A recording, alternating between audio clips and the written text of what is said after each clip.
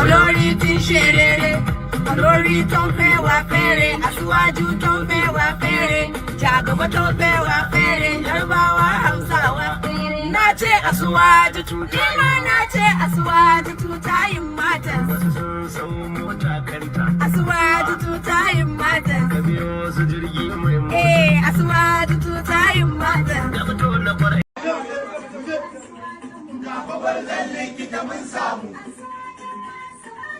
Ayya kai! Allah sai kallo, yaro baya kololo, fasin yan kwallo, za mu yi murna yan kallo, Bola Ahmad dan baiwa, dan shi baya gaugawa, kafafu domin saiwa, in ka jirgin sai tsawa, turanci ko turawa, gara zami dan kowa, ba ma shakka.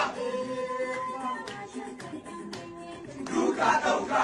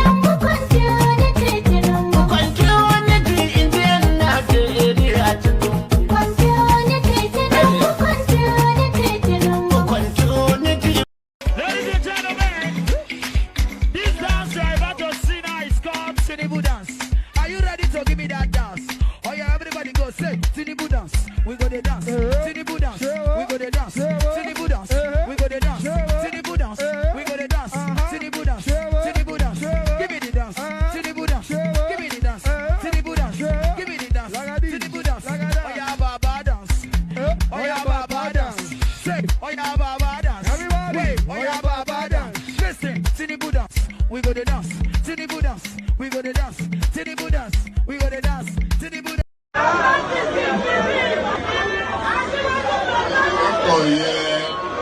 Arìnrìn fẹ́ kọ orin àyájọ́ ni wọ́n dìde wọ́n pínlẹ̀ ogun oyin tí mo rí ká bá mi wá yẹn dà ká ní kó bá mi wá.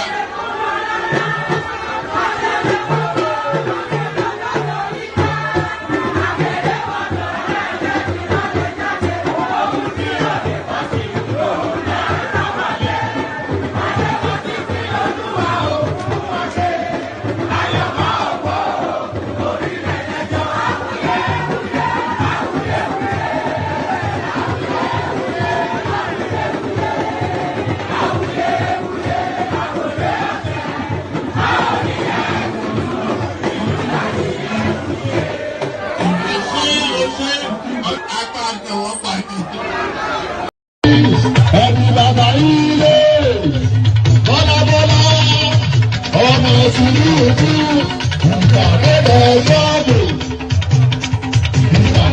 ọjọ́dún káyìn lẹ́nu lúdi lọ́wọ́ lẹ́nu lúdi ìgbàlódé ọjọ́dún àtẹ̀yìn lúdi àtẹ̀yìn létí àtẹ̀yìn lẹ́ta àtẹ̀yìn bẹ́rí àtẹ̀yìn bàrí àtẹ̀yìn gẹ̀ta.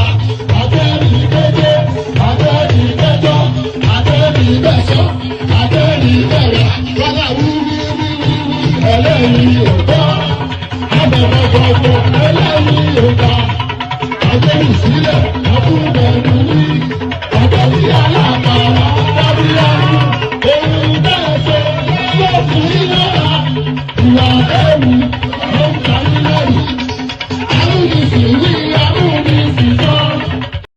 Well, here's the video of Bola Ahmed Tinubu muttering those unintelligible words which have since gone viral. Let's take a look. You see the innovation. If we lend ourselves to innovation, we can create wonders. Yeah, it's a successful again, a town hall, different from Blue Bulaba.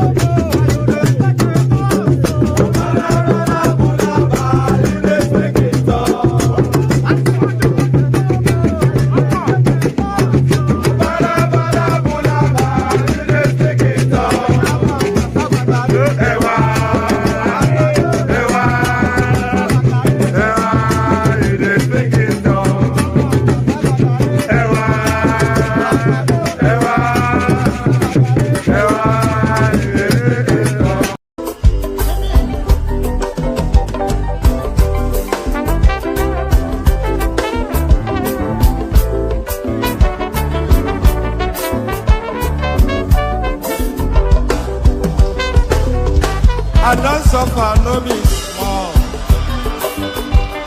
But say I get sense. Poverty no good at all. Now it make I join this business. For one night, no be cheap. It's once again, everybody be there. If anybody follow Mugu, my brother, chopper. National Airport, National Stadium, President, my sister, brother, we the Mogo, I be the master. Oh, Iboma, I go chop your dollar, I go take your money, disappear. For one time in love.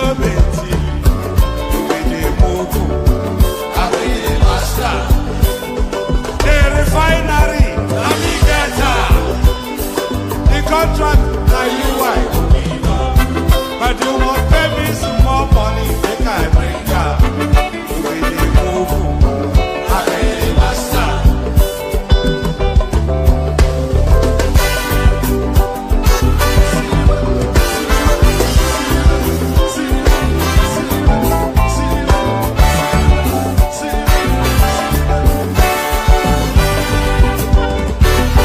When you won't pay what you say that you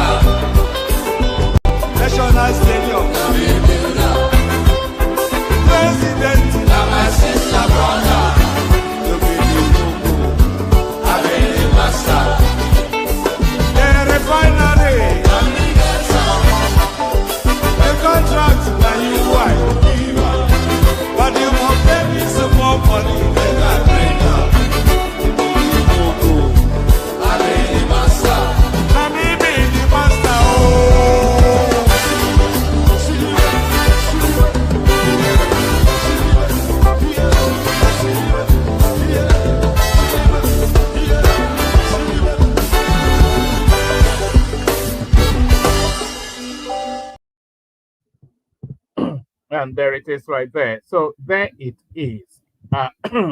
Pardon me. There it is. Absolutely. I hope I'm being heard.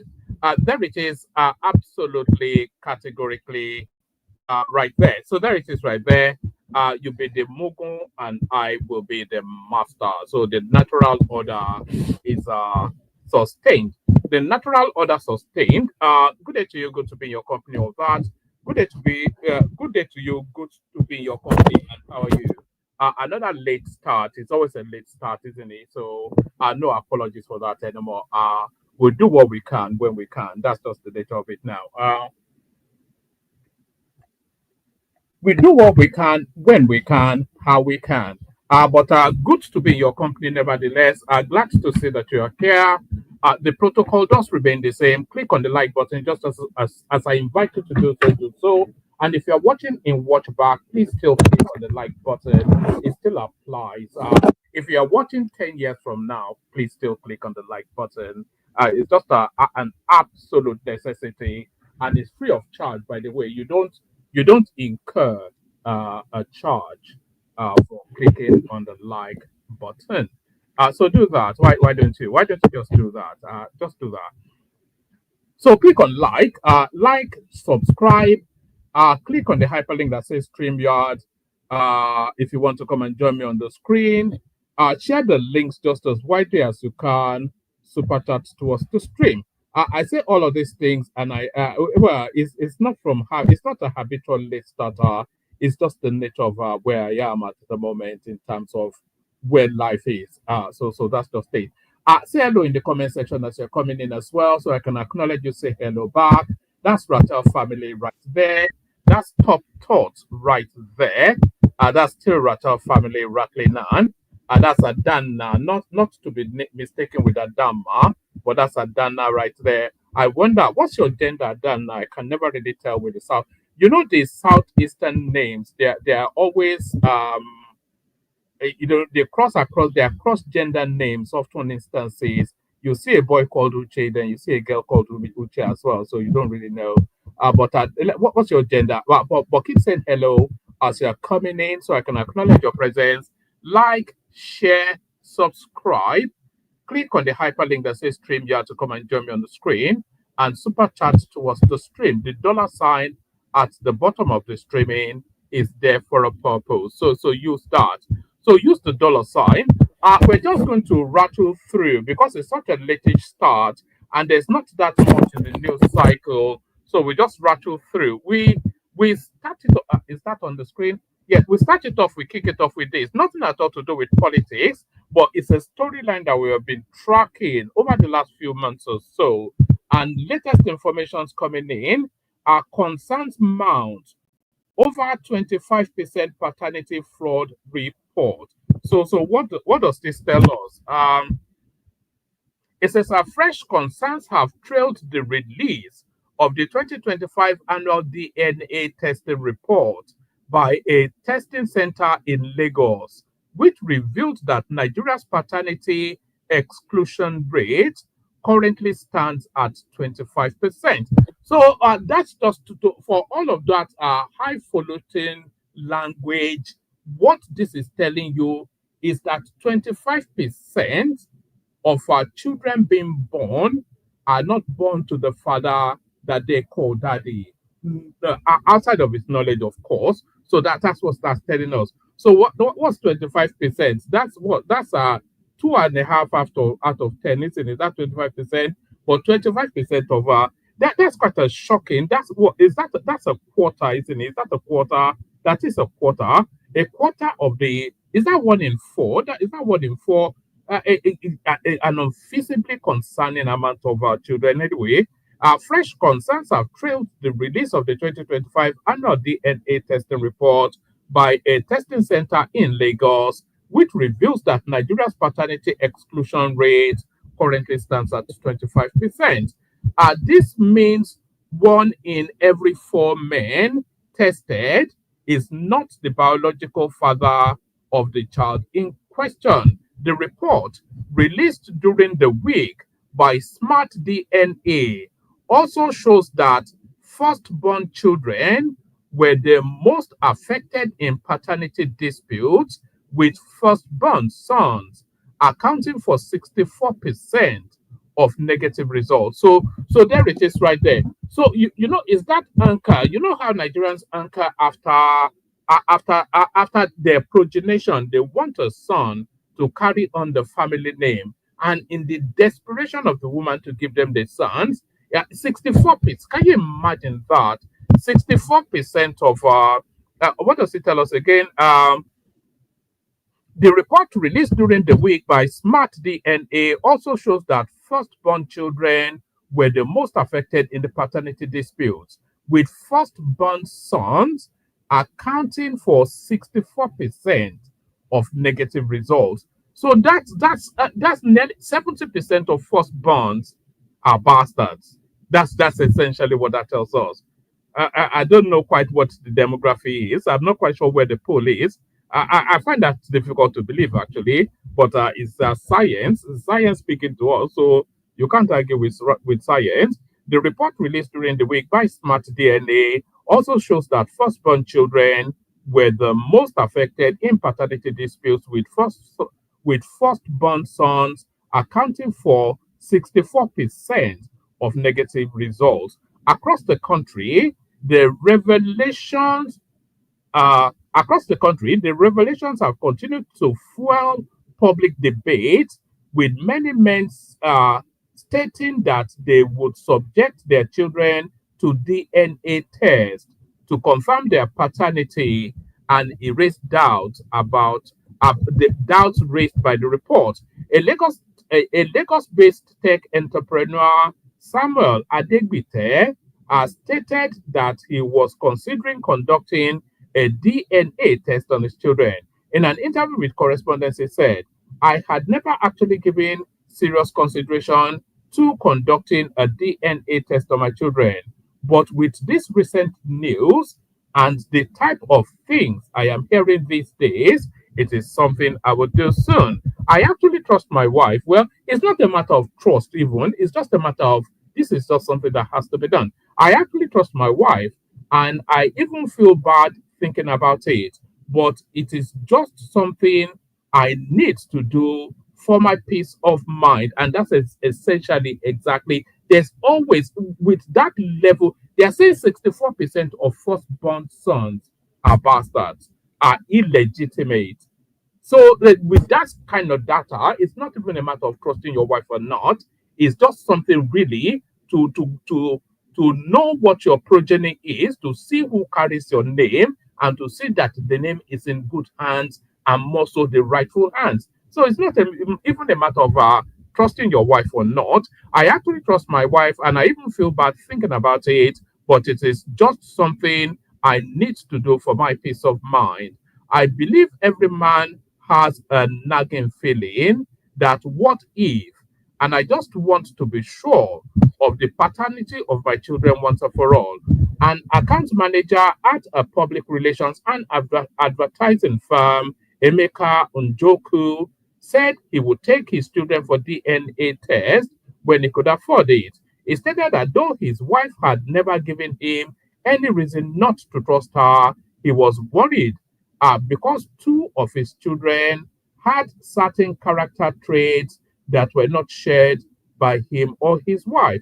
He said, two of my children are extroverts and are very expressive.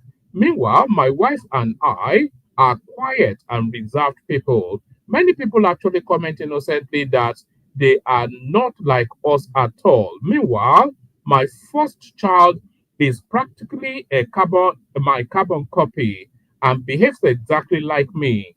It never really meant anything to me. But in recent times, even before the release of the report you're referencing, I had been giving it serious thought. I have made up my mind that once I am financially buoyant, I will take my three children for the NA test. That's it right there. It goes on and on, but I think you get the drift of that. You see? So when they call you a normal now, maybe you cut a bit deeper in its resonance. Um, So now to the headline piece. Atiku has refused to join. Peter Obi also refused to join ADC worries. So dead on arrival, there was never any real indication that it will ever really amount to anything. And I don't even see it making it all the way to 2027. I'm talking about this coalition of confusion that's been coupled together by disparate and desperate politicians.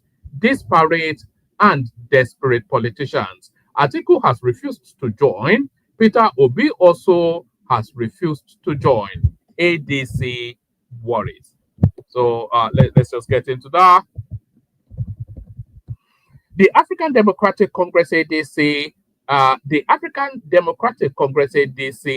with the 2027 general elections drawing close, is grappling with internal uncertainty as the anticipated membership of former Vice President Atiku Abubakar and ex-governor of Anambra State Peter Obi remain stalled.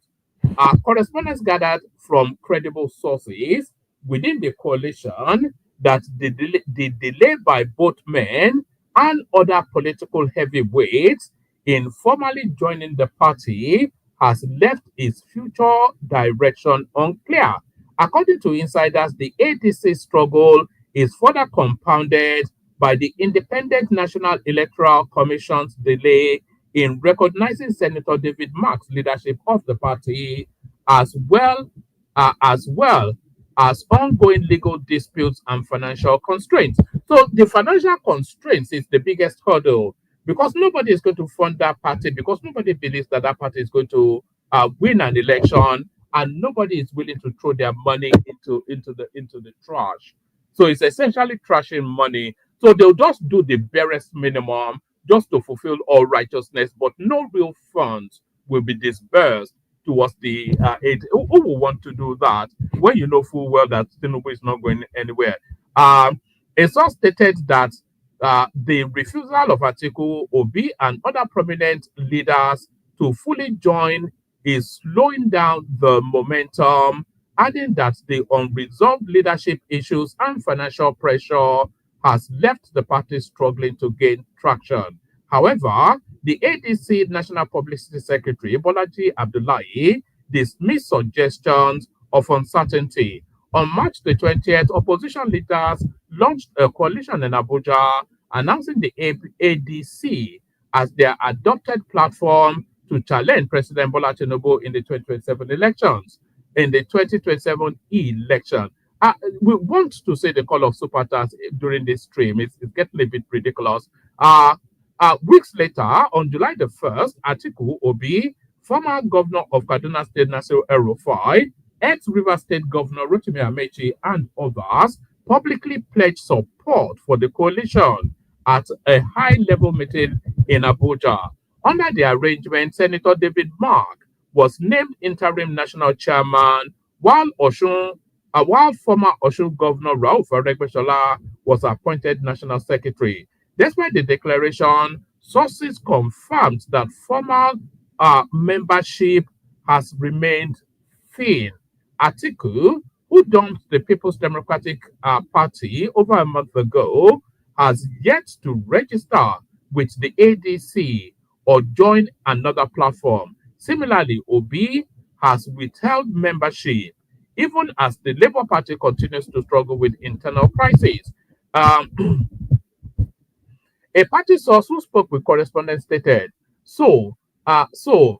members of the party, especially the NWC members, are seriously worried and concerned that Atiku Obi and quite a lot of Nigerians, especially politicians they expected would have joined the ADC, are yet to join. This is affecting the momentum of the party. This is affecting the momentum the party is supposed to gather. Since he left the PDP, Atiku has been partyless. Since he left the PDP, Atiku has been partyless, and he has also refused to join the ADC. Peter Obi has also refused to join. As this continues, a lot of Nigerians are not even encouraged to also join the party, so to speak.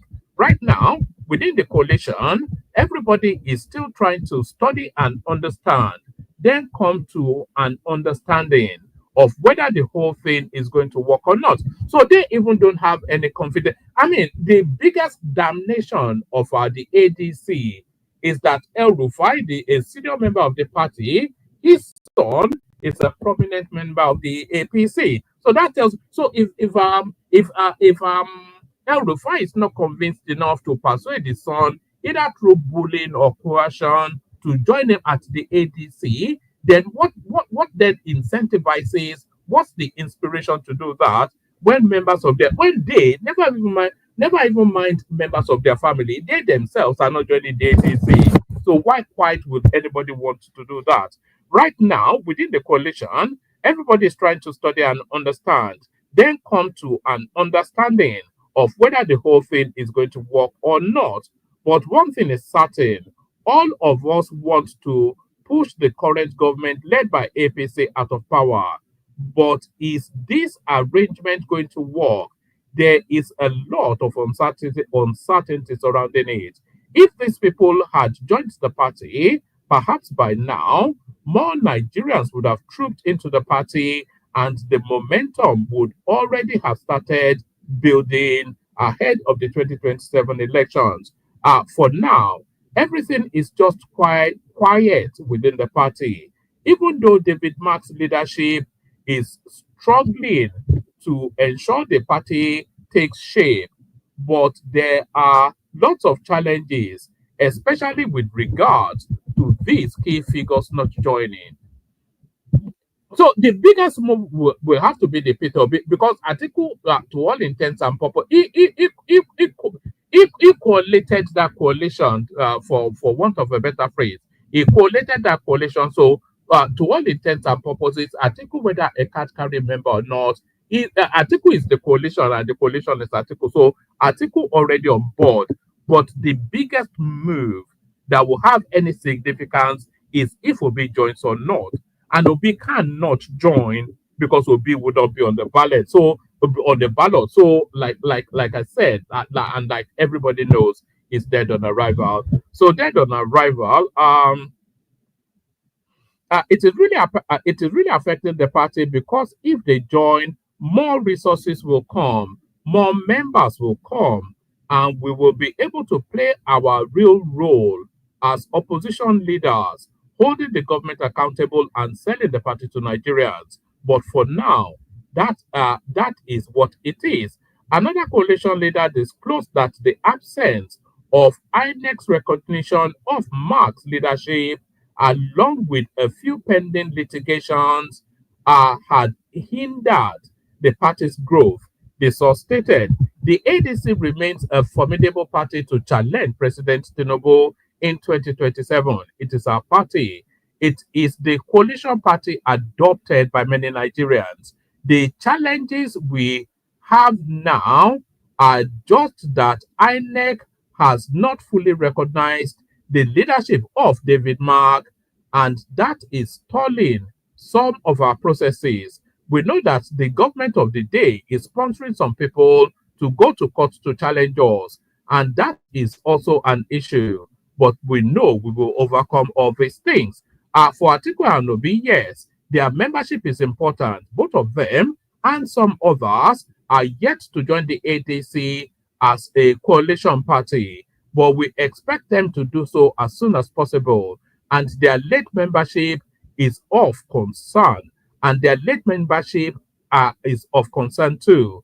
This is affecting the party in a way, because those who ordinarily would have joined the ADC because of these leaders are also yet to do so.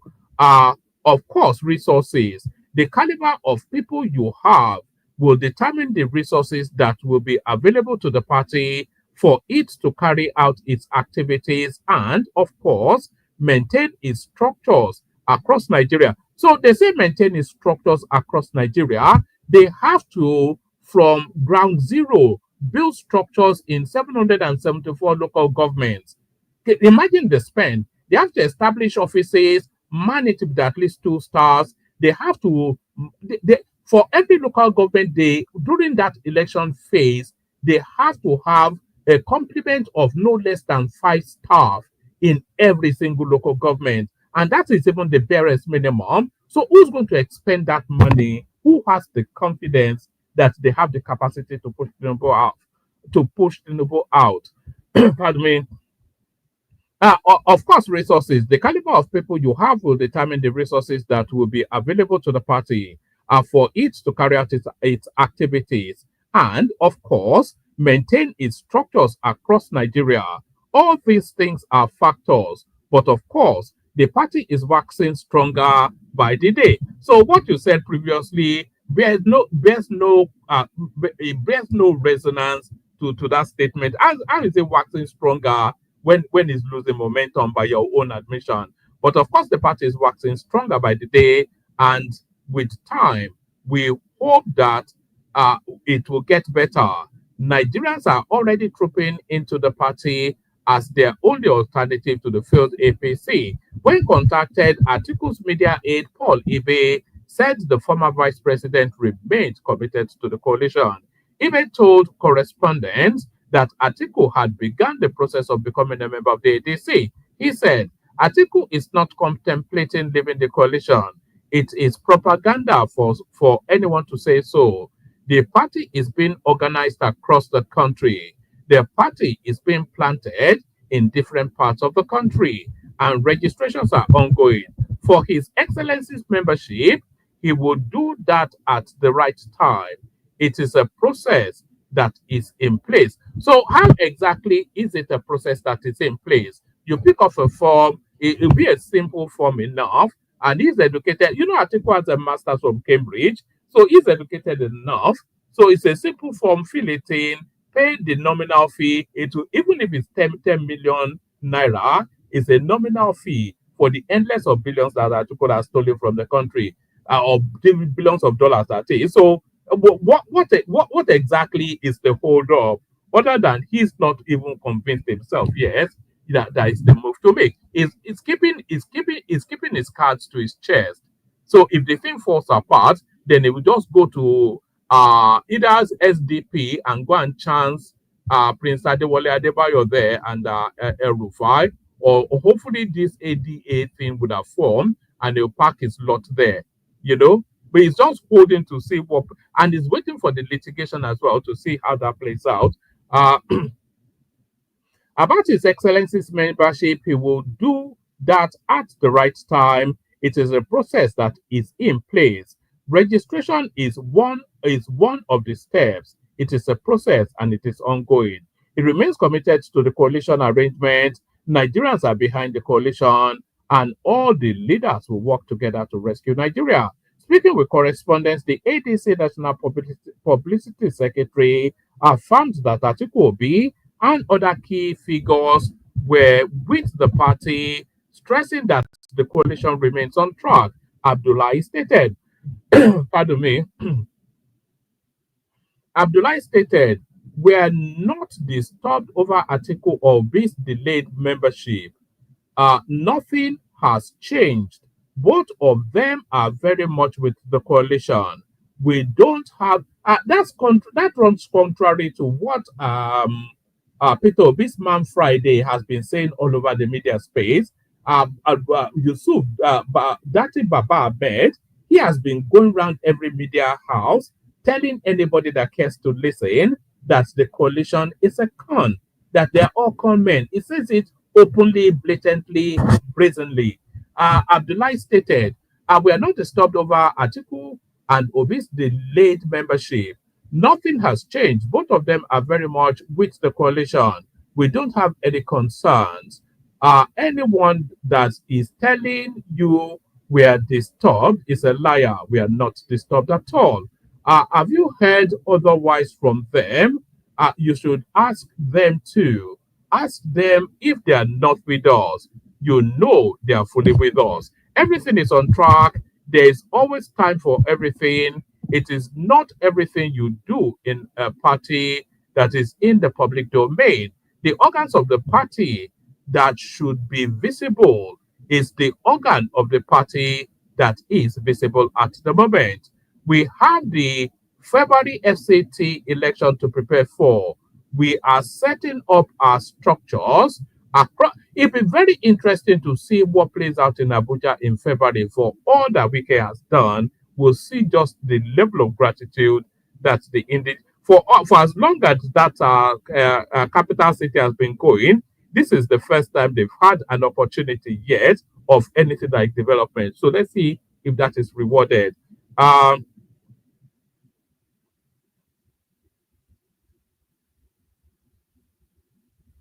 uh, we have the February FCT elections to prepare for. We are setting up our structures across the country. I just came back from Kwara. If you look across the country, people are busy. We are trying to build up the party in the states. On INEC and funding, the spokesman explained that the party has completed its documentation with the electoral body and was managing its activities with the resources at its disposal. He stated, "We have completed all documentations with INEC. Everything that we need to do now, we are able to do. We don't have any financial problems. Everything we need to do, we are able to do. Don't forget, we are not a ruling party, so we don't have access to the government." So by saying he doesn't have access to the government is to tell you then that he doesn't have access to state coffers. But we're doing fine financially and otherwise. So that is to tell you then that look at all of the fanfare that they used to inaugurate this thing, and it's already it didn't even last 6 months, and it's already dead in the waters. Dead in the waters. Debt to GDP ratio may hit 60% by 2027. This is the Department of the Debt Management Office. The federal government has projected that Nigeria's debt to GDP ratio could climb to as high as 60% by 2027 under a new debt management framework approved by the Federal Executive Council.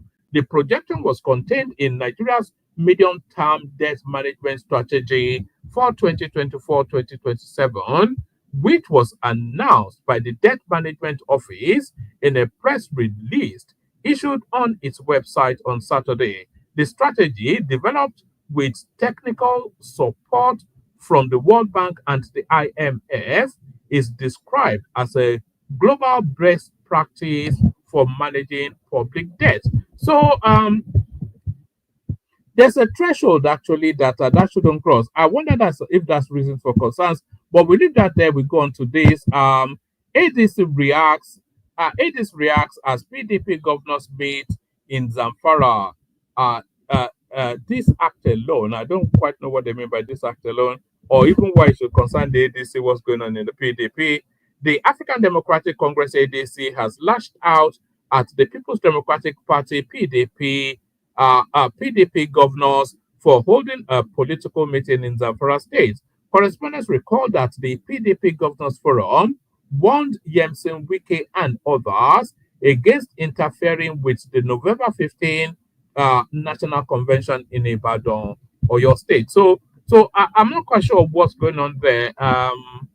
It's just so convoluted. I've not been keeping full track of the PDP, I have to say. So is that the Wiki faction holding a convention in Zamfara?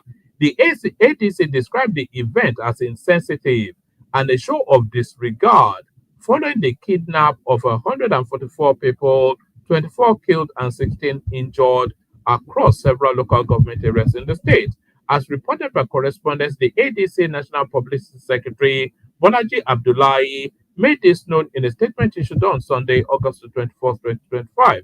Instead of the governors to rally around their beleaguered colleague to help stop the orgy of killings, they chose to stage a political.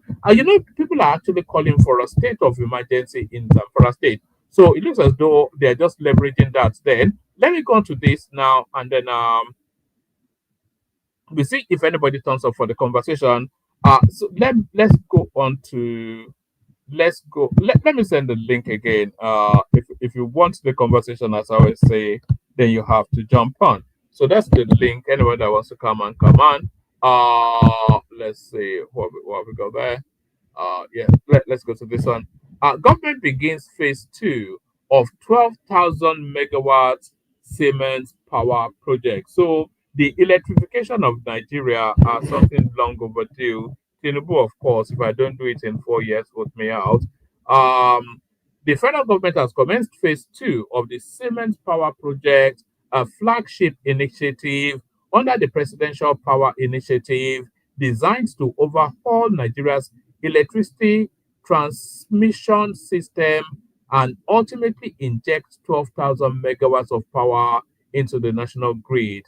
The project stems from an arrangement signed December 2023 between the governments of Nigeria and Germany, which laid the foundation for a partnership aimed at ending years of chronic instability in the power sector.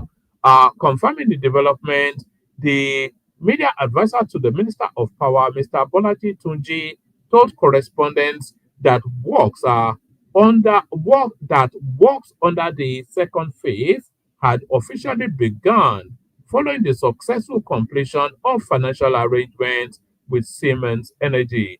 Phase 2 of Siemens project is now underway.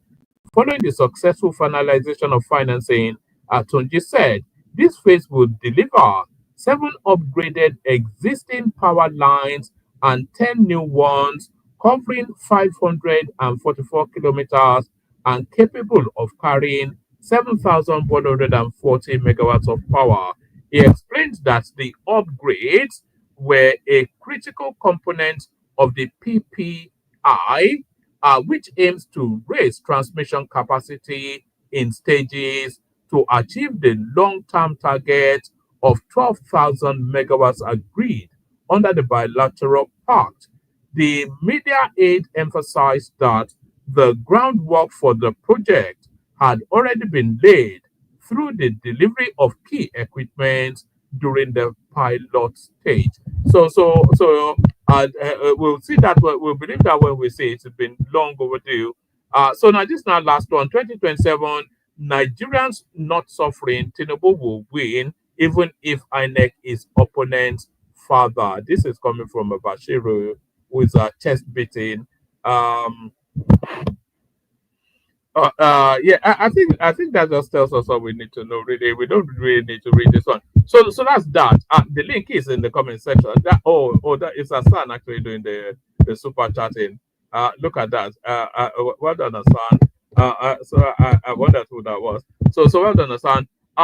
Let me play you the clips that I do have, and then we'll see if anybody turns up for the conversation.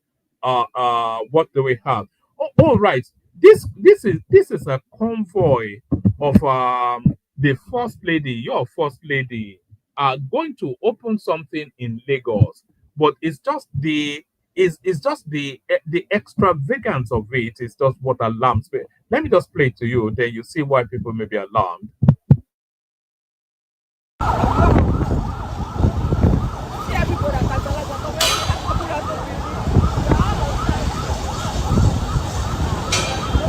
Our president. He's the wife of the president. Wife.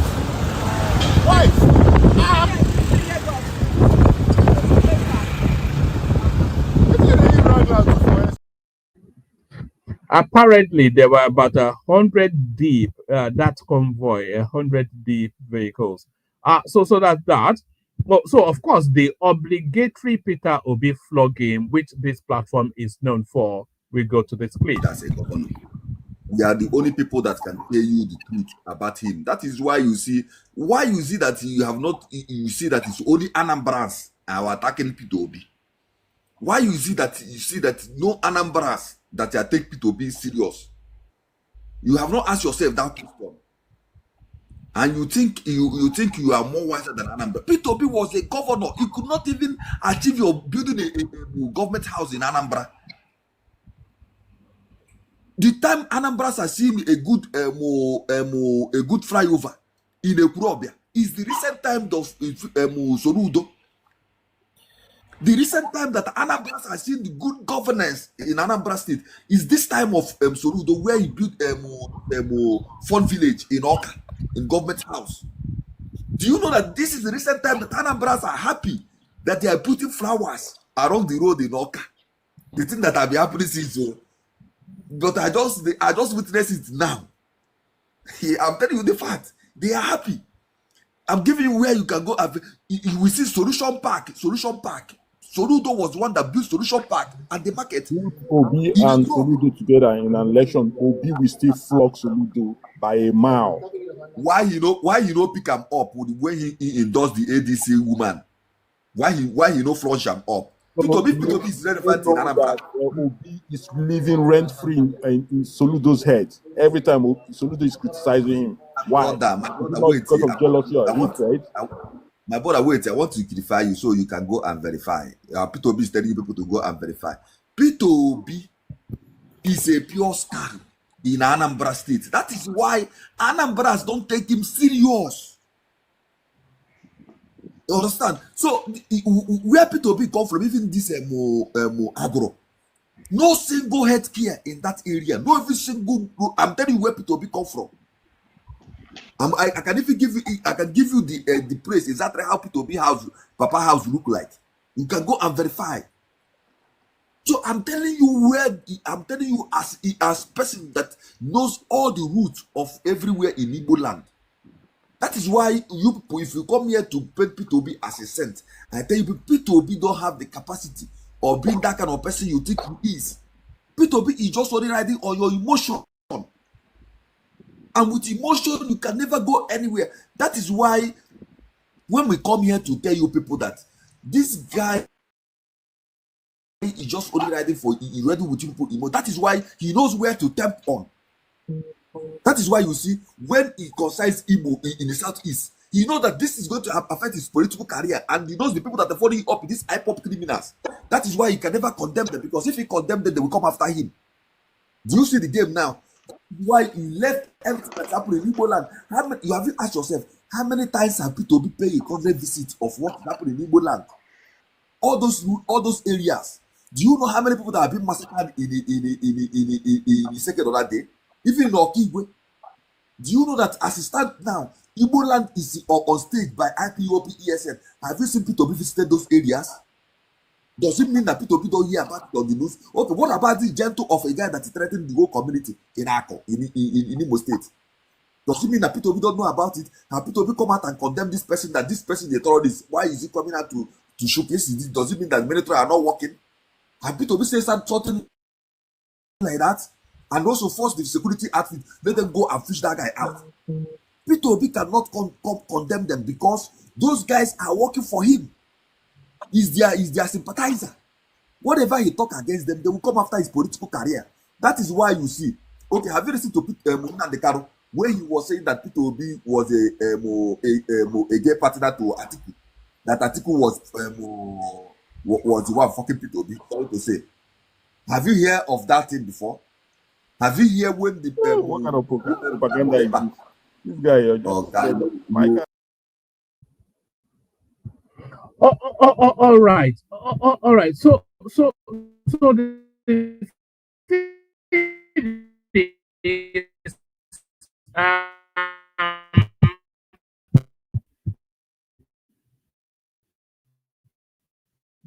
the Peter Obi narrative. If you go to Anambra, hello. All right. That's fine. So the Peter Obi narrative. If you go to Anambra State when Peter Obi was the governor then, they hated him. They thought he was totally useless. If you go to Naira Land back in those days, every single comment was a condemnation that he was totally useless. He did absolutely nothing. And then if you follow those names that were we've got clippings of it, by the way. All of it is still in the files that we're going to use in 2027. So there's a big file. All this bad way is never going to work. If you go back in time to when Peter Obi was the governor of Anambra State, Naira Land was the social media go-to space at that time. And without we've even had do you not remember? Do you not remember this clip of even Rudolph, one of the preeminent proponents of Peter B now, about 7 years ago, he was making mocking clips, calling him a criminal. Everybody knows he's a criminal. They never rated him. But if you go back in into that space in time, the Naira land clippings from that space in time, total condemnation of Peter B. But if you screen grab the names of those people that were condemning Obi when he was governor then, and fast forward it to this time we're in now, those are the same set of names now praising him that is the best when they told us he was the worst when he was active. And that is what that guy is referencing. But don't worry, we're fully prepared and we'll meet you in 2020. We're fully loaded and we'll meet you in 2027. Fully loaded. Still going back in time, here is a clip of Abacha meeting the Pope. I never even knew the Pope came to visit Abacha. I wonder if that was some sort of an endorsement.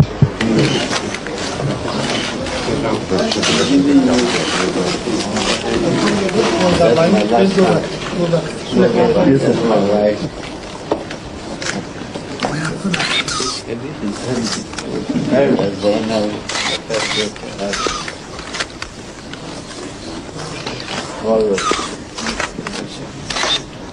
And I see that you need a stick. So once you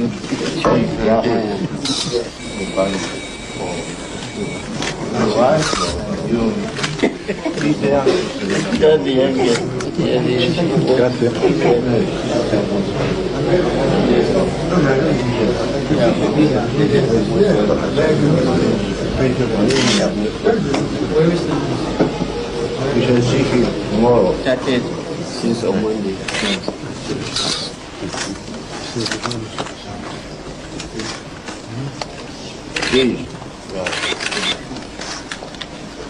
Giving me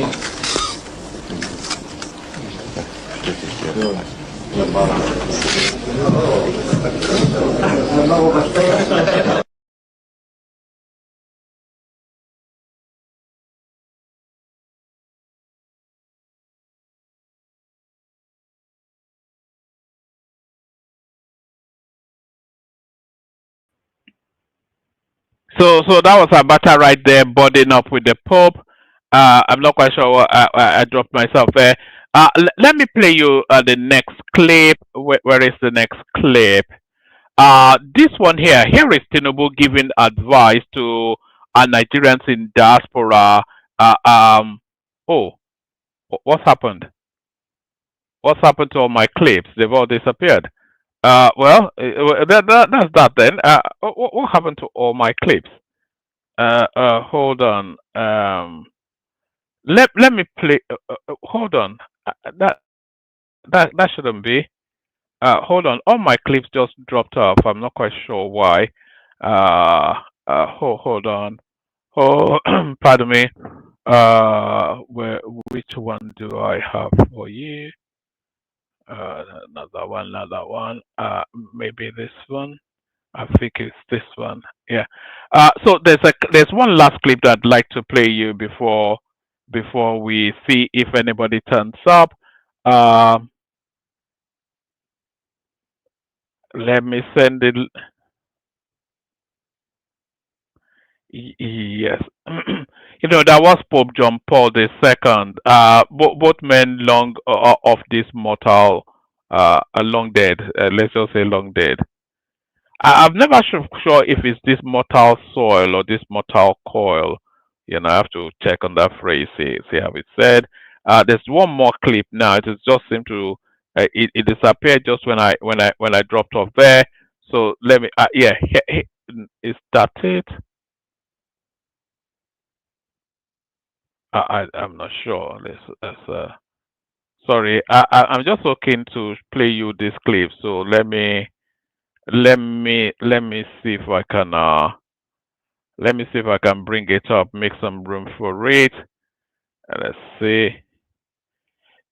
Is anyone following the story of that very dark man that is chasing kidnappers up and down the that guy, man? The way things are going, anyway, yeah, it's up to him though. But the way things are going, he may end up being Yamutud, if he's not careful. The one thing you don't want to be going after are the kidnappers.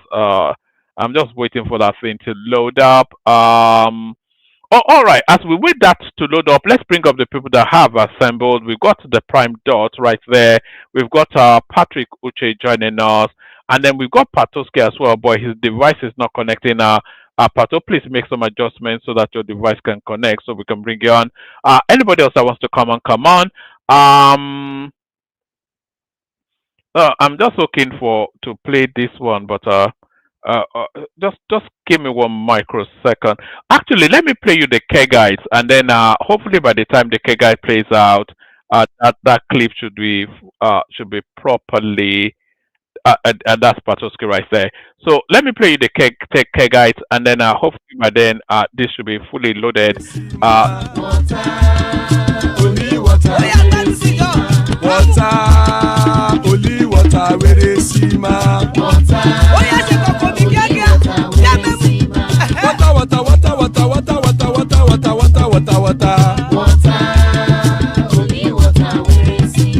Hapa o naido. Hapa o naido. Hapa you don't come o. Hapa o naido. Hapa o naido.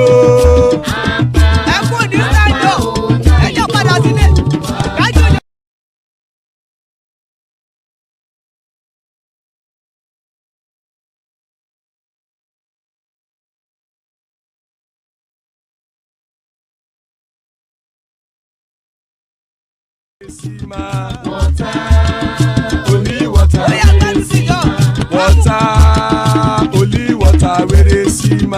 Water,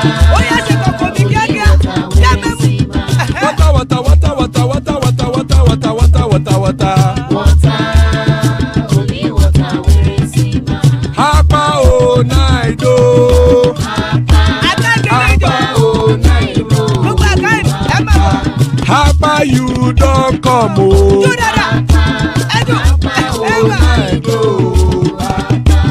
Hapa o naido. Hapa o naido. Oro kẹ̀kẹ́ ẹlẹ́mù yé o. Ilé sọ́dí kẹ̀kẹ́ ẹlẹ́mù ré o. Bobby master kẹ̀kẹ́ ẹlẹ́mù ré o. Chief Wáìlà tí kẹ̀kẹ́ ẹlẹ́mù ré o. Eruku lẹ̀lẹ̀ ẹlẹ́mù dé. Eruku lẹ̀lẹ̀ ẹgbẹ́ ẹlẹ́mù dòde ojàre o. Eruku lẹ̀lẹ̀ Ghana ti dé ẹgbẹ́ bọ́dì o.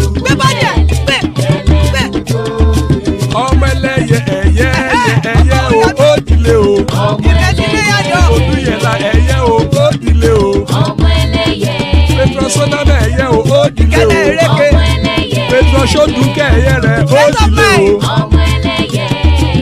Ẹlẹ́kọ̀ ọ̀run mú ìní o.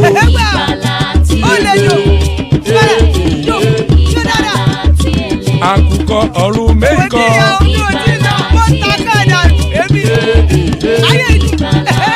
Ikú kò ní ríwà gbéṣe o.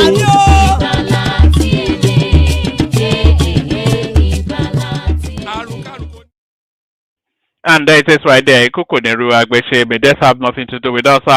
Whilst that music was playing, as San turned up as well. So still more spaces. Anybody wants to come on? Let me play you 2 clips and then we kick it off. 21st century adaptation and being a very good citizen. Your citizenship is in your passport. Your person is your character. And I'm very, very happy that no negative feedback since we got here. Many of our people are coming back home. Yes, For economic reasons, some people might decide to stay away. It's fundamental right of individual. But for the economic growth and opportunity that is available in Nigeria, don't stay away. A government that is reform-minded has quite a lot of challenges, but what is important is to be focused, to be measured, and to be committed to it. We've got a president who is undaunted and who is focused and who is pursuing the reforms. We've got a president who, one of you has alluded to the fact that several years ago as governor he was here, and that the things he promised and pioneered are the things upon which Lagos today is developing. And today we have 40 market-ready products. We're also building a 40-hectare renewable industrial park, an electric vehicle factory, and so many others. So Mr. President's policy has opened up the door, and we've seen diasporas and companies from all over the world coming into Nigeria, making commitments. You know, I can't wait for us to get to 2027. By 2027, the achievements of the Tinubu administration will be so, it will be so overwhelmingly visible that there will be no narrative that removes him from power. But a narrative that gets this now next clip into power is what is schmoozing all around Africa. Here is the South African opposition person speaking to the Nigerian Bar Association. He has brought his rascality to Nigeria, but he's not taking it to the show space. The governor of Enugu to greet the Sultan of Sokoto. Let me greet the president of Nigeria Bar Association. We are here because of your capable leadership, and we are happy that we are home here in Nigeria. The leadership collective of the Nigerian Bar Association, who have honored me with an invitation to this esteemed occasion. I greet you all. I further greet all members of the Nigerian Bar Association who are present here today, representing the legal fraternity of this great country, which remains a friend and ally of South Africa and her people. I'm humbled that you saw it fit to invite me to give an address to annual general conference, and by extension, that you saw it necessary to invite the EFF to give this keynote address. I imagine it was not an easy for a group of members of the law profession to reach consensus on. Oh, all right, that's enough of that. So that's enough of that. So that's enough of that, but never enough of this. So good to have you, gentlemen. We've got the prime, as I said, Patrick Uche, of course, Patoski right there, and Hassan with us as well. So we started off, kick it off, in the order people came in. So the prime, you're in first. So we go with you first. We do 5 minutes monologue. We'll be a bit rigid with the timing just so we can get through. It's not that there are many of us anyway, but just to maintain some sort of a structure. Good to see you, the prime. What are you looking at in the news today? I saw you earlier on TikTok, where we're trying to establish a presence with the Digbolugis, with the animal kingdom. You see, this is the nature of where we are now. We are now. When Nnamdi Kanu told us that Nigeria was a zoo, I wonder if he was looking to the future to see TikTok. Oh my God. That was really daring. What was? What you did there, like you went straight into them, the lion's den. Like really, it was really daring. You see, but I held them down. Now, did I not hold them down? Those rascals. It's like a cacophony of people with limited information that have sealed their mind on possibility of other truths. They've stick to the little information they know, and they are hell bent on it.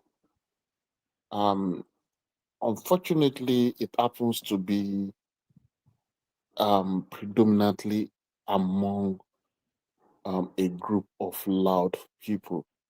But the good thing is this: um, some of us often engage on one-on-one basis with literate mind from that same zone.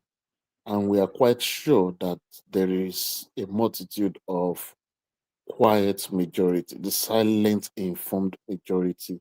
Maybe they should be a bit more vocal, the prime, because you know what will happen is in 2027, all the wildlings will fade back, and then all the moderate and civilized one will come forward, and they would then tell us that we were never with them in the first place.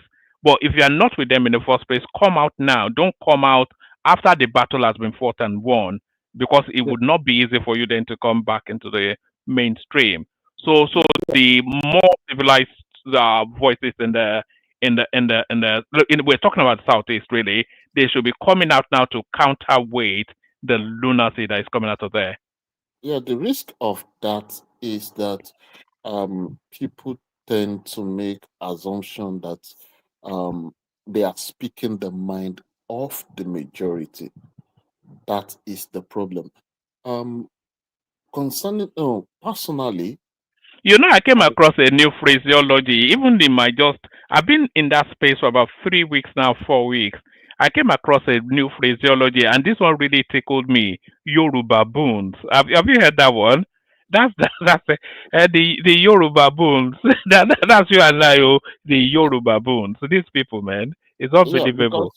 because the thing is this, um, the advent of social media is becoming risky. And I think the idea of moderating social media should start to come to the center stage in the society because we have those people that are triggering, like triggering others into the dark, because everybody has this dark side where people can force it out of you. So that is the implication of what they do there.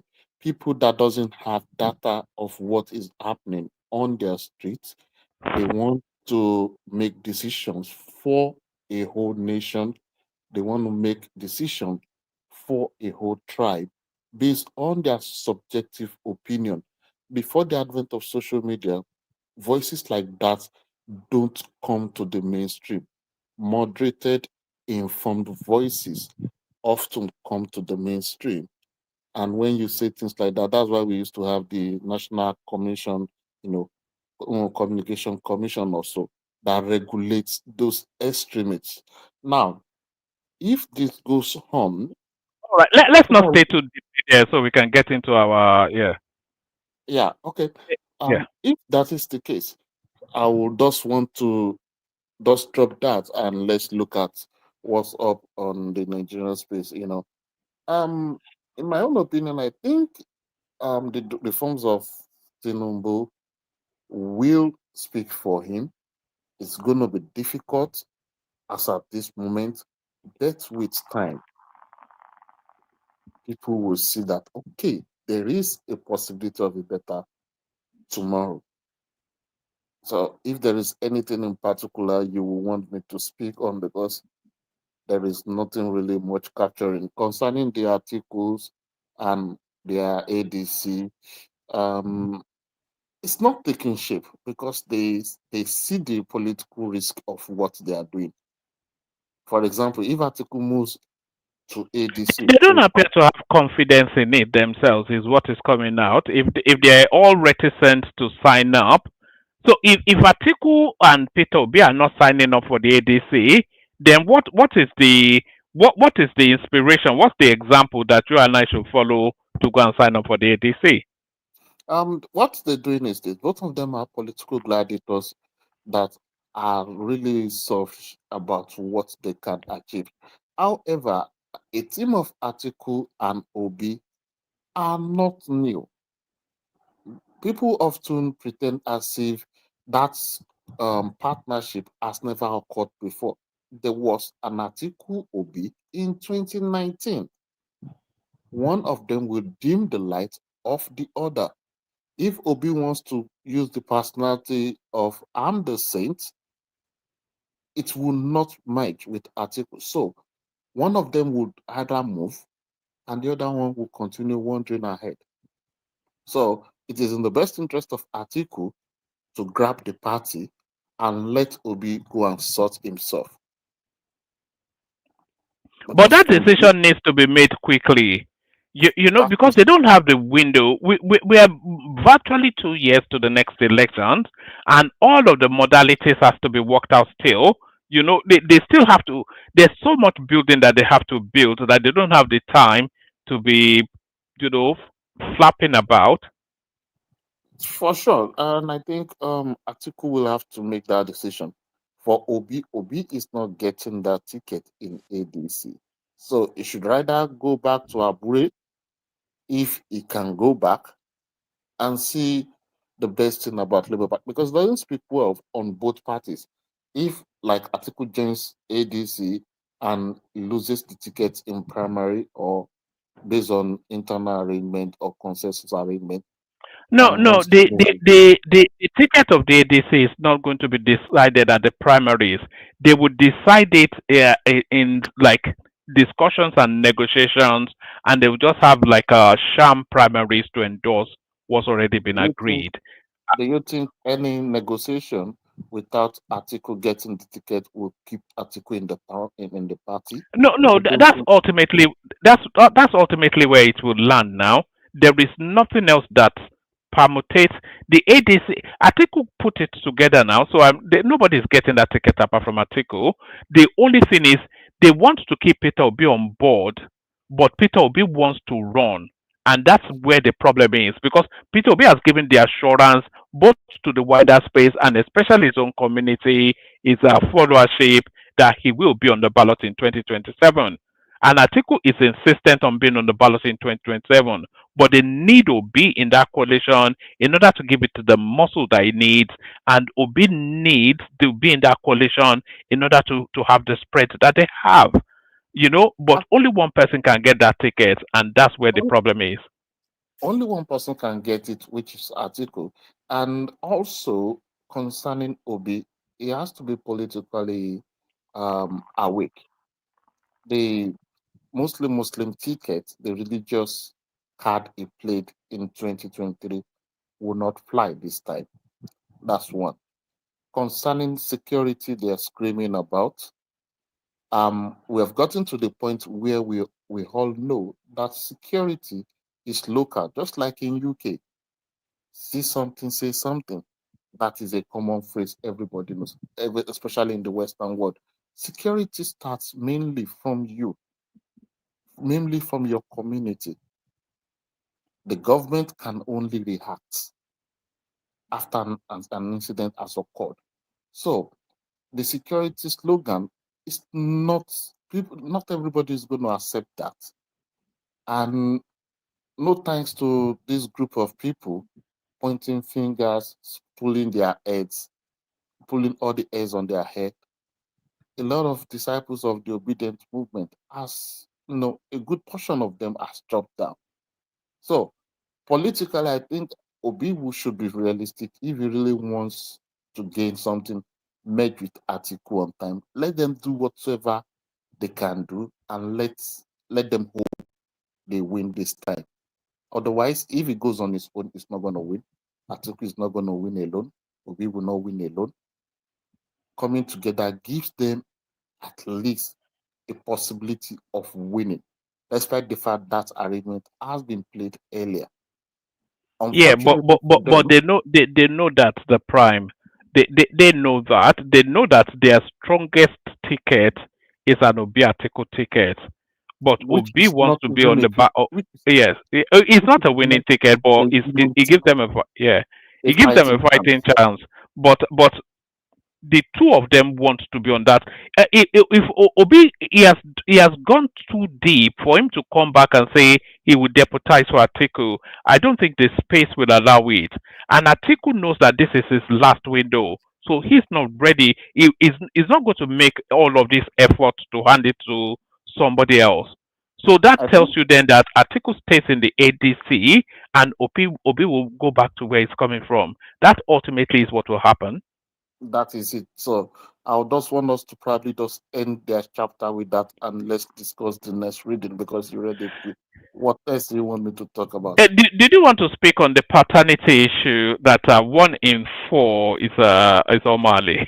Okay, woman, you see, we live in an era where people deceive people. Averagely, a Nigerian girl is dating one is dating two people at a time on the average. Most times the first child, even when the lady feels that okay, this other guy has more substance, okay, let me settle with this, he's still seeing the other person. And before you know, either by mistake or so or design, the first child is always wrong. So to every man, I would suggest after you spend all the money in the hospital, you have to do the naming ceremony before you get into the world of pampers and baby formulas. Find 250,000 and do this thing so that you don't end up in lot of had I known.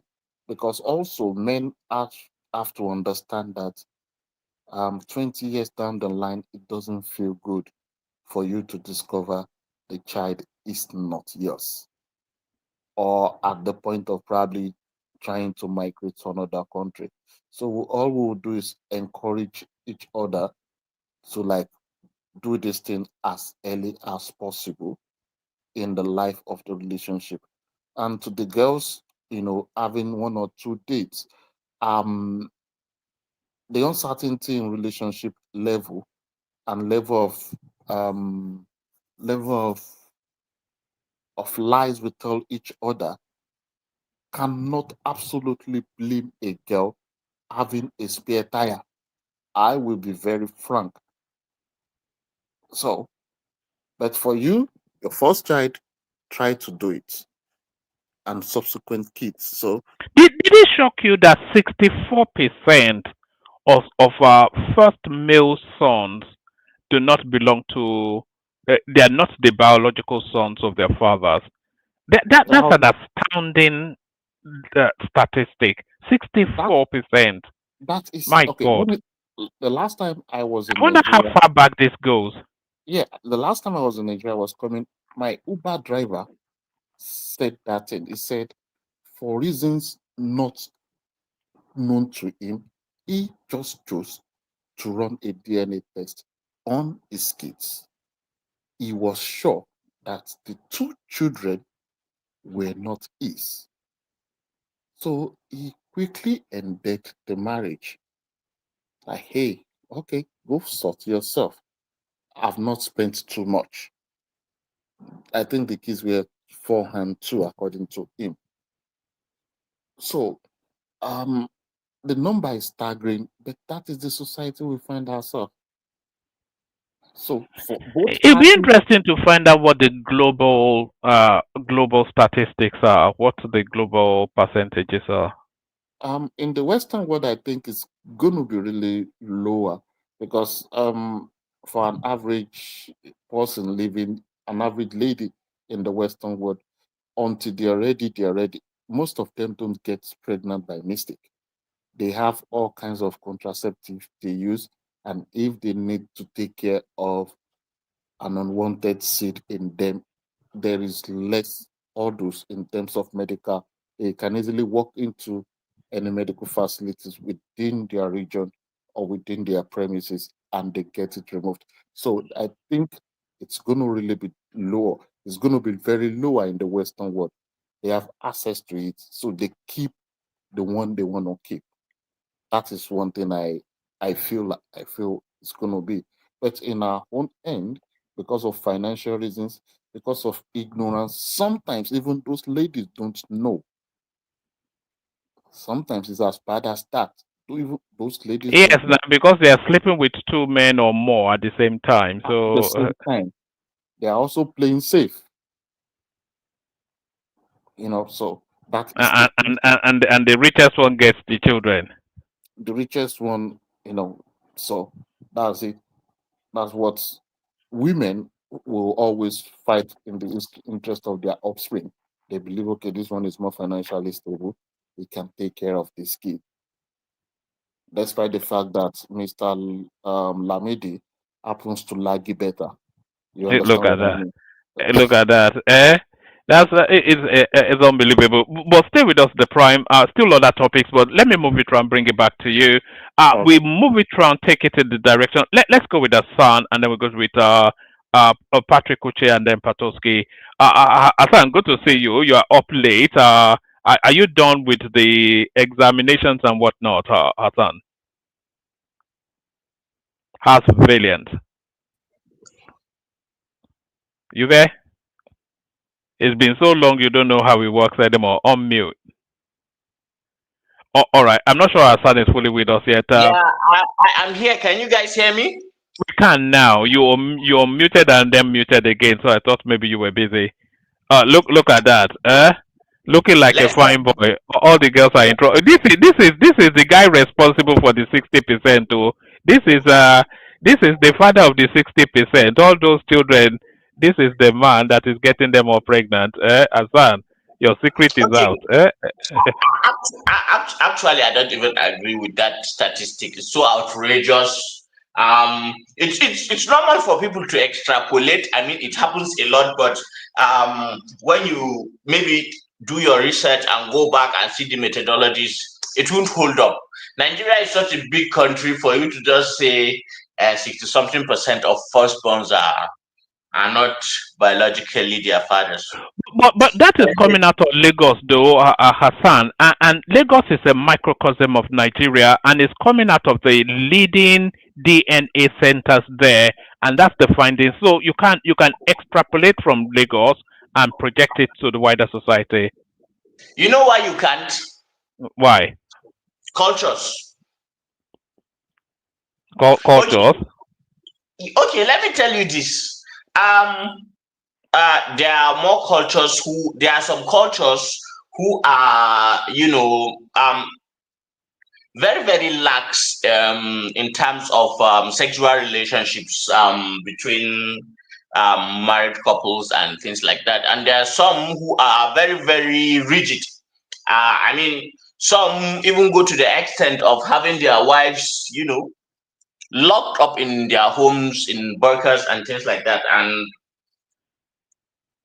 it kind of works, but you don't need that extreme if people are very religious. Mostly what happens is that even when the husband is not there, God is always watching. So if God is always watching, then and you are righteous at heart, you'd never do that. You'd never do that. I can say that. However, something is emerging. You see this Gen Z, Gen Alpha that are coming behind us, that are exposed to screens and things like that. It's a completely different story. I read something recently, and this is concerning the North only, that we are having, one man, can you believe it? We are having closeted atheists in northern Nigeria. A lot of them.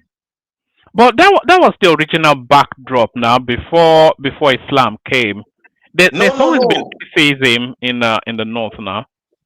No. I didn't get that. We're having what? What did you say we're having? Atheist. Closeted atheists. Yeah. Of course. In an alarming number. No, it's not limited to the north, though. The same thing is happening in Middle East too. Yeah, I know about the Middle East. Okay. That's the point now, and that's internet. But look at the people in the Middle East now, my brother. The people in the Middle East have opportunities to go to the West. Most of them are actually Middle East in name.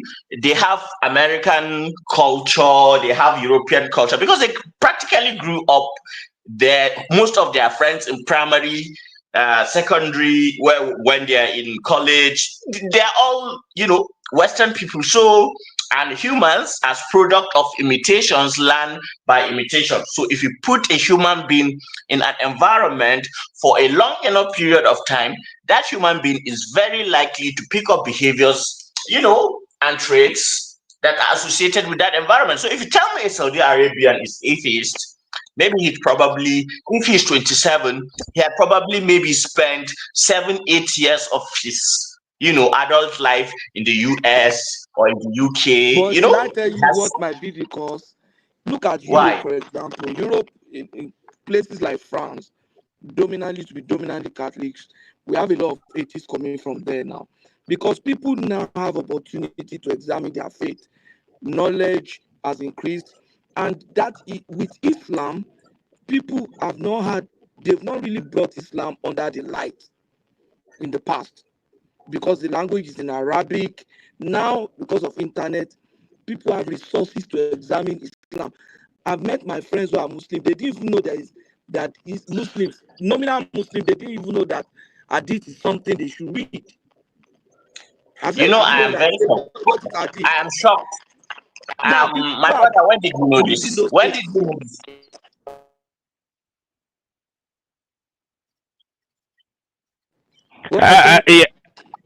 You're breaking a little bit, Patoski, but it was asking when you knew this. What's the strength of that knowledge?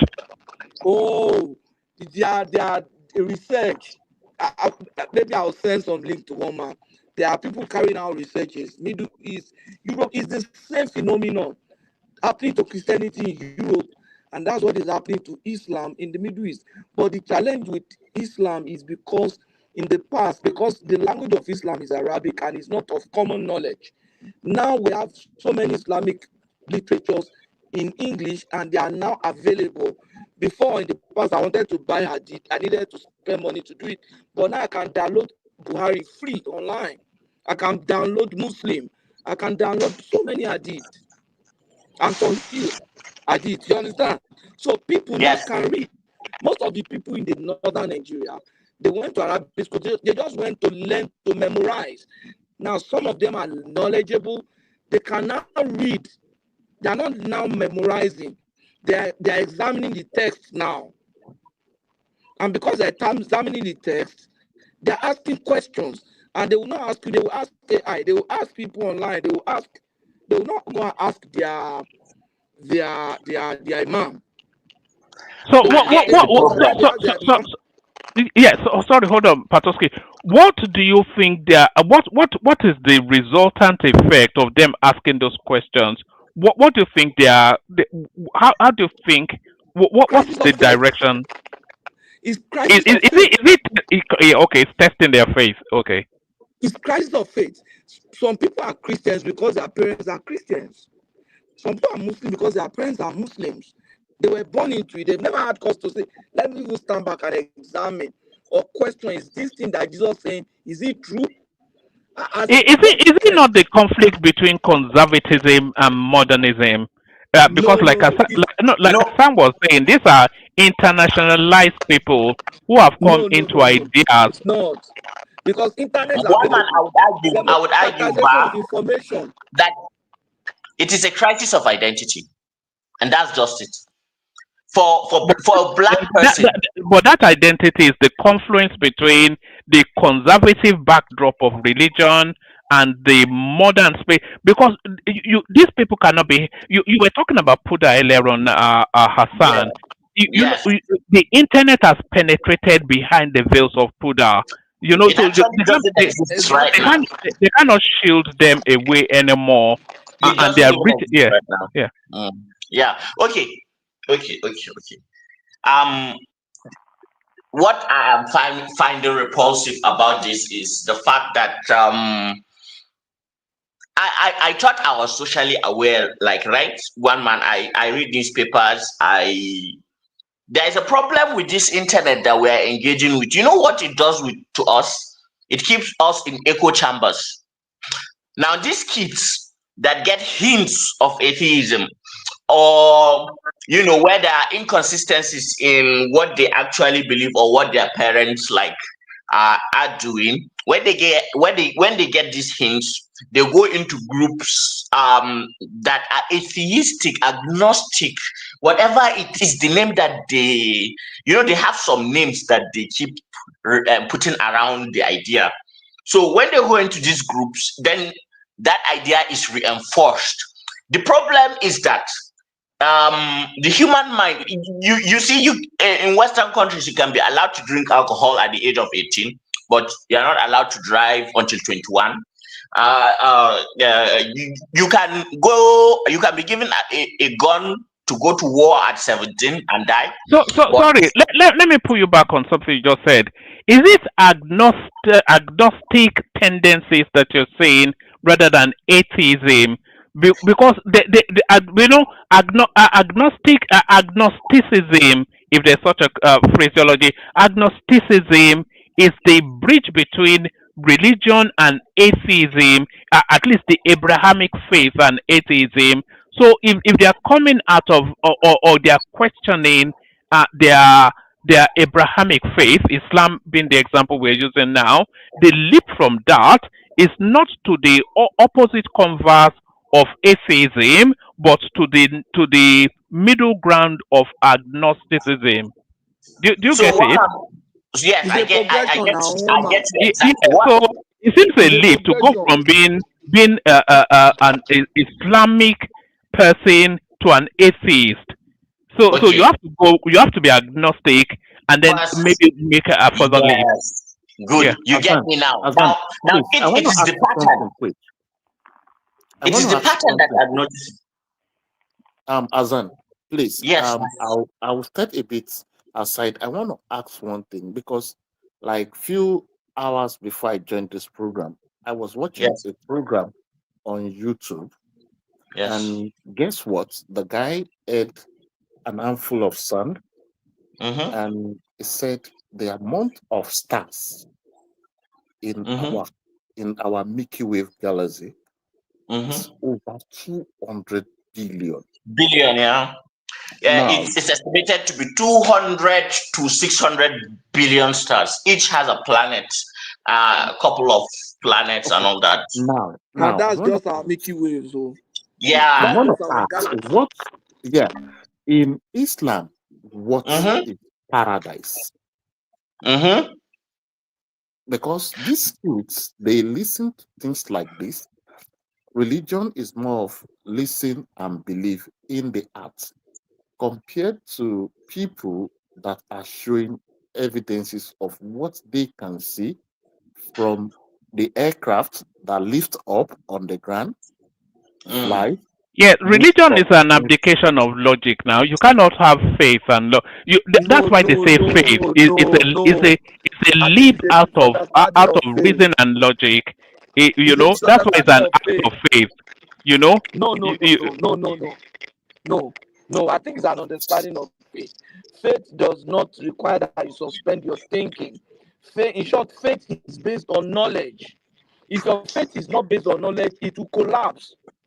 That's I why. um am That's together why. with you. so I'm I'm together asking, with the person what I'm speaking. asking is what is like paradise? Because in most of this Abraham religion, everything we are doing is working towards paradise. What is paradise? Where is paradise?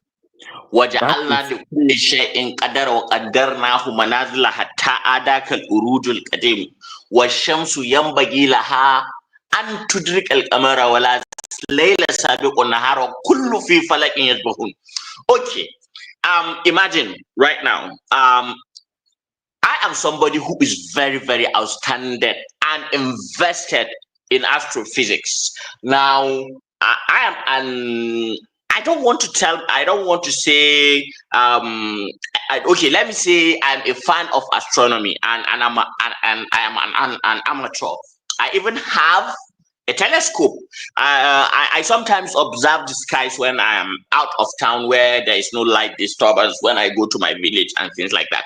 So I'm quite knowledgeable about the works of the cosmos. I am quite knowledgeable about the theories that people have proposed about why the nature of life is, the extremes of our galaxies, what the James Webb telescopes have been able to, decipher, and how scientists are now scratching their heads, not having explanations for some of the observance of these James Webb telescopes. Okay, all that aside, there is a shortage of the kind of knowledge that parents need to give their children at a basic foundational level, to make them start to think in a more religious way. Like the foundations of thought should be moral. I don't want to say religion now. It should be moral first, then maybe logic, then you can add whatever it is to your opinion. Let it be like that. Let the steps be like that. Let me give you an example. If I were to say, like atheists say, that logic is this thing that does not fail, it is always true, and and it's the best thing that happens to mankind, then I don't agree. We are human beings. We are meant to live in societies. We are messy. We are compassionate. We are brutal. So our very nature has us set up in such a way that we respond to stimuli in a certain way. So if you say, for example, you are using logic. Say, for example, you are a medical practitioner, and what is the number one disease that is killing children right now? Maybe not only children, everyone. Well, maybe cancer. Let's say cancer. It doesn't have a cure, right? Or does it? Correct. Carry on. Okay. Now, say I'm a scientist and I want to cure cancer, and then I come to you, one man, and maybe you are the president of something or something, and I say, one man, imagine me the possibility of curing cancer. We estimate that there are over 300 million human beings right now that have cancer. Imagine if I am able to cure cancer, the kind of relief that I will bring to the human race. And then as the leader, say, wow, what can I do to help? I am all ears. I want to solve this problem.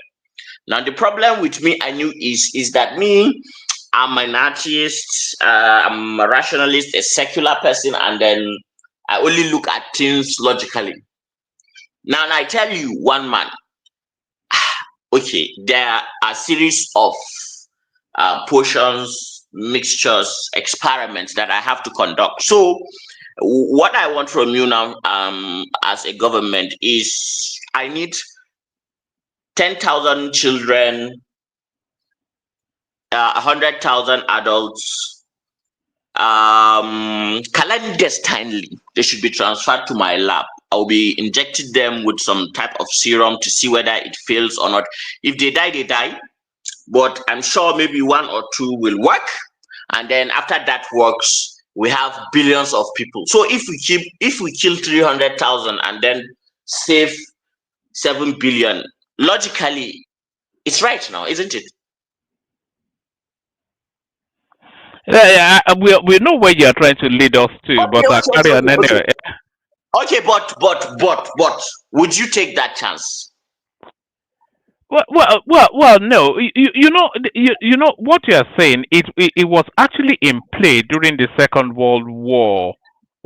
I'm sure you know the narrative of how the German Socialist Party then were using the same sort of yeah. Alvan, okay, so it's replaying itself. You see, you know one thing with history, that is very awkward. It's repetitive nature.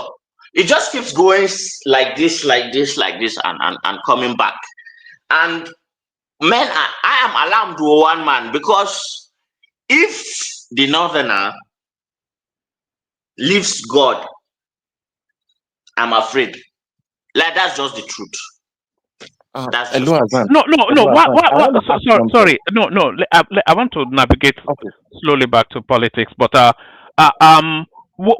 would it alarm you if the northerner leaves? A lot of people will feel that maybe they should, or just unfasten the tightness of religion in the north. Maybe yeah, unfasten it a little bit. A lot of yeah, people feel I that. agree. And a lot of us, we had a reunion recently of ex secondary school members. A lot of them have children of their own, usually toddlers, and we're thinking of trends and the way things are going right now.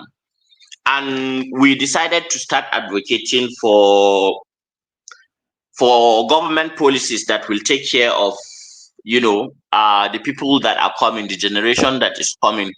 Um, because one man, just look at the way we are. Even if we adhere to religion, imagine if we don't, what will happen? Do you know how wicked a Nigerian is? Nigerian is so wicked that he thinks he can trick God. He'll go and give tithe and build mosque and then steal everything, and he'll expect to enter paradise. Now imagine that same person is atheist, and then he's thinking, well, if I die, it's just like sleep, it's gone. What kind of, how do you think they will act? Azan, are you saying religion is a control mechanism? Hmm? Are you suggesting religion is a Mhm. control mechanism? Is it not? It always has been. When was religion ever? That's the main Do thing you about religion. Okay, let me ask this question. Do you think human beings have free will, absolute free will? Um, that No, is is the answer to that. Okay, then what are we saying? Look, the human being needs a structure. And if that structure is based on fairness, justice, morality, if it is based on equality, if it is based on what is right, then society fosters. okay, But you see Azan. this problem with logic and then trying to infuse it into society. Go and do your logic in your lab, build bombs, whatever you want to do, aeroplane, whatever, go to space, go to the moon. Please, please, please leave society alone with this thing. It will not work. It will not work because the human being is too complex. And the problem I have is that, okay, look, one man, what, sorry for asking. Maybe we need a different paradigm to coalesce behind outside of religion. You know, because Okay, let me just ask this question before we move religion on. is a double-edged sword. You know, I for what you understand say, I'm you said controversial too. yes, you said it provides the structures for society to structure around agreed values, which then helps us to navigate as a people, and that's fine. But conversely, it's also a tool of manipulation, which in the wrong hands is often Can do weaponized. Yes, what we've seen it cannot? all through history. So What cannot? it's a yin and yang, isn't it? It's a double-edged sword. Yes, yes, Mama, I agree. But I also argue that the things you hold in high ideals, democracy. Look at Donald Trump. What is it again? Autocracy. Look at people like Libya, what they did. Look at Dubai with their autocracy, what is happening. There is no one way to development and human happiness and freedom. Okay, how do you know Tibet? Yes. Yes, okay, look. Now look at the way they live in Tibet and how that country functions. You know, the question I wanted to ask you, it's kind of intrusive, but pardon me a little bit. Please, or let's ask somebody who is a hypothetical, not you. Say, for example, we have a Nigerian man or woman living in New Zealand, okay, and they have children. Of course, so these children will have to grow in Waganui or one useless place like that, and then they'll be speaking English, performing the haka, doing all sorts of things. And because human beings are products of imitation, if you have kids around you, what you do, they imitate. It's not what you say, it's what you do. Okay? So you have these kids, but you are in a foreign country. Now you keep speaking English to them. You keep speaking English to them. You keep speaking English to them. Science, okay, social science and psychology has proven that when a language becomes your mother tongue, if a language is the language that in your mind you think through what to do, how to do, when to do, then you are primarily controlled by the culture of the peoples of that language. You know what I mean? So I know what you mean. They are legends. The British born Nigerian is I'm not more only English. talking about the British More born. Now is we are more getting English to than Nigerian. Yes. I have cousins, I have cousins who speak only English to their children. It infuriates me when I go to their house, but I still have to obey their rules. It's their children, I'll have to speak the English for me to communicate. And I love my nieces and nephews, my nephews. So I do what their parents want. But in the long run, what do you think will happen to those children? They'll be alienated. Mama, do you notice that if, for example, you are thinking in Yoruba and you are in the midst of Yoruba people, the kind of action and maybe your aggression and sensitivity towards certain things are different when you are thinking and analyzing and rehearsing in this white man Oyibo colonial English. Have you ever noticed? No, it's an effect on your personality. Hello, Hassan. No, it doesn't. It doesn't have an effect on your. I think you were right in the first instance, but maybe not so in the second instance. In the first instance, you're describing the narrative of somebody that their primary culture is that culture within which they've grown up. So my primary culture would be the culture within which I'd grown up. So even in this country they say you shouldn't really act black at the office in a white environment. So that is to say that but you are putting on a cloak though. So you are not reacting in first instinct. You are reacting in an adapted instinct that adapts to the environment. So that's not quite, you are not. It's just an adaptation. This is a rather than a state of being. Discussion, one man. And let me just add this before I go. Let me just add this before we go into another thing. Do you know that your mind? Sorry, let me just tell one man this thing. Do you know one mind that your mind does not know what is fiction and what is reality, what is past and what is present? It has a concept, but it doesn't really actually know. Yeah, that is not true. All right. That is not true because just hold on. Can you hold on, please? If you're putting on an act, then you know that you are acting outside of your natural instinct. That's why. That's why. No. Okay. Yes, I agree with you in of course, now it's recently. That is deliberate. Yeah, but that's what I'm saying now. That's you are acting in the second person. So you mean you have a mask every day? No, you wear different hats for different environments. Of course, you have Isn't it tiring? even in this conversation we're both wearing masks. Even in this conversation we're both wearing masks. You know. Wearing these glasses, I am reading. I got these glasses like 7 months ago. The conversation I'm having with you now Mm, is different from the conversation. If you're having a similar conversation with somebody else, mm, just this same conversation, the sequence of it will be totally different. Your inflection, your thought patterns, etc., etc.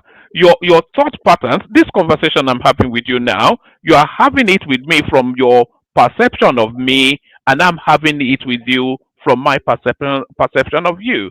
So we wear yes, different hats in different situations. yes. One man, thank you. Azan, you Mm, know why I'm trying to refocus you to those initial set of questions I yeah. asked earlier? Because it's going to be a very frank foundation for us living together as Mm-hmm. Nigerians. That's Okay. one of the reasons why I'm trying to redirect it. Okay. Because let me try and put those questions again. Do you Okay. think what NASA is saying about existence of other planets, stars in the I Milky thought Way? you'd already addressed that. We don't address One that, man, and then one man, then we move you on. know what? Yeah. Okay, you know why I'm asking that? We Mm. need to understand if we are a people that we subject to facts that is provable, or we just lock up our minds to facts around us and just believe what we believe. I've never That's really had any Um, that's an esoteric question. Let me be It's brief. a universal question as well. It's not peculiar to No, the but north now. No, the I fact understand where is, he's going can with I? it. Sorry, Yeah, Azam. Let me just but say even it's something yeah. to him. You see, what you are bringing up is the reality that religion is trying to present. That there are other beings that are apart from us. I don't know why scientists are now claiming the credit for it. It's just because, oh, we are scientists, so we should get it. Religion people, they suspend logic. For more than 2,000 years, We religious already know this. philosophers have been telling you that there are other people, there are other realms, and there are other beings apart from our earth, and that they are seen. It's not a discovery, it's not a news to people like us. People have Okay. used it, and I'm sure Thank in you, Islam brother. too, Thank you for they have some putting people like that that. in. Thank you. Let me answer him now. Um, I do not actually really believe in NASA. NASA is a mainstream. They do more of engineering. Planet science, and they collaborate with other. They people say that NASA has classified documents. Blah blah blah blah blah blah blah. But the truth is that there are vehicles that are traveling at speeds that we can only dream of, that do not have propulsion systems, that do not emit heat. You look at like pilot drive. They're starting to come out about that. They're starting to want to open up about that. But carry on. I am not really bothered about those things, really, one man. But you look at David Fravor, you look at the Nimitz situation, you look at what happened recently in the United States, there is something that happened in Zimbabwe. You know, all these things they happen, and I'm not surprised. Um, just look at the biology. Okay, forget about it. I don't want to get too specific. Okay, look at the limbic system of the human being. If there is a doctor here, he will understand what I'm talking of, and trace it everywhere. Just look at that complexity. Now, mainstream science tells us that it's evolution over time, and blah blah blah blah blah blah blah blah. Mind you, I do not fully disagree with evolution. I think evolution has a place. But in the final analysis, God God starts everything. God puts everything in motion, and then everything happens. Suicide rates, meaninglessness in life, low happiness.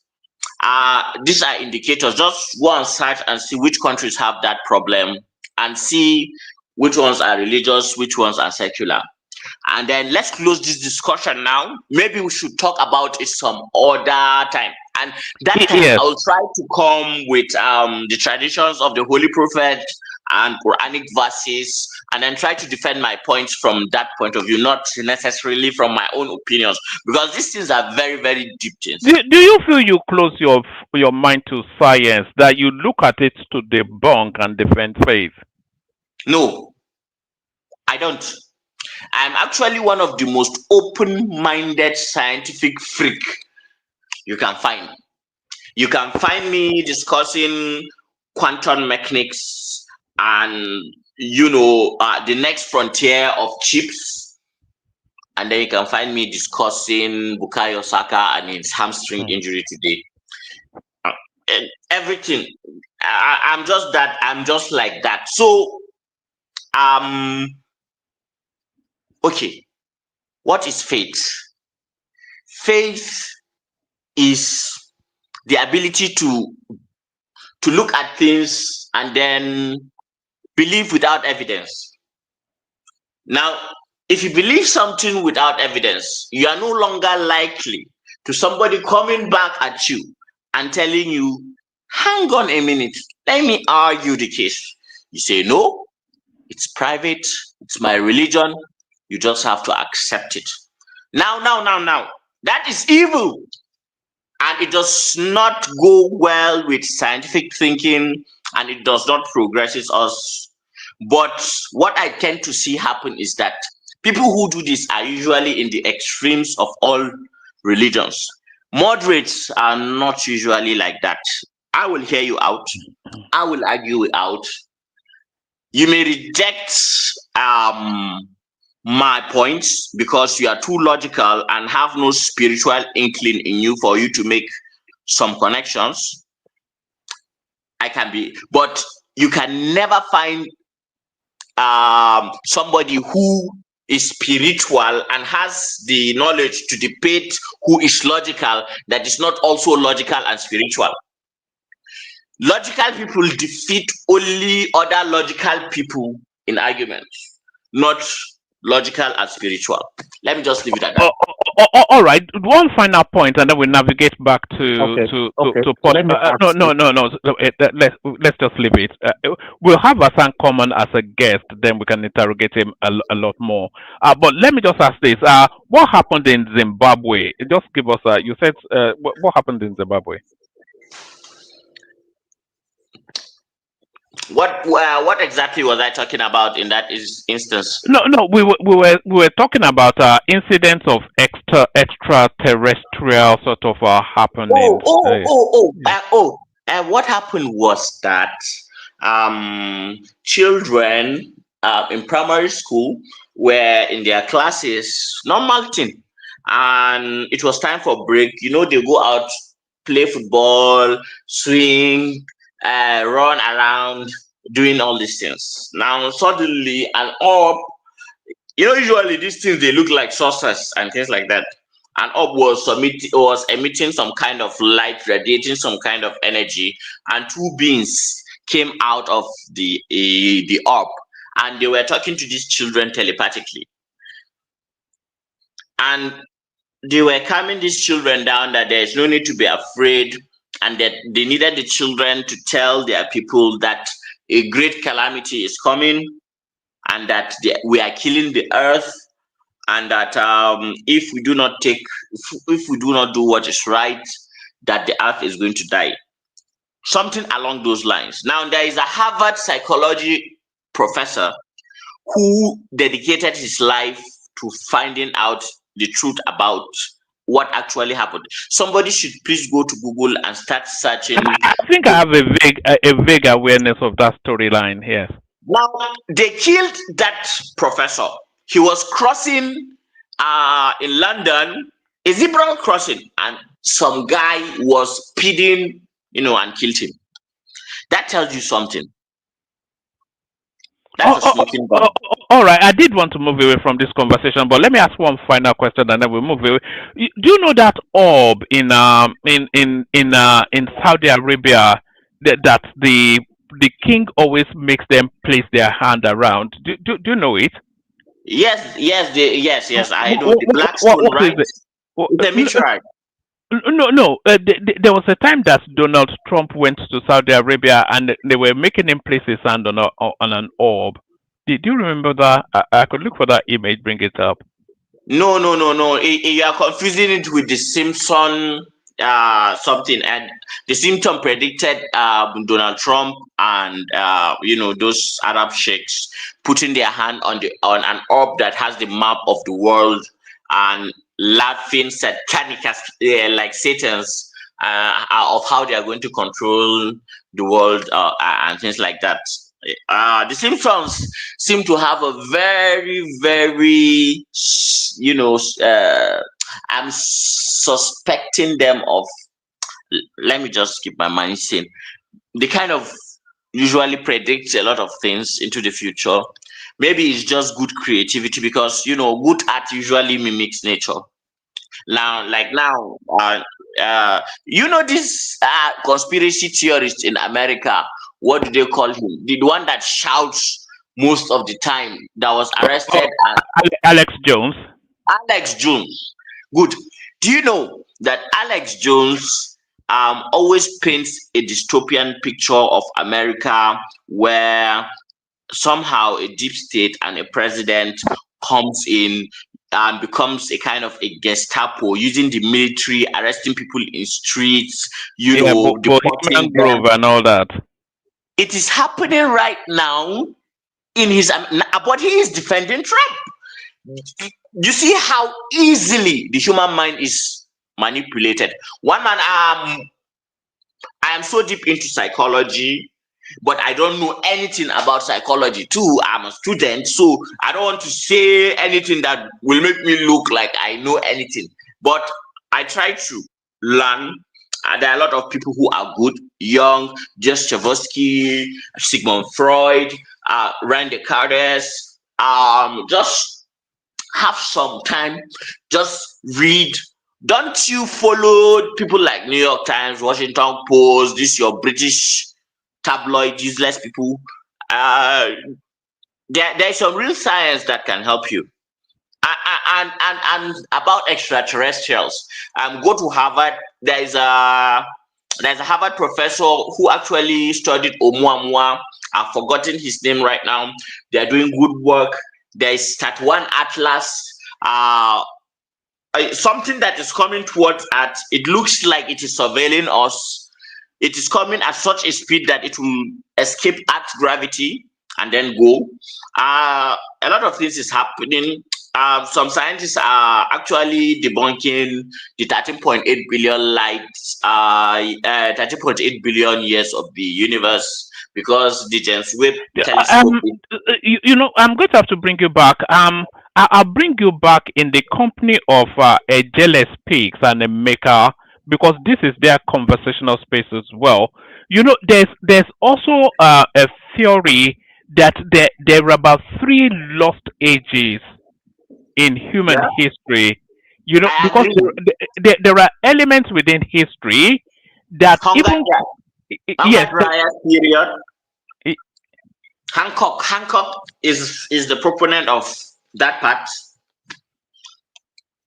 Younger Dryas, and there is the Great Flood, and then there is also ancient period when you talk about places like Göbekli Tepe in Turkey, recently excavated. Yes, and there's another one in Peru as well. If you look at some of the relics of times gone past, and then you look at the indigens of that space, it doesn't mirror in terms of their evolution even till now and what the relics of their back history tells us. So that is to tell you then that there's been seismic events over a course of time that has removed, and I think a lot of, even a lot of those things are still hidden in the Vatican, so they're not lost knowledge. There's a lot that we don't know, but it's a space that we could talk about forever. But do we want to come down from those lofty heights and speak Yes, about let's calm down. We are Nigerian probably leaving the politics? majority of people behind. We are sorry, guys, for going on off course. Sorry. Yes, I enjoyed that. Actually, if we left to the prime, we will just continue. We will not talk about anything else. We have to have one of those tight sessions where we just discuss these sort of things. So one man, But, I have a dozen of questions to ask. So yes, okay, you just shut me down, so it's all right. Let's no, make it on that day now, brother. yes, we have to move on now. Otherwise, Okay. the audience actually came for Nigerian noise making, Yes, not ethereal thoughts. Yes, we are sorry. We are sorry, guys. We are sorry. Yes, the coalition falling apart, etc., etc. Your thoughts on that space? It's almost dull now to go back there, but so Atiku and Peter Obi are refusing to join the ADC still. They are saying they are working on it, which is just ridiculous. And you've already told us that you don't believe the data on the paternity something. So just give us a little flavor, and then we move it around a bit. Yeah, the reason why I don't believe the data on the paternity something is I have trained a little bit on social statistics, and I have gone into the field. I have collected raw data. I have analyzed them, tried to make sense of them on my own with a team, with people who are PhDs, who are not even based in Nigeria, and reach conclusions. The thing with statistics is that statistics are not the strong points of the human mind. Usually, you just have to do calculations to make sense of this amount of numbers, and because of the variables, things can all skew so far left or so far right than the reality. And infidelity, I would argue, goes by region, culture by culture, all of that. And I agree that there is also an element of modernity that is seeping into our culture right now, that is influencing the modern woman, about taking herself as equal to the man. That helps too. That creates that too. And there are in other countries where there is even a financial incentive, for you to have a problem with your husband and then make him destitute for life while you go and enjoy. All these things, they contribute. But as I am now in Maiduguri, typical Arewa man, no, I'm not concerned about that, man. I'm not concerned about that. I know it happens, but the frequency is very low. It's just like flying planes and traveling on the road. People have more fear of flying than they do have in traveling long distances on the road. But if you look at it rationally, they are safer flying than actually driving. So it's all these things that on the surface they look like simple, but the human mind is not primed to understand them and actually interpret them. So when we need and I don't trust Nigerian statisticians. Sorry. So that's that. All right, give us a very little flavor on why Atiku and Obi are not joining the ADC, and then we'll move it round. One man. For this your platform, what I have noticed is that you are too early into this political thing. Too early. Wait for your candidate to deliver something tangible now. Promises. you don't win election by promises. Okay, but you win by giving poor people some cash and all that. Maybe that is your strategy. It has worked for others. It may work for you. Who knows? But I don't know. Maybe that time Nigerians' anger will reach fever pitch, and something may give. And Tinubu will declare himself winner. Nigerians will revolt, and then Tinubu will get the Lauren Gbagbo treatment. Imagine reaching Tinubu without no regard, with a singlet and a boxer. CNN catching him live. Oh my God! That day the other side will enjoy. Yeah, I don't think Tinubu has that function anymore. I don't think he has that function anymore. But brilliant. Well done, Hassan. So everybody can see now why I've been chasing Hassan around to be a guest on the platform. In fact, we will have to go No, but and. one man, let me say the truth, okay, regarding why I'm saying this about Tinubu. I'm a Borno person and a Kashima man. So naturally, when Kashima is not doing well, expect me not to praise your master. If Kashima is carried along, we're partners. No, Shetima is not making it to the ballot. I think it's becoming increasingly obvious. He's not making it to the ballot. Then draw your sword. And you can sense it in his body language too. Have you been noticing his body language recently? I think he knows that he's not going to make it to that ballot. I don't think. Okay, now let's just raise your swords. It's going to be bloody. It's going to be bloody. Remind me again. Who is going to appoint the next INEC chairman? That is going to prosecute the. Look, one man. Zelensky. Yeah, okay. Zelensky is the president of a decrepit, war-torn country. He has led that country for 3 years with the support of the Europeans and Americans. He has killed his people, anarchy everywhere. Zelensky is going to have to live in shame. And but I tell you something about the people who are opposing Tinubu. This is not a threat. The country can reach a place where Western powers will intervene. Let me just say that.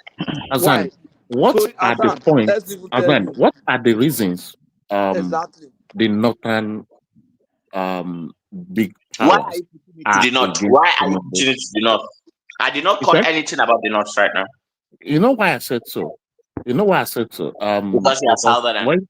No, not that. Because come on, let's not play around. Wait. Let me illustrate my point.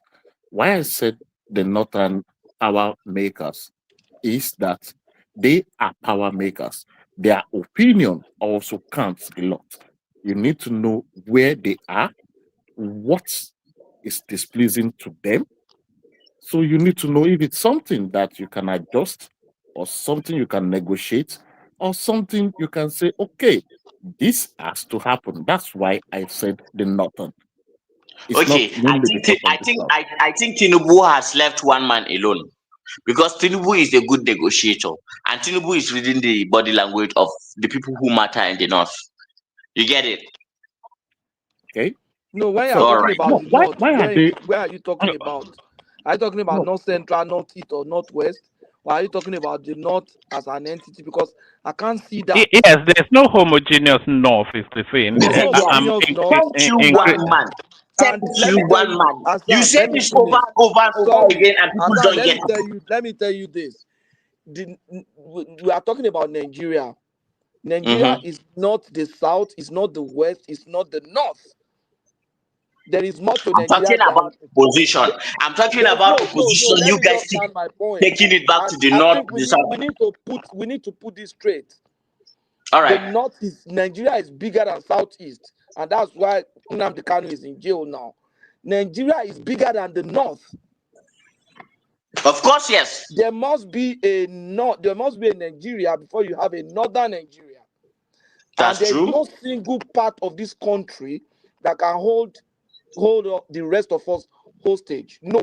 This is a modern war. If it happened in the past, it can never happen again. It can never. Okay. And that's the I reality understand. that is coming from all of us. So let us just respect ourselves, Okay. try to I take care of understand, our brother. country. If Yes, everybody just want to run the brother. country, then they should Yes, exist. brother. I That's the understand truth. and I give you your point.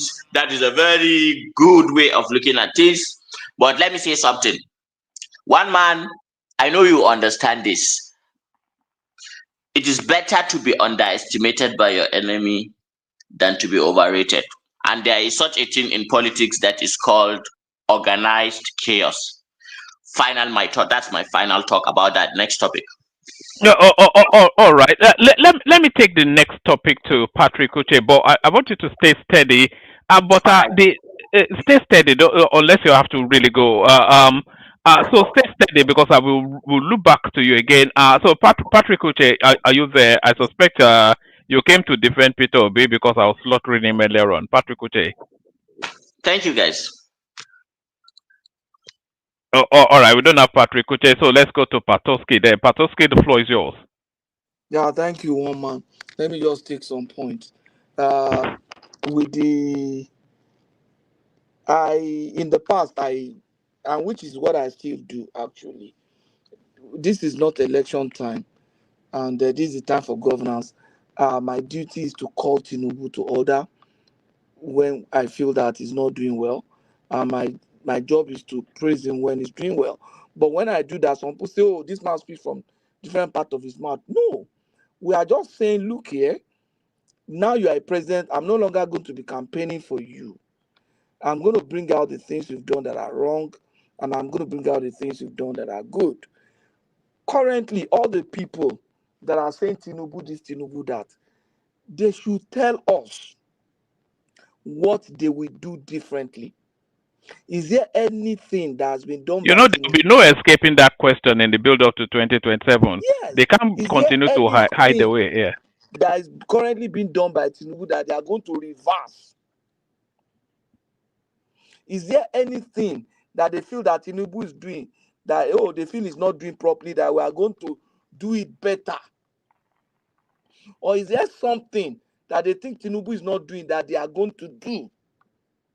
Nobody is talking about that.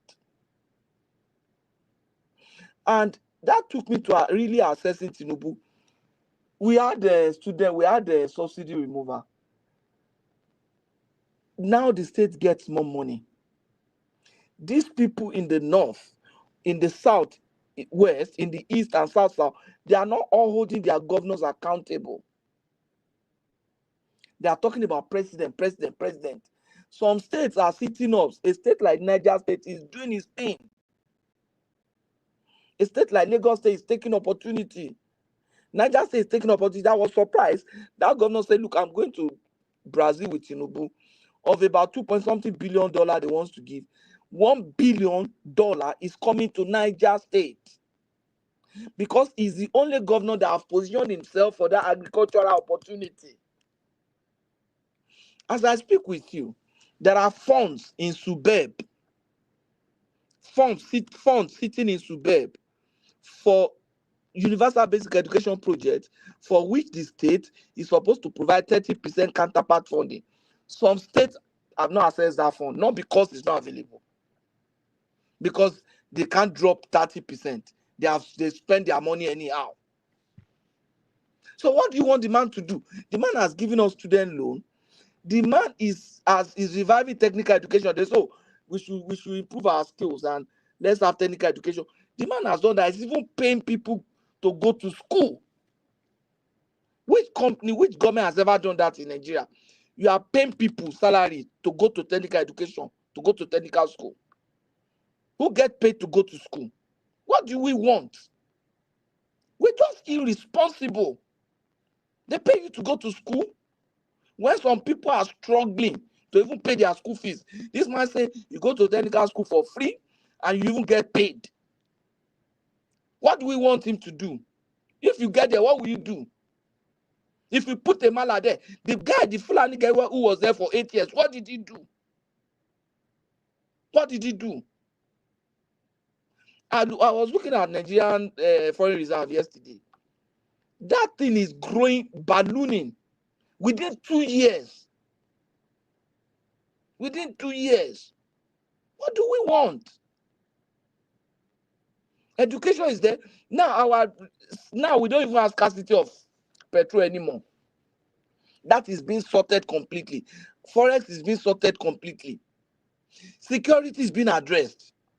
These guys for more than 8 years was there. They could not address that security issue. PDP was there for about 16 years. They could not address it. Somebody who's just there for 2 years, just because it's not from your place. We are saying this. What kind of nonsense? What kind of a country is that? What kind of we need sensors in that country. We need to know how many people are in that country. We need to know who is who. We need to know those who are Nigerians. We need to know those who are from Chad and Nigerians. We need to start accounting for ourselves. What are we talking about? The man is doing all those things in education. He's doing something in security. He's doing something in power. Look at the infrastructures. Now the man is going to they want to start light rail projects in Kano. Federal government is doing that. Lagos State borrowed money to do their own. The light rail in Lagos was a Lagos State project. They borrowed money to do it. They are currently in debt for that project. Now federal government is doing it for Kano. And they say the man is not doing enough. He's doing Sokoto Badagry Road. They say the man is not doing enough. Is there now? They are planning bullet train. Lagos to Kano, Kano to Port Harcourt. They say the man is not doing enough. What do we want? In 2 years, if Nigerians miss this opportunity, especially this generation of young people that are shouting now, if they miss the opportunity and this guy just go out, they have destroyed their future. They should go and mark it. They should go and mark If Nigeria falls in the hands of Atiku or Peter Obi, whoever. we are finished. I'm not We are talking finished. of the whole Nigeria. I'm talking of these young people, because some of us, the time that me I have left is not up to the time that I've spent.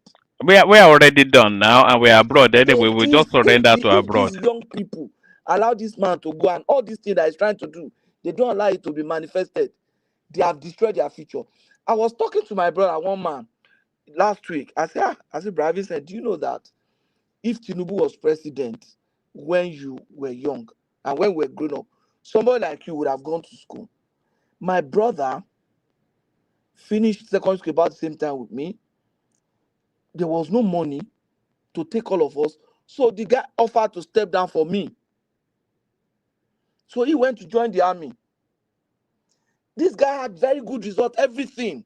So it was in the army that he was now struggling. If he had had this opportunity, he would have gone to school. Do you know how many people could maybe probably have not gone to school, or would have gone to school with sweat and torture, that will now go to school? Do you know what that means? With For pocket parents, money every month. yes, with parents who are struggling now have a relief. Woman, let me even tell you something. From January, by the time they prevent this tax skinny now, in Nigeria, people will start getting tax refund. I worked in Nigeria for years. I paid tax. Have you ever had the tax refund in Nigeria? People start getting tax refunds now in Nigeria.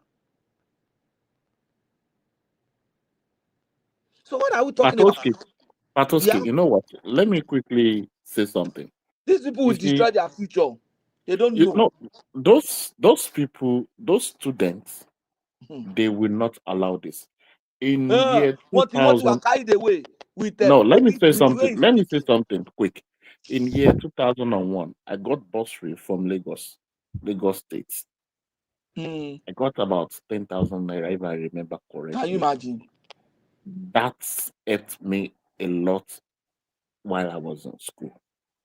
So And that's really won me over to this guy. So not to talk of these students getting money. They are Yeah, but they don't handling. constitute sufficient enough numbers. So, They have numbers. They buy only obedient thing by the way. They are students now. All of They them are university students, polytechnic students, college of education students, and they have influence. they have numbers, they have disciples, they talk it among themselves. So it's a good initiative for the nation. It brings some level of patriotism to the nation. Like this is what those people that went to university in the 70s, they will always say, oh, we had chicken while we were studying, from the cafeteria. But the people that went to school in the late 80s and 90s, it was almost as if it was nothing. Gary and Ekpa. One man, if So I tell you one thing, Hmm. sorry, may I So cut you. When I was in okay. school, one semester, because I was a student, that semester I didn't go home during holiday. So I was in school and I saw one student. He didn't go. So I now asked the porter, they said the student usually stay back to help the non-academic staff. He would be cutting grass, mowing lawn. That's how he saves money. They now give him money because helping them with their, they give him, that's how he saves money to resume school the following semester. A student. So I now started talking to students, yeah, they should give him something. You understand? Things were tough. Now you don't have that. People can go to school. They don't know what they are talking. They don't know what they want to. If they allow this opportunity to go, they are done. You know the one thing that I've been trying to push across, Patoski, is the impact that this Lagos Calabar superhighway will have in terms of the economic opportunities and the expansion of even the economy of the country, and equally ditto the Badagry Sokoto as well. Can you imagine Yeah. the impact that will have on the economy? But the hatred will not make them see the And opportunity. they say we will never. It's already happening now. They say it will never happen. The hatred will When not make has them that see guy the ever said opportunity. anything that is not done it? It's just But do you know, if they allow it, that means all the gain in security will be lost. We were in this country when somebody from that region was if that president. country falls into the hands of Atiku, we're back to the Buhari times. When It's just somebody as from that simple as time that. was president, they arrested criminal and they broke jail and they rescue terrorists from there. And these guys didn't say anything. What kind of nonsense is that? They didn't say anything. Killings and all those fine people all over the place. They didn't say anything. Snakes swallowing money and all that. We've gone through some Yeah. funky times in that. Snakes swallowing money and there was no repercussion. One They man, should not sorry, worry. Patuski. All No, of no, us no. will So meet let there. Patuski for a bit. Sorry, All the of prime. us, Yeah. will meet there in that election. One thing I think Tinubu, anyway, I know teach them political strategy.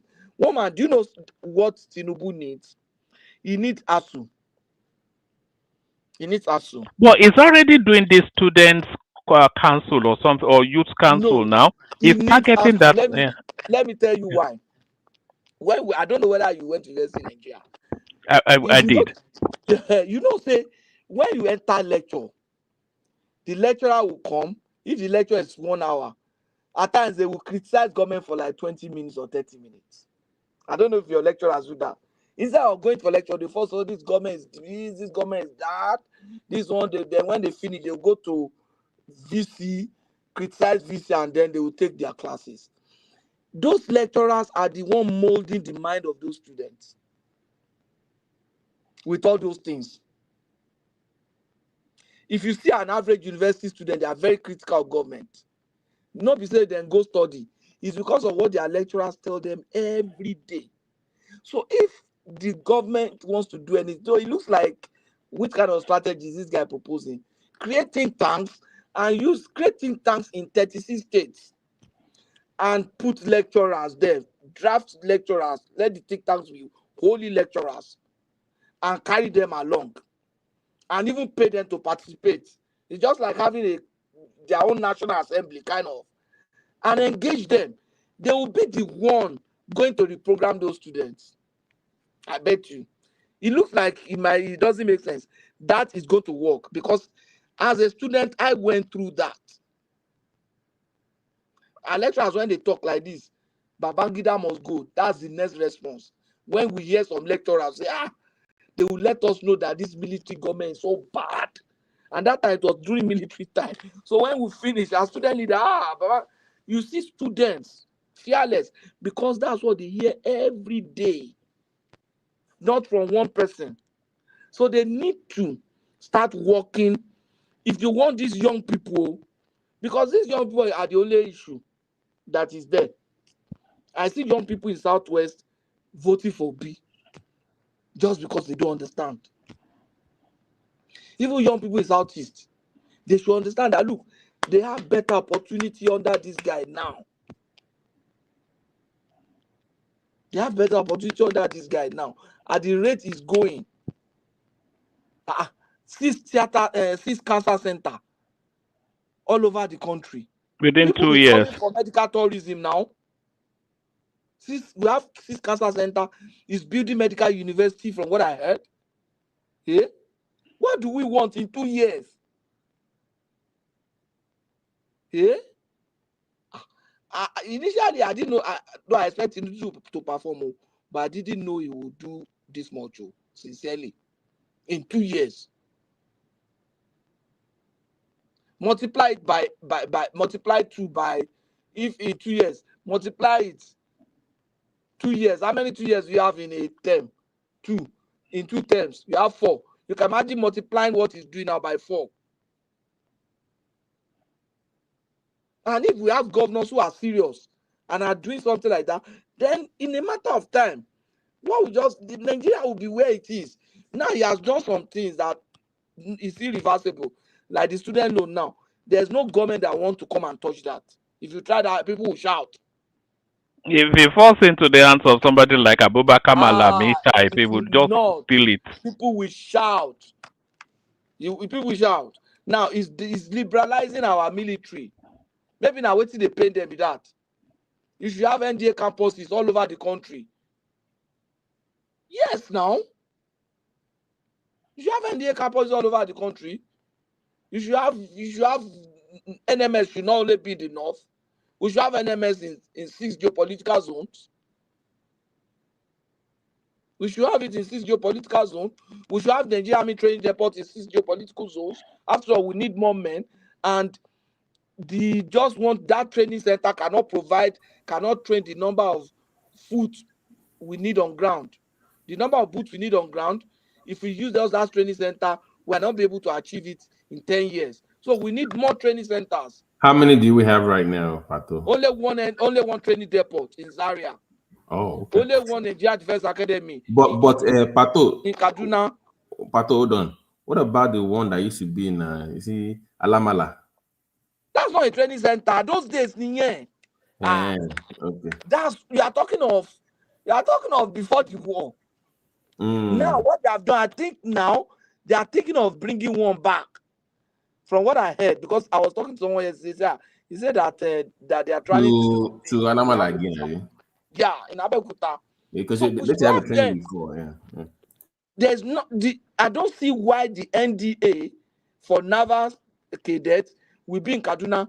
They will now be going to Calabar for training. That's what happens. They will now go to Calabar for training. When you have a staff college that time in Jaji, and the people in Jaji, the naval guys are there, they are going to Navy base for training. That's when they had the Akulisi 30 now that they crashed. They went for naval base inspection. Wama, you forgot me? I called you before I called Patrick. You didn't answer. So I'm first person to enter your platform. Yes, I called you, but you didn't answer. But can I come in now? No, Is that let Patrick? Patrick land. Yeah, that's Patrick. Let Patrick, Patoski land. please, Yeah. my namesake. Let me just round. I'll round up now. Less than 2 minutes. So all of us, have to stand and say this country belongs to all of us. I'm not so much of crazy about Tinubu, no, and you all know that. Well, if he doesn't do, I give it to him. This country does not belong to the north, the south, the east, or the west. Igbo man has the same stake like every other person. Yoruba man have the same stake in this country like every other person. The north, the Fulani man does not have more stake than any other person. So they should know that. If they think they are more than us, they should come out with the numbers. Let us have a sensor. Let us start biometric sensors. Let us know who is who. That is And not if true. after that, they are more That than is not everybody, so true. be it. And then you can't threaten us with your number. Even if you are more than us, there's minority interest now. There's minority interest now. So what kind of crap is that? That kind of mentality you have as a young person. Oh, we will show what kind of that's kind of mentality some people like Malami Andres grew up with now. And that's why there are people like Erufai grew up with that kind of mentality as undergraduate. That's why he's behaving like that. And we have seen that politically is even a lightweight. It's even a lightweight. So my opinion that every Nigerian should embrace is let us stand our ground. Any threat to the current rotation is a threat to Nigerian unity. We should not allow that to happen. And then two, I will appeal to young people listening to me. I'm speaking from experience. With time, if these things goes this way, you will have a better life than some of us had. As it is going now, there will not be any strike again. No. Very unlikely. Very, very. Because the student will pay their school fees now, and the schools will have money to fund themselves. And then, whatever it is, I see a progression where they will allow schools to run themselves. So if school run themselves, if one school goes on strike, the other school will be running. So things are definitely going to look up. And look at food and everything. It's not as terrible as it used to be. It can only get better at this rate. One man, let me yield. But I feel very sad that a part of the country will be threatening another part because of what? It's not just about Tinubu now. If it's another person too, that's how they will be doing. Anybody that doesn't serve and try to just quote to them, and that's how they will be. It was because Jonathan was really serving their purpose. That's why he even could last that long. But look at even throughout that time Jonathan was there. Did they ever let that man have peace to even run the country? And we all knew that during Obasanjo time they were the one ruling. So what's the problem? Well, that's the problem. You've just identified the problem now, so that's the problem right there. This is the only guy who has taken a position So in the history of the suggests country, independence. He doesn't have financier. He doesn't have This is our first president, really, if by what and you're saying. they're having problem now. I have a question, Pato. Quick question before we move on. All right. Ask that question after you, Patoski. Is Patrick Patrick to Patrick Yes, I've to even told him that he should just Patrick to Zita to It's a very simple question. Zita to sorry BT Hassan, the only super chatted twice. Look at that, even from bonus as these are doing all of you. Thank you, everyone. See you tomorrow. Patoski, please bring it home. Let me go. Yeah. They could run for about an hour at least, but my shot are down too early. But yeah. Yes, Pato, quick question. So, do you believe that if Awo had become president of Nigeria, it will have had the same? If Awolowo had became Nigeria's president of prime at that time, it could have done at least been this bold with all these reforms that Tinubu is doing. Because yes, in that time he wouldn't even needed refund because that time we didn't have to reform anything. We had a clean slate, relatively clean slate. You understand? Some of these terrible things have not settled in, have not taken shape. Now, because this terrible disposition and character and systems and policies have taken shape and they are well formed, that's why you now need to start making reforms and people are getting hot. Some people have had a very entitled average. Let me tell you, an average Nigerian has an entitlement mentality.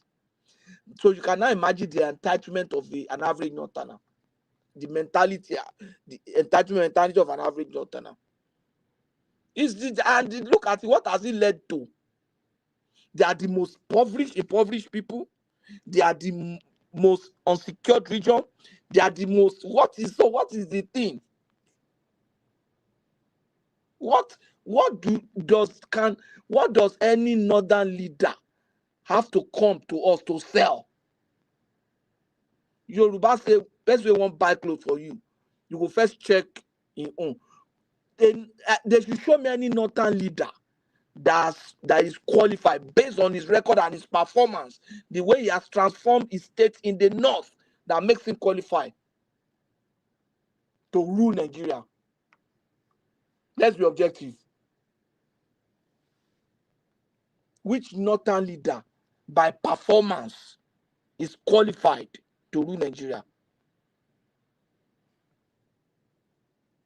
Which southern state will pray that their state should be like any northern state?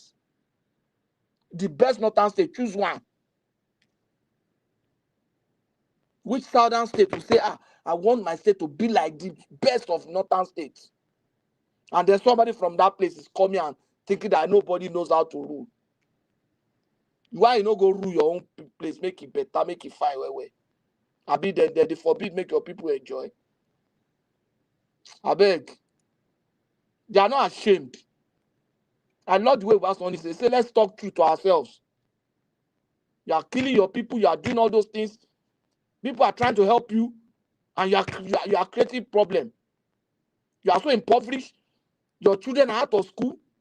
They are bandits, they are kidnappers, they are every bad things you can think of is coming from there. And we are trying to help you. 80% of security of defense budget is spent in the north. 80%. Defense spending, Babati, defense spending is one of our highest spending in Nigeria. 80% of that spending goes to the north. If not 80, but at least 70. What do you want? And Pato, for me, this so-called opposition, they just want power. They yet to actually bring out some policy. I mean, where's their policy, their manifesto? If you don't like what Tinubu is doing, then tell me what you're going to do differently. Don't tell me you want to take power away from Tinubu. What are you going to do differently than what he's doing right now? I'm yet to see that from the ADC or whatever they call themselves. No, they don't have anything now. Just power for power's sake, Abi. That's it. Yes, now.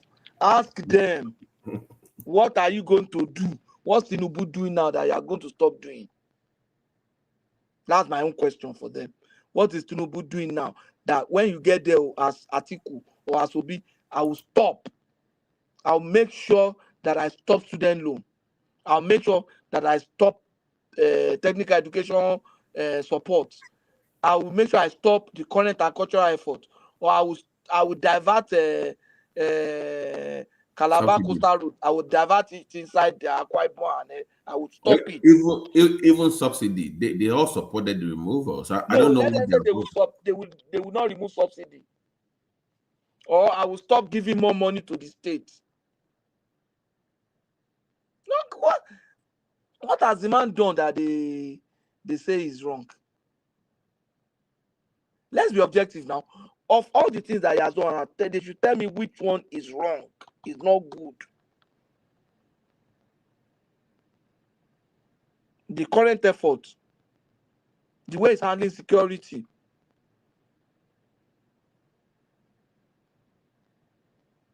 They should tell us. Let me just yield. Patrick, is Patrick there? Yeah, I'm here. My brother, I beg, sorry, Jerry, I don't take your time. It's your turn. I came for peace, I'm a peacemaker.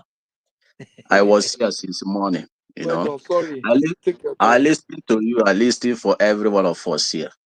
So for me, I thank God he say your opinion is not our Nigeria opinion, For me, I never see something Tinubu does do difference in that country since 2 years and now. Never see difference, you know. If we're talking about student loan, let me tell you, student loan is not achievement. Every country have student loan. In Thailand, here I live, Thailand have a student loan since 1996. You will never know until you enter school. If you want to borrow money, you can go and borrow money. It's your right, you know, for government give you a student loan. It's all right for government build road. It's your right to government give you electricity. It's your right. It's not any achievement at all. Where you What is an know, achievement? Give an example of wait, one let me achievement. tell you achievement any government in power. Your achievement will tell you where your economy is going. You know, because I remember when I was 2002, when I was on Ocha, main market, I buy mama put a plate 100 naira. There's nothing like a student loan that time. There's nothing like a subsidy remove at that time. I buy a plate of rice, 100 naira. Till 2007, I buy 150. Nobody complain. When you give people remove subsidy, take money you remove for subsidy, they share that money for your friends, government, governors, senators, local government, but that money never reach grassroots. You're not doing well. You're not doing well. But do you know that? Do you think? But Do I you know that promise normally you, they should share that money? wait, you're not supposed to share the money. You're not No, supposed the to law share says the so. money. That's what the law You is know, saying you're now. not supposed you remove subsidy. That subsidy belong to poor people. When you remove that subsidy, you're supposed to share that money to put that money the way, the place poor people in that country will benefit that money you remove from them. The subsidy that subsidy didn't belong to rich. Okay, It belonged to how poor. should they have shared them? How should they have dealt with it? Okay, let me tell you, remove subsidy. You talk about student loan. Good. You give student loan, but I told you before that student loan is not free. It's not free. He can pay that money back. Then when he removes that subsidy, there's no electricity. There is nothing like a good medical care in that country. There's no So you've running not heard water. of There's you've not just heard of wait, six can wait. Let you me didn't hear come of in. six There's cancer nothing. centers. There's They have there's nothing they are running doing six water. cancer No centers. running water. No running water. No security. Where the money is going? In My big hard brother, now in Nigeria, water if you don't is the open job of bottle, state it cannot government. have water. Patrick, water is the job of state government, not the work of federal. But That's why you Okay, please, Patoski, the hello, money hello, you give Patoski, can you allow him to speak, please? yeah, okay. allow me to flow. Allow me to Let flow. him When he flow. finish, Okay, you can ask me a sorry, question. Madam Zita. Let's allow him flow a bit so that you can bring it home and then you come after him. Sorry. Uh-huh. Madam Queen of platform, agreed. You see, when you come to a government, you see a government of Tinubu is a failure. I don't see anything. I'm here now. I'm here in Thailand. I can use 100 baht and go and buy for a chicken. I can use the same 100 baht and cook. I can use the same 100 baht and buy rice and eat. I will use 100 baht and make stew and buy rice and eat. Thailand, Thailand does not have anything apart from agriculture. But they're doing well. Come here and see train station. Yellow, blue, red, everything. But you will never see them come out and do campaign with that. Come and see a road. Come and see highway. They no commission, just build and open. When I told you Nigeria is not working, it's not working. I cook it now. I know how much I use, buy food stuff I eat it here. I can use 1 week. Very small money. When I told you people to remove subsidy is not to enough. Subsidy belongs to poor people. You're not supposed to remove the subsidy. It's supposed to remove the criminality around that subsidy. It's supposed to remove the criminality around that subsidy. It gives student loan, fine, but don't use brag. It's not an achievement. My people is going to school here. They took student loan. After they will pay, they live life here. Anything want to do, it can borrow money. It can go and rent. It can go and pay car. It can drive car, any car he want. It can pay small every month, maybe 2,000 until you finish to pay the car. Put everything here now, everywhere in this country is very digitalized. It cannot commit any offense in this country. They will catch you before 24 hours. There's nothing like insecurity here. Here, police will catch you, police will stop you without embarrass you, without slap you. It can challenge them. They will never make him, they will never insult you. They will say, Kaponka, sorry. They will move. But Nigeria, not being as that. Everything in Nigeria, useless. I don't see Tinubu coming back in 2027 because I don't ever see anything the man he does. If he restructure in Nigeria by starting from police, military, civil defense, to teach them how to respect citizens, to teach them if you buy any citizen, you will go to jail. Come here, you will see how police treating foreigners without insult. They will pursue you here now, you will run, they will leave you, they will never cheat you, you will never see gun, police hand in this country. They will use any pencil. That pencil will there his waist. He will never bring her out. When you see a country functioning, you will know this country functioning without anything. Look at, he come to Anambra State. He says Soludo is working. Soludo working where? Do you know House of Assembly want to push Soludo last year? Do you know? They want to push him after everything. What Soludo do? He killed that man, want to push him in December period. He killed him. You don't know that Soludo killed that man? The House of Assembly? Because the man needed anyone member to complete House of Rep, to House of Assembly to push Soludo. Soludo called everybody House of Assembly in December period. Tell them, come and collect rice. The man went to Oka to collect rice. After he collect rice and going back, the man never went to his house again. He buy him. Because you're doing nothing in Anambra State. He carry all these assembly member, put his pockets. Before he passed the law in the House of Assembly, he first to go and inform the governor. Governor will look for it before you come pass the law. Who does that?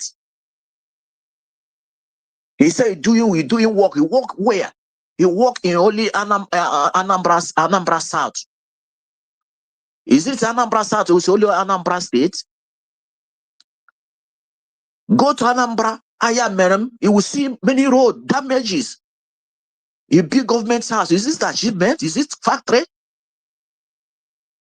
So let me tell you people, all those government presidents, all of them have failed Nigerians. They cannot buy car now in Nigeria.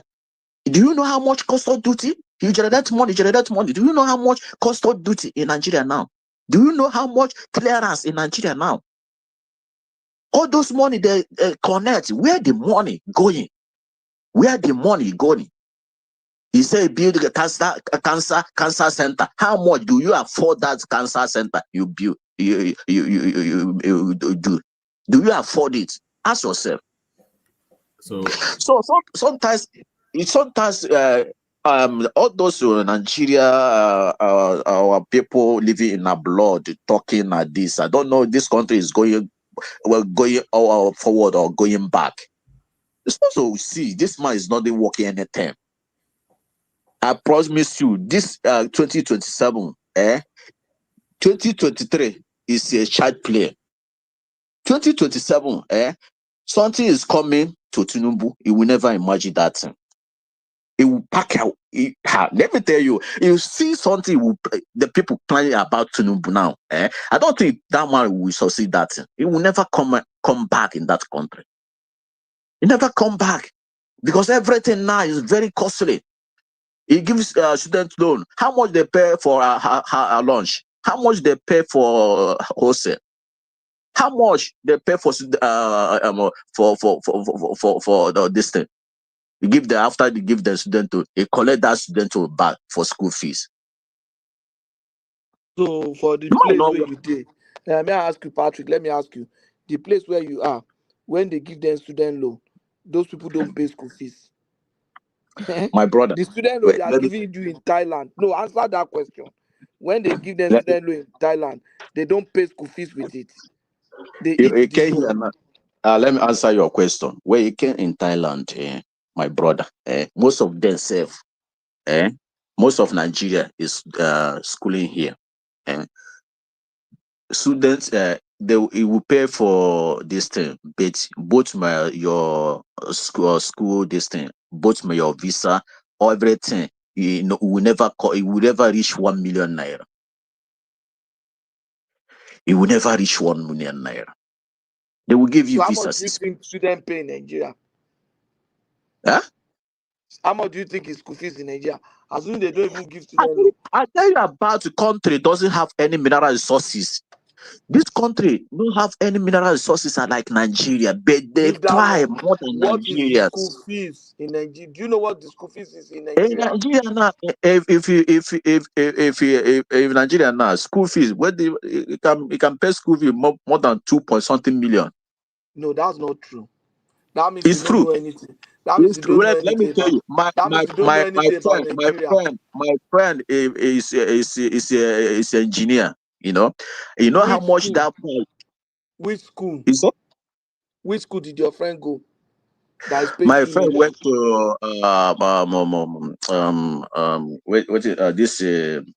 this school for Okija. I think that one should be private university. Now, Okija. Paternity You know, University. Madonna. Paternity Yeah, Madonna. University. Madonna. That's Yeah. a private university now. You know how much medical people pay in school Nigeria now? You know how much? That's a private university.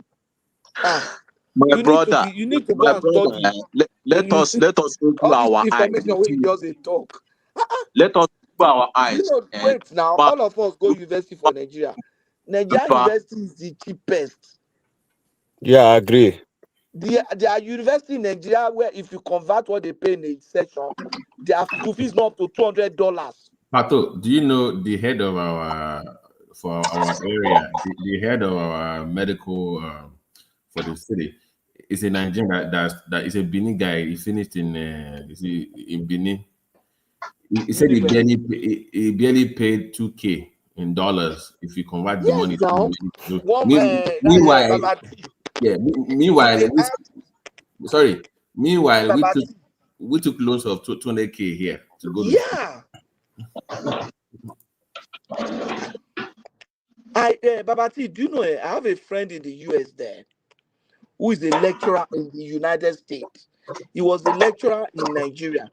Do you know two of his sons wanted to do engineering in the US? He sent them to Nigeria. I was surprised. Then I was in Nigeria. The guy was sending. I said, why would this guy send his children to Nigeria to come and do bachelor degree? When all of us were thinking of taking our children abroad, when I got here, I realized why and how.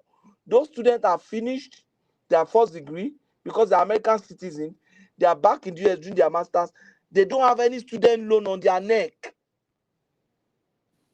Patoski, can I quickly say something? Patoski. Yeah.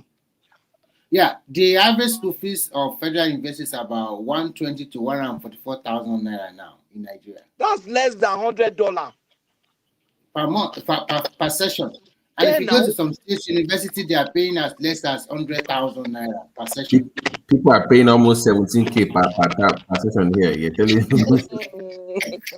It's so interesting. No people making mistake. That's 100 something thousand.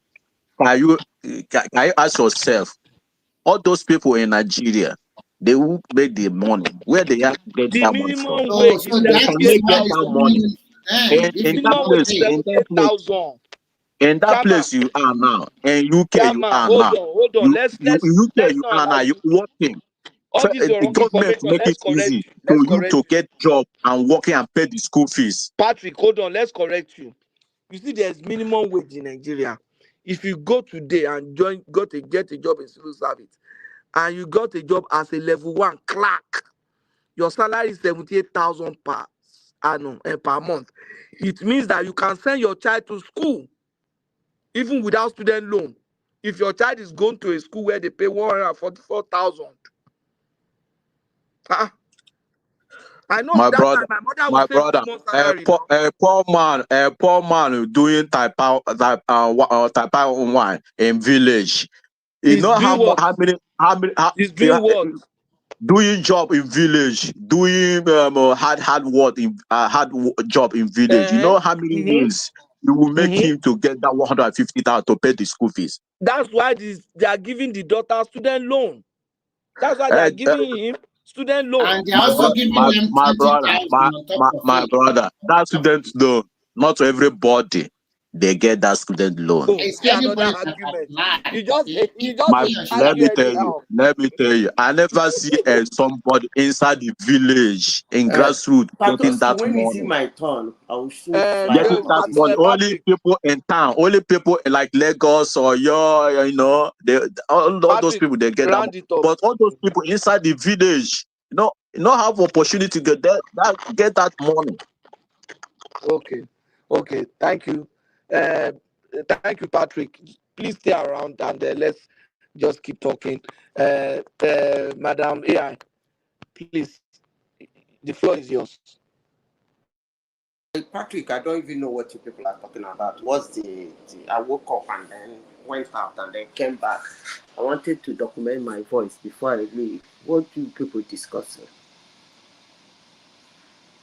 No, we are talking about we're talking about. Excuse me, you are echoing. I have a problem with it. We are talking about the northern threat to Tinubu presidency, and then because Azam was there, so we talked about that, and then You are talking about what? The northern threat to Tinubu's presidency. Threat. And in 2027, and then what kind of threat? The ADC, the northern elite saying no, that Tinubu is not serving their interest, and then Azam was here and said that there's what we call organized chaos. What's the meaning of that? That's why I say it's a threat. Hold on now. You are trying to put me through to what? Did not my resort to organize. Who chaos. said they are going to organize? You made a comment. It's not that they are going to organize. There's what is called organized chaos. That's as a concept. There's a way you put systems and process in place that makes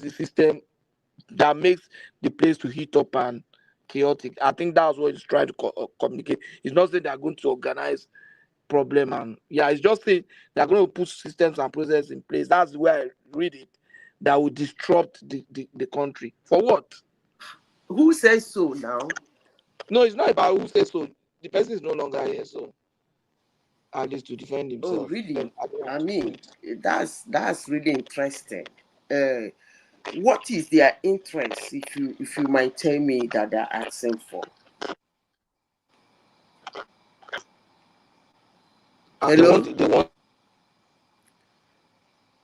who is in this platform that is not that interesting. You are echoing.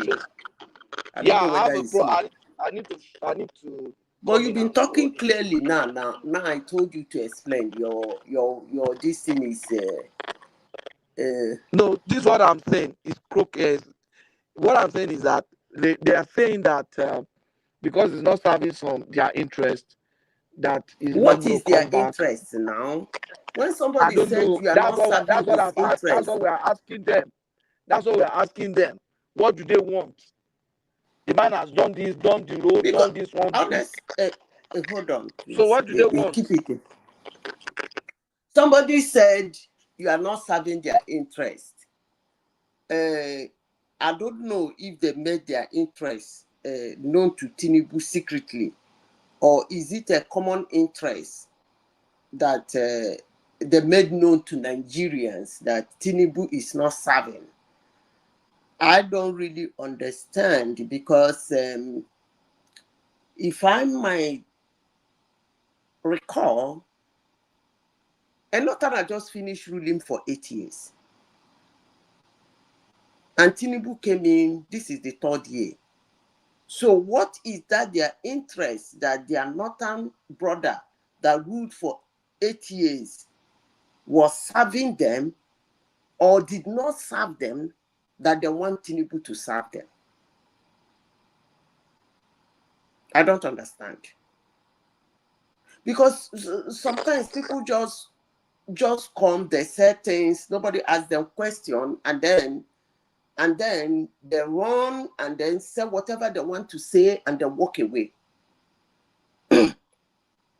They cause chaos, they brainwash people, they carry propaganda, they say all manner of things. And that's actually the problem the world is having today. Why did I say it's the problem the world is having today? Our young people do not ask questions.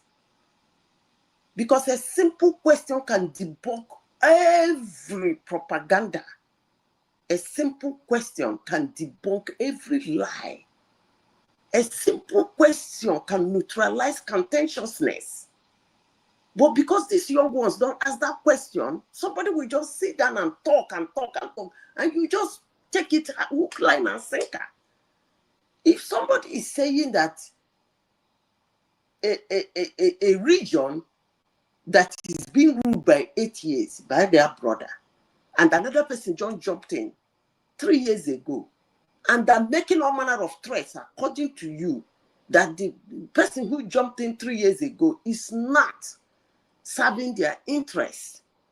The question should have been, what is your interest, number one? Number two, what is that interest that your brother did not serve you guys for 8 years? Or otherwise, what is that interest that your brother was serving you for 8 years that this person is not serving? I don't get this. Come on, man. These people just left office. So what is this noise all about? Another person is just in there for just 3 years, and all hell is being let loose. I don't get it. Honestly, sincerely speaking, it's actually ridiculous for any part of Nigeria to threaten the other side. It's actually ridiculous for a region in Nigeria to be threatening a sitting president. I know they have done it before and they walk away with it. But it's actually sacrilegious and treacherous for a region to be threatening a sitting president or threatening the other side of the country. But they do it because nobody says anything. And when people like Zita want to talk, they will tell me, hey, they're going to do this, they're going to do this, they're reckless, they're vicious, they are angry, they can be very vicious, they can fight, they can cut everywhere. I don't really do understand this. Can somebody put me through on what the Northerners want? Maybe I'm not in any clue, or I'm roaming about in the air. What do they want? They want to rule. Just finished ruling. They want to be there perpetually, so that to do what exactly? To do what exactly? Because when they want to rule, when nothing to do nothing, just to. When their brother was there, everything was Northerner. Yes.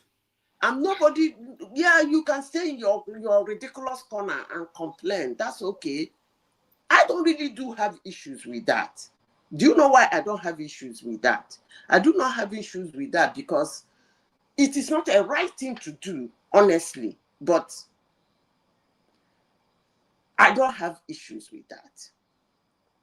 Somebody will say, what is this rubbish this woman is talking about? Yes, I will explain my rubbish.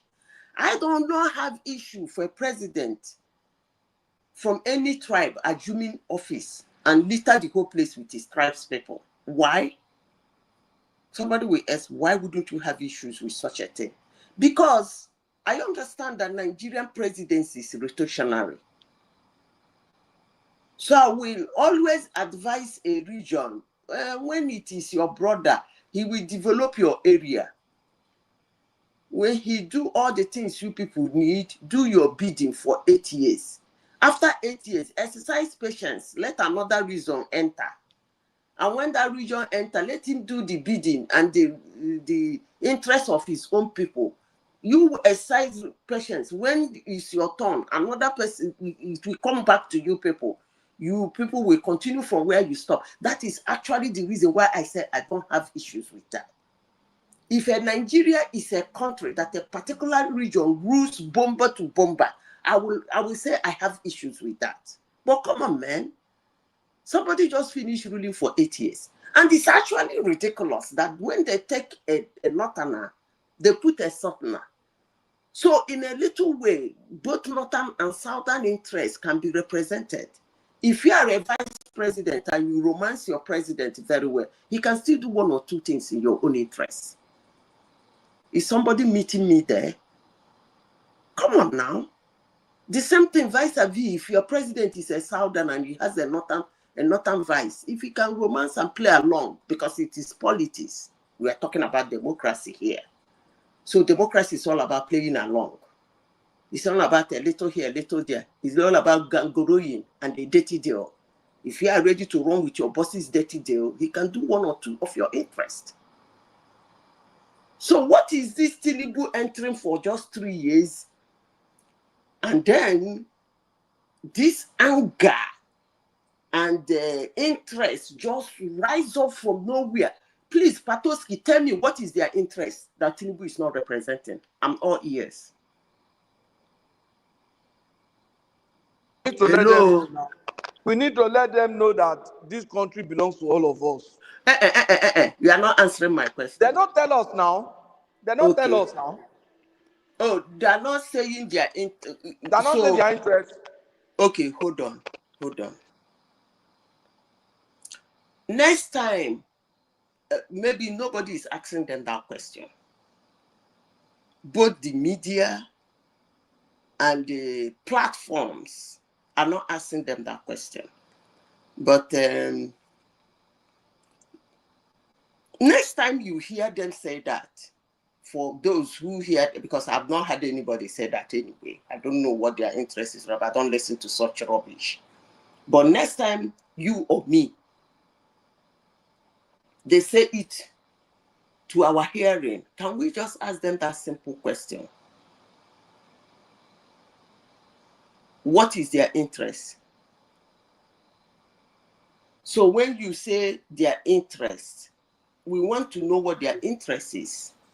Madam Sister, can I quickly come in and then you go ahead, because okay. To me, I think their interest has been that they want to be in the control of power, and they want to be in control of a strategic ministry where they can dictate, where they can still continue to control everything like money or whatever.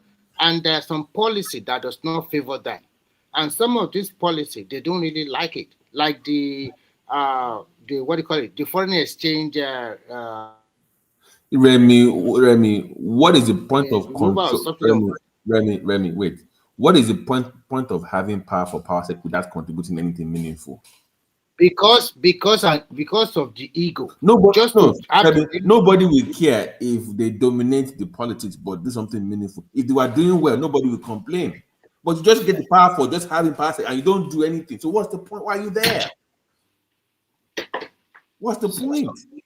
So the issue here is this: when we are even talking about the northern, not the entire 19 states, the problem we are having in that country is just the northwest and the northeast, and they are the most backward region in that country, and they all feel that they are entitled. We are the entitled one. We should be in power most time. We should control the levers of power.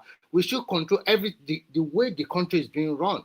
But when you say a president that you did not put him there, is by act of God and his hard work that put him there, and he want to right the wrong. But unfortunately for a country like Nigeria, even some people, we in the southern part of the country, we are not always in sync together. Some of us are biased. How can you compare somebody that just spent 2 years with somebody that spent 8 years?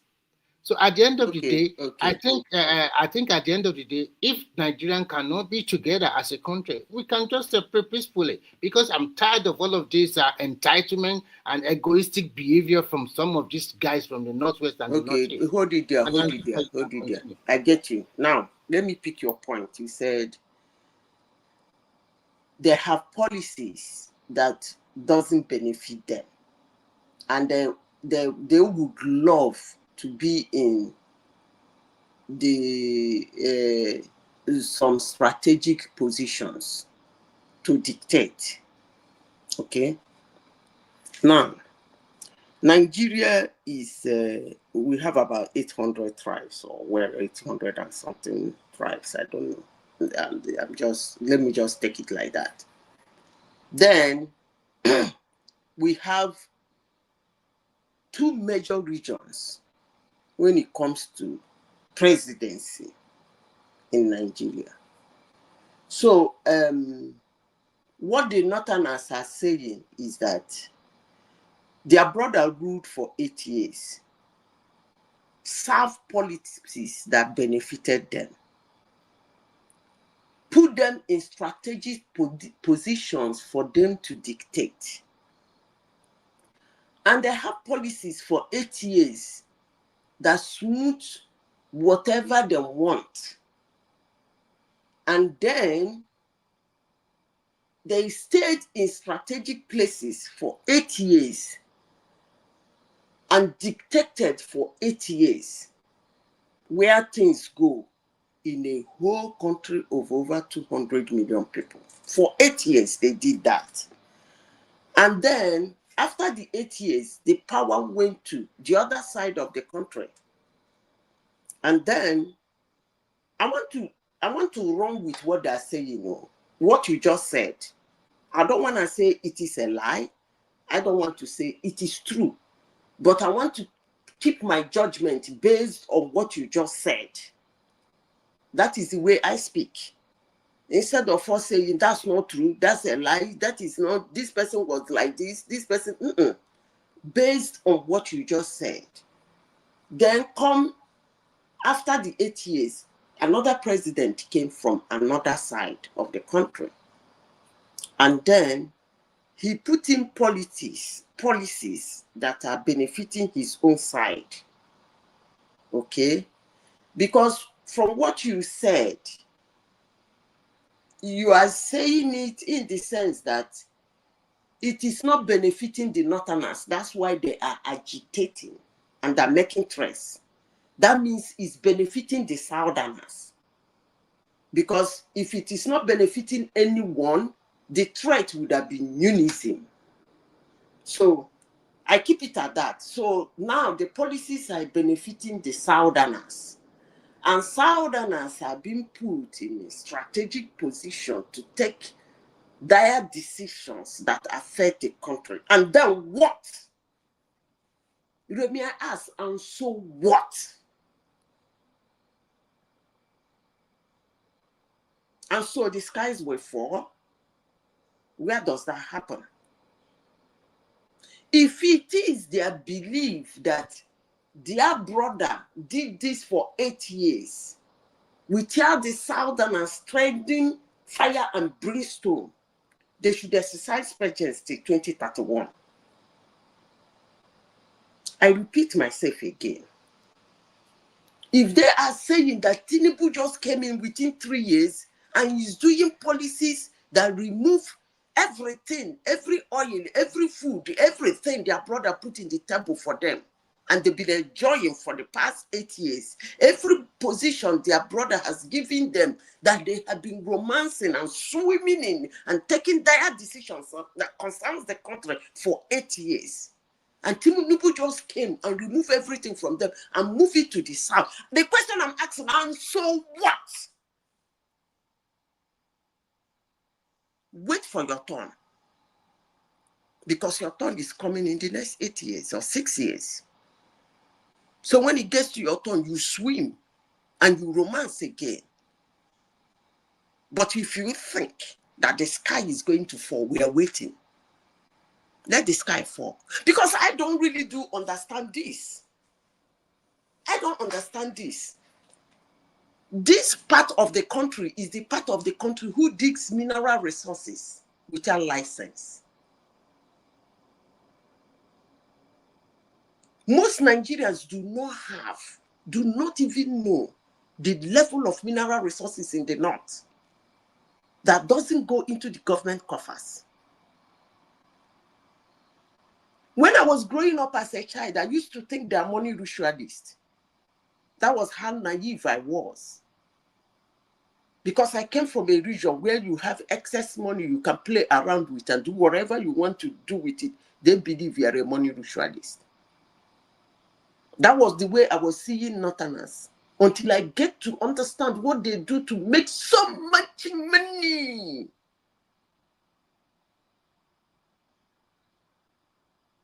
And Nigerians are not complaining. Those land in the north are not northern land. They are the land of Nigeria. But they are doing that to the extent now that the thing has caused so much chaos in their land. Chaos that is spreading the whole Nigeria, that Nigeria is struggling to control. Chaos that have littered unimaginable insecurity in our country. And Nigerians are tolerating that. And upon that, they're making threats. Patoski, you know what? Remy, you know what? If I were Tinubu, you know there is a way I used to behave. I would tell them to bring it on.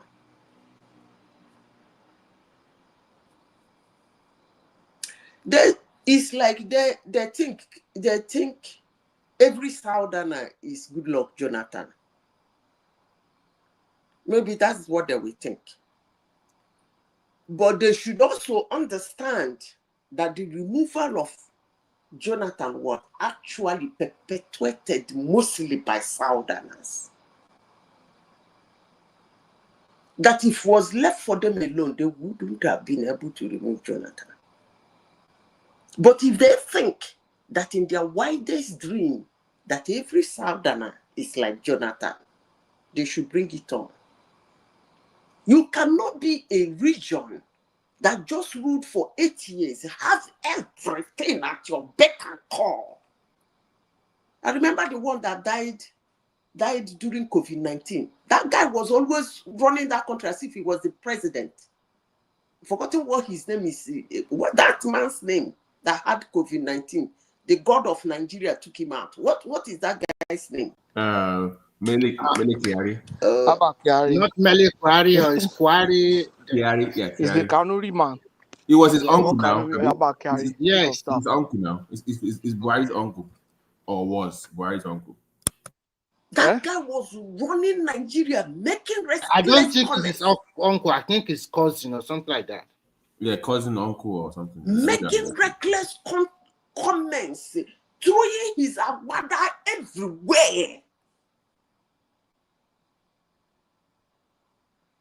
Making ridiculous comments and ridiculous. Okay, you are talking about Mama Daura, right? Yes. You are talking about Mama. You are trying to talk about Mama. Is it Mama Daura? That is his uncle, right? That's his uncle cousin. Now. Cousin. No. The one that died of COVID-19. That's Abba Kyari. Yes, now. That one was actually the president. No, it was Mama Daura that was president too. No. The one that said AI, the one that said it was when Yakare died. Let me give you the quote now so we know which one is who.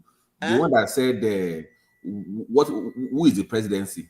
When they said they stole money, say who is the president to challenge him? Is it that one? Who? I think it was Kyari that said who is the presidency? Like when Buhari was sick. That is it now. That's is that Kyari? Yeah,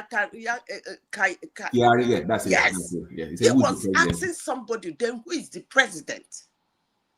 Can you imagine that rubbish? No, we don't know the context. So. It doesn't matter. No, maybe just saying. Maybe some people are using. Maybe some people are using president names wrong Listen, No, listen, they were listen, asking him listen to that they, me. you know, Yes, it was the hold on, it was the hold one on. I want to respond to when somebody, please. VP Hold removed on, him. hold on. Calm down. Yes, follow. My response to you, Hassan, is follow. Follow my comment and follow it to the latter. If you want to follow what I just said, follow it to the latter. My point is that... Why can't he come back to the platform instead of... Hold on, please. They are listening, and I want them to listen to me loud and clear. And I will repeat what I have just said in clear terms. Let me repeat it again. When a president assumes a position, becomes a president in Nigeria, Nigerians usually complain like it was Obasanjo that struggled to balance it. I think at his second term, he struggled to balance it, put women here and there. He struggled. Normal, president of Nigeria, they go one side. And I stand on this platform today and I said, I do not care. Good morning, Madam Zita. Well done, everybody. Hold on. Let me finish responding to you. And I said, I do not care. I just want to say something. I'm going off, please. Okay, go ahead. Madam Zita, you have gone on a tangent and Remy misled you intentionally. I will even give Patruski some credit. He actually tried to put things right, but Remy misled you. Please, after everything is done, rewind and then listen. Get the context, and then you will not be saying what you are saying. Good night, everyone. Bye-bye. Don't go away. You should have told her that I misled her. Let me finish. I am not actually speaking based on what Remy said. Why I said what Remy said is that he said that it is hardship on your own side, problem on your own side. That is the way I understood it. That a lot of things are not going to you people's own favor. And that's why the threat. So based on that, I said, I never had any threat to. Although I'm hearing about removing the vice president and blah, blah, blah. I think if you're talking about that threat, I don't think any president will want to make that mistake. But if Tinubu think he has magic wand to win an election, he should change a team and put another person. Then let's see how his magic wand will work. That is my own decision on that. If that is a threat people are talking about, I don't have anything to say on that. It is actually ridiculous for a president to run first time with a president and then on his second time he dropped that person and want to bring another person. Well, I wish him luck. I don't know the northerner he wants to replace him. I wish him the best of luck. But people who know him politically said he has a magic wand. So let's see his magic wand when he does that. That's okay. But what I'm saying is, the complaint they said the northerners is making and the threat they're making, that things are not going in their favor. There is a lot of things Tinubu is doing that is not going on their side. I said, and exercise patience. Your brother just finished ruling. And if your brother is ruling and you didn't make threats, you were not very angry, you didn't want the sky to fall, that means he's doing your bidding.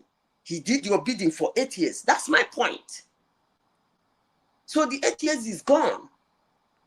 Another person is there. Let him do his own people's bidding. Wait for your next turn. That's my point. That's why I said I do not have problem with a president of Nigeria flooding his cabinet and putting his people in the best of position. Why? Because they believe in this, their rotational presidency. You see how that worked in 2023. They fought it with everything they have.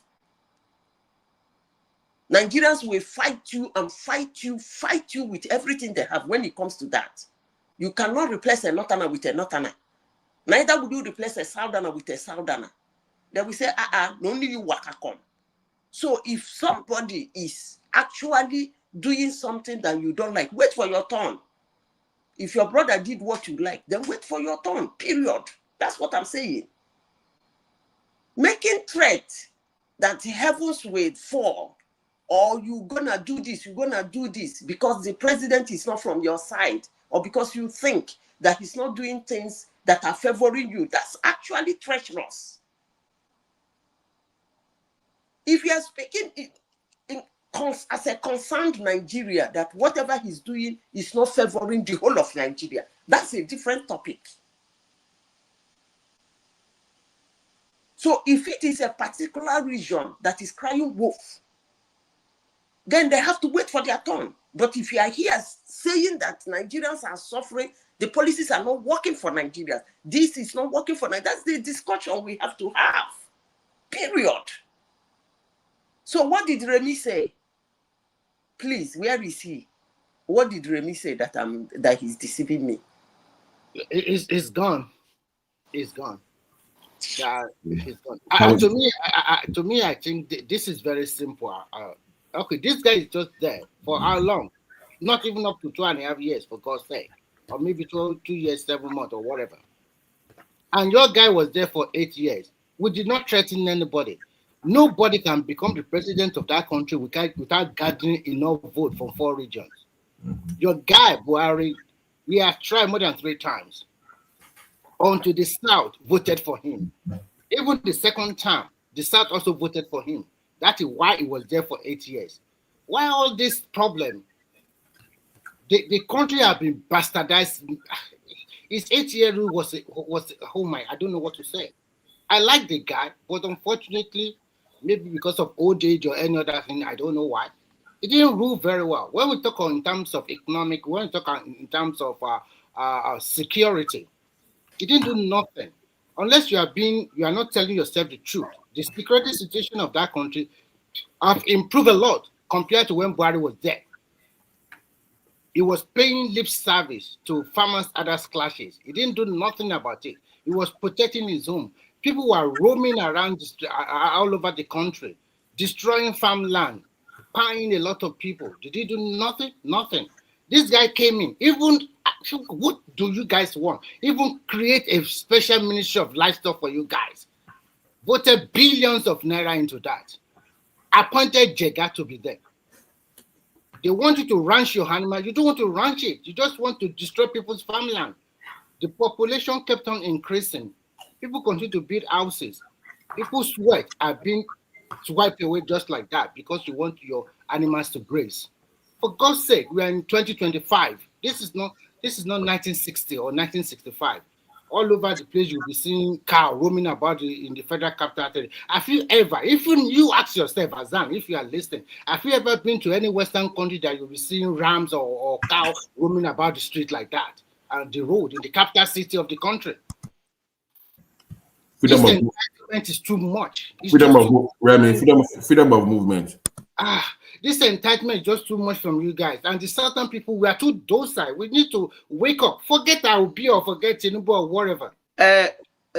Sometimes sometimes I just think this is why it's that country. Let me conclude this way. This is why some people want to progress, and some people they don't want to progress at all. They are happy to bastardize anything and see that country wrecked to whatever they want. So it's to me, it's just like a fight between darkness and light. I'm sorry to put it that way. I'm not calling all the people from the north or south darkness, but I'm seeing some people that they really want that country to shift, to progress. And I see a lot of people who does not want that. They just want that country to be like, I don't know.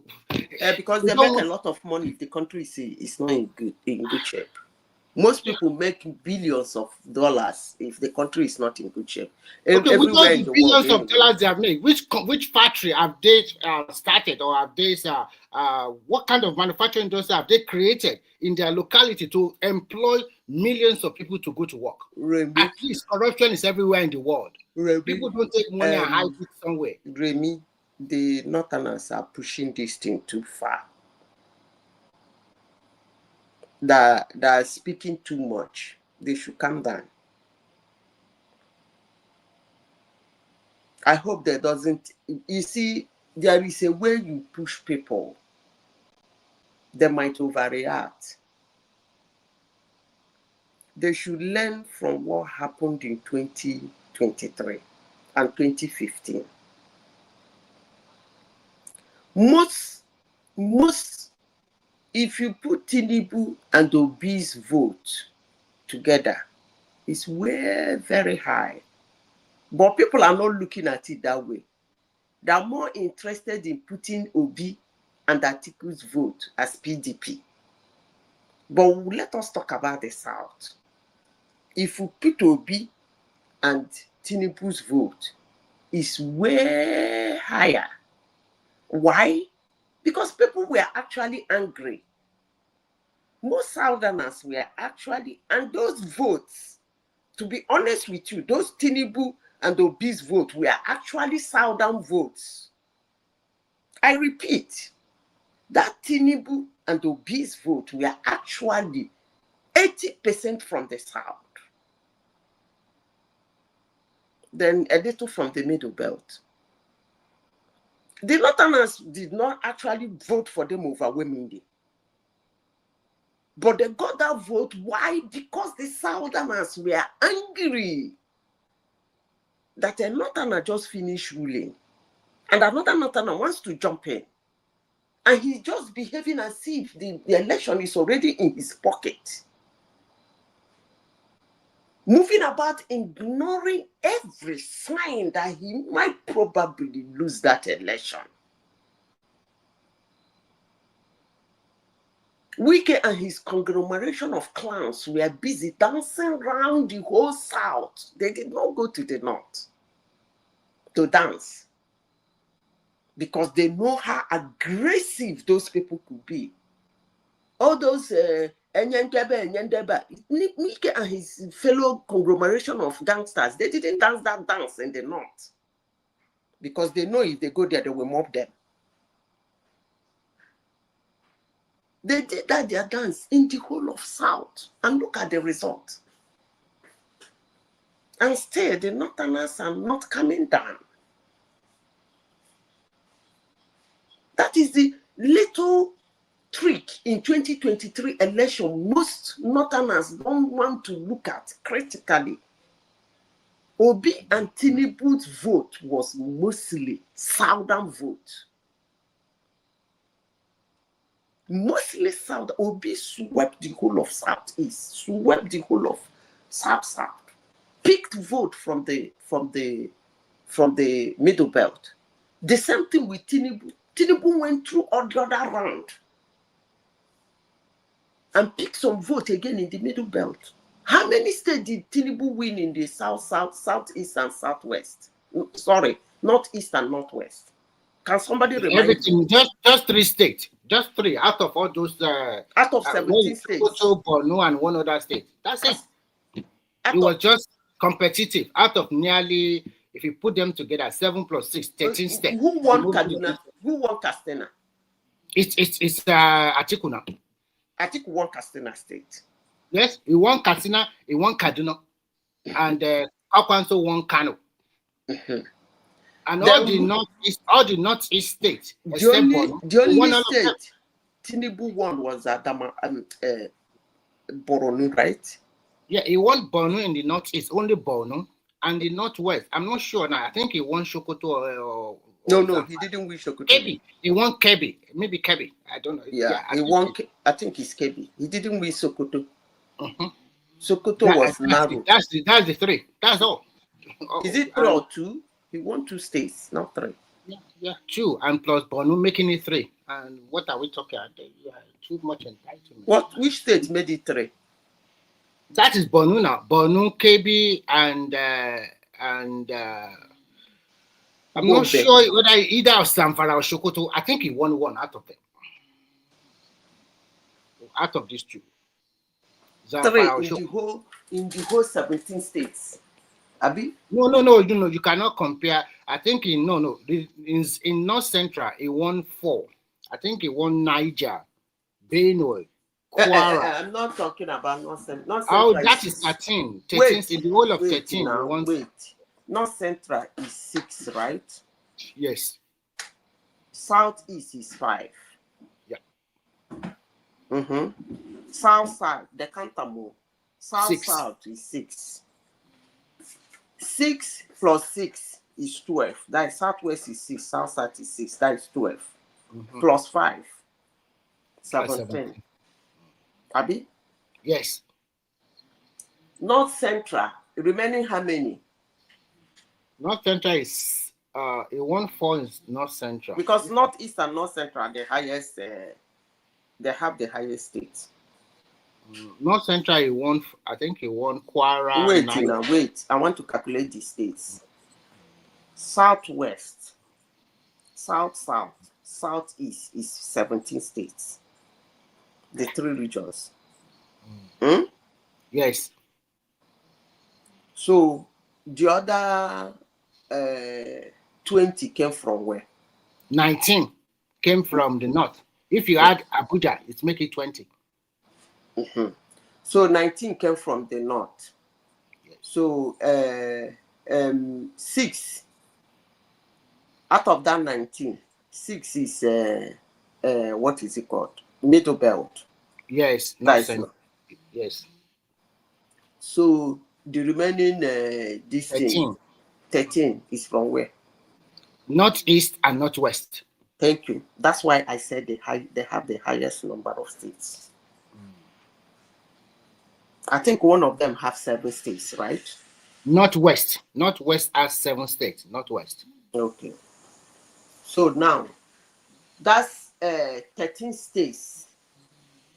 13 states is threatening 24 states. Yes, so. Is that what you're telling me?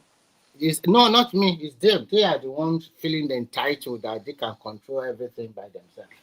Let them go and control. If the 24 states want them to threaten them now, they will threaten them. But I think they're pushing that thing. They might incur anger of Nigerians, not only Southerners. They should look at what happened in 2023. Most Southerners just went to that polling unit to just vote a Southerner. They didn't really care. They were angry that Buhari just is leaving the seat and that Tiku is warming up. The question is, how dare them? It's just like Tinubu leaving office and another Southerner is kangarooing himself the whole of Nigeria, feeling so confident and so like because that's the way Atiku was feeling. He felt he had that election in his pocket. He ignored every sign that would make him lose that election. He ignored them and gave them a little finger. He didn't care. He felt he's going to sweep the whole of Northeast and Northwest and sweep the whole of Middle Belt. And whatever he gets from the other side, that's okay. He even believed he will win River State. That's how deluded someone can be. He took a governor from Delta State and he believed he will win Delta State. That's how deluded he was. After his brother left office, he believed those people will put him back. They should stop this thing now. They should stop it. If you think there is a problem in Nigeria, it's not a northern problem, it's the whole Nigeria. If Tinubu is not doing well, he's not doing well for the whole Nigeria, not the North. The North are being too frontal about this thing. And I mean, honestly, sincerely speaking, I'm being very uncomfortable about it. And it's actually very annoying. Honestly, sincerely speaking, it's annoying. Because their brother just left office. And in less than 6 years, their brother will be there again. Trust me. Believe you me, in less than 6 years, their brother will be there again. So I don't understand what this problem is. Are they saying their brother did not take care of them, so a Southerner should take care of them? I don't understand. And I don't believe that should be what they're expecting anyway. But if they're expecting such a thing, the joke is on them. Because they enjoyed for 8 years. That's my belief. I rest my case.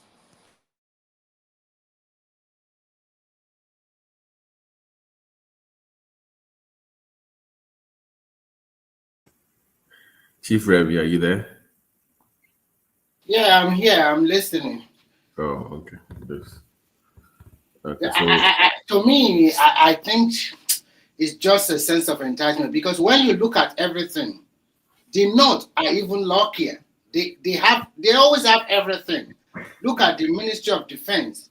Everybody they are from the North, from National Security Advisor to the Minister of Defense, Minister of State for Defense, the chief, the what do you call it, this CDS, all of them from the North. And when we are talking about insecurity in Nigeria too, let's say that there is no insecurity. The most insecurity is from them. We talk about the Northwest banditry and the Northeast Boko Haram. Why are you allowing these people to continue to buy you for how many years? But for political reason, I don't understand. And when you talk about giving them money, it's not that you are pulling your weight. It's not that you are the one contributing a lot of money to the central pops, but you are collecting more. When we look at it in relative terms, more than the certain people that are really doing the work. I think just make people unnecessary, agitated unnecessarily. So it's my thing is I don't mind if you fight for opportunities, for office posts, political posts, make an impact. And like you rightly said, they've had access to all those opportunities, these federal government jobs. What have they done with it? Yeah, I said earlier. I mean, Boy was there for 8 years, right? Yeah. And he gave opportunity to people from his own state. Even his own fellow people they were complaining. So what did they do? They looted the country dry. And this man is barely been 2 years now, 2 years and 10 months. You're already complaining that you want your. You, I heard El-Rufai say we gave Tinubu the opportunity to become president. Like they are the ones that anoint the presidency. Like without us, we have to appoint you. Like I'm like, who are these guys? So you have to do what they want. So they will run for 8 years, and when you run for office for 8 years down south, they will still be in charge, like they were doing the OBJ days. Remy, do you know how we got bamboozled, thinking that OBJ was one strong man? Until No. years later, then we started hearing stories of him bowing down for Atiku, begging somebody in the room. When Kalu came and said that OBJ begged in my living room, this one, I'm like, this guy go tell, he not even get mouth, just do a giddy. It was being controlled by the North. They controlled OBJ for that 9 years. It was not running anything. So that's the kind of president that they want. Somebody that they can easily manipulate to do their own bidding. So if you are in charge for your own 8 years and you also control the person from the south for the other 8 years, that means you are always in charge then, right, Remy? That means you're always in charge. Yes. Yeah, that's the point. So I don't know that's the kind of society they want.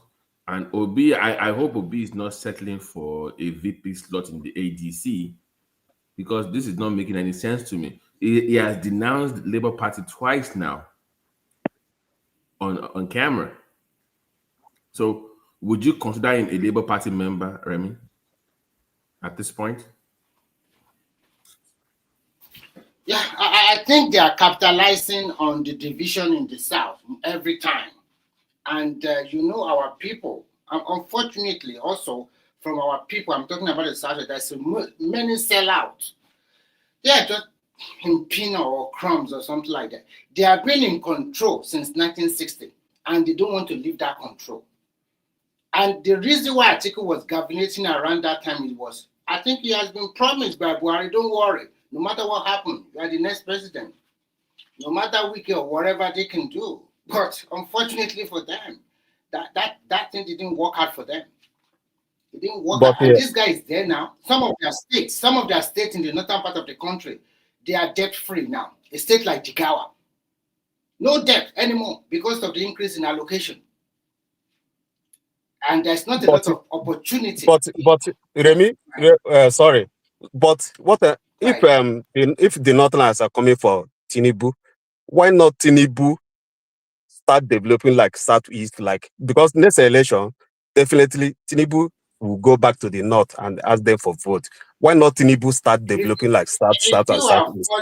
Doing the job. If you have followed Tinubu recently, there is this Southeast property development company that Tinubu voted over $3 billion for development in that region. The 3 billion naira or dollar, I don't know.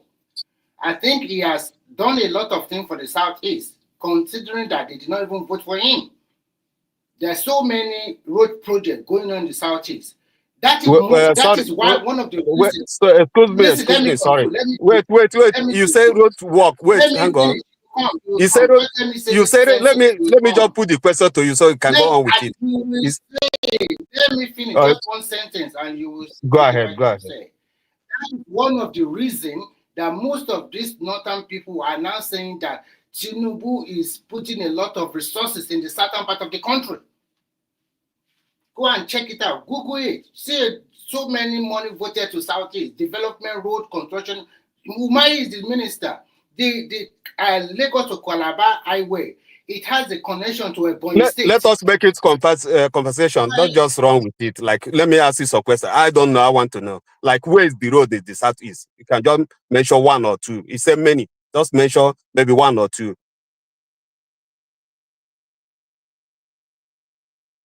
Mention what? Hello? He said there is many roads construction. He said many road construction going on in the Southeast. I just want to know, like, just measure one or two roads going on in Southeast, as he said. He said many, but just give me maybe one or two. I can't be everything off head, but you can continue talking while I go and look for it and I'll come back and I'll tell you, okay? You can go ahead. I'll go and search it and I'll come back and all right. So, but what I'm saying, if these northern people, Tinubu is gonna go back there because there are most people that vote Tinubu according to INEC the last election. So it's better to like do what they ask you to do because that's what you sign up. So, but if Tinubu want to go back to the north and they ask them for vote, or if Tinubu don't want that, it's better that Tinubu revise most of his policy and south and southeast. So that at the end of the day, we may ask Obi to go out, step aside. We vote Tinubu direct. It's easy, simple. We're not gonna continue every time we're complaining. They not do this, they not do that. But at the end of the day, you go there, ask them to vote for you. You promise them you sign document. So we come back, we complain. What are you complaining for? It's what you agree on. Another person can take over, please.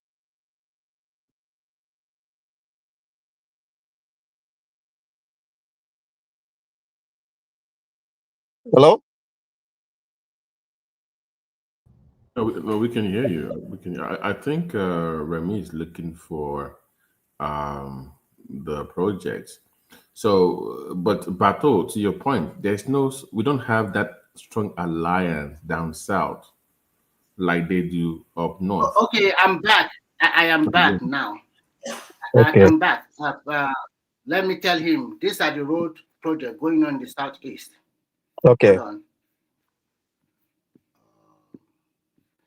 Yes, they said there are various ones. The first one they talk about, they said the Lagos Calabar Coastal Highway, which features a 123-kilometer section being built in Ebonyi State, and a public-private project for the construction of Enugu-Onitsha Expressway. Additionally, that is I'm talking about federal government. I don't want to talk about the state. So there is Enugu-Onitsha Expressway, and okay, sorry, let me continue. That's maintenance. Enugu-Onitsha Expressway is not like brand new road. They just want to maintain it. This one is newly, hold on. This one is a newly constructed project to join the super Lagos to Calabar highway. So you can connect from a point directly to the highway, to that the one they are building now.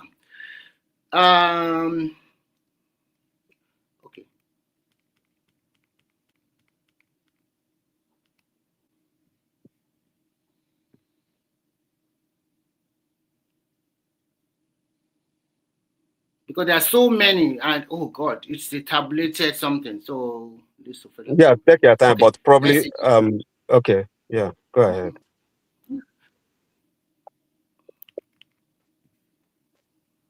Okay. As of 2024, these are the list of federal government projects in southeast of Nigeria, and this one they said I can't read everything. There are so many, up to about Yeah, but those stuff there, they are in about paper. 31. It's not like reality. No. You know what? Okay. Because this is not part of what we want to discuss today. Maybe Mhm. another day I will get the link and I will send it ahead. But there are Yeah, so many. What I see here is Remy, about 35 projects. okay, we agree. Remy, What? let me tell you something. Do you know that from Onitsha, the head bridge, the new from Onitsha to Enugu State, Federal Road, that road is bad. Container is falling every day. Even this morning, they sent me a video from Onitsha. This one I'm telling you, I it's am not like, not. We are just not wait, only your section, my just friend. hang on, Not let me only your finish. Let me just, I understand. Just let me finish. It's not like the place this container are falling. It's not like outside the town. Inside the town, the new part is that place is called New Part in Onitsha, like CBD in Onitsha. Container are falling Federal Road. Can you imagine that? Like when they sent me this, I was like Let me about tell to you cry. something. Let me tell you something that will shock you. You know, in 2024, Mm-hmm. a niece of mine was in a fatal accident in Lagos State. It was on the highway from Apapa to Oshodi Expressway. A container Mm-hmm. fall on his Toyota Highlander.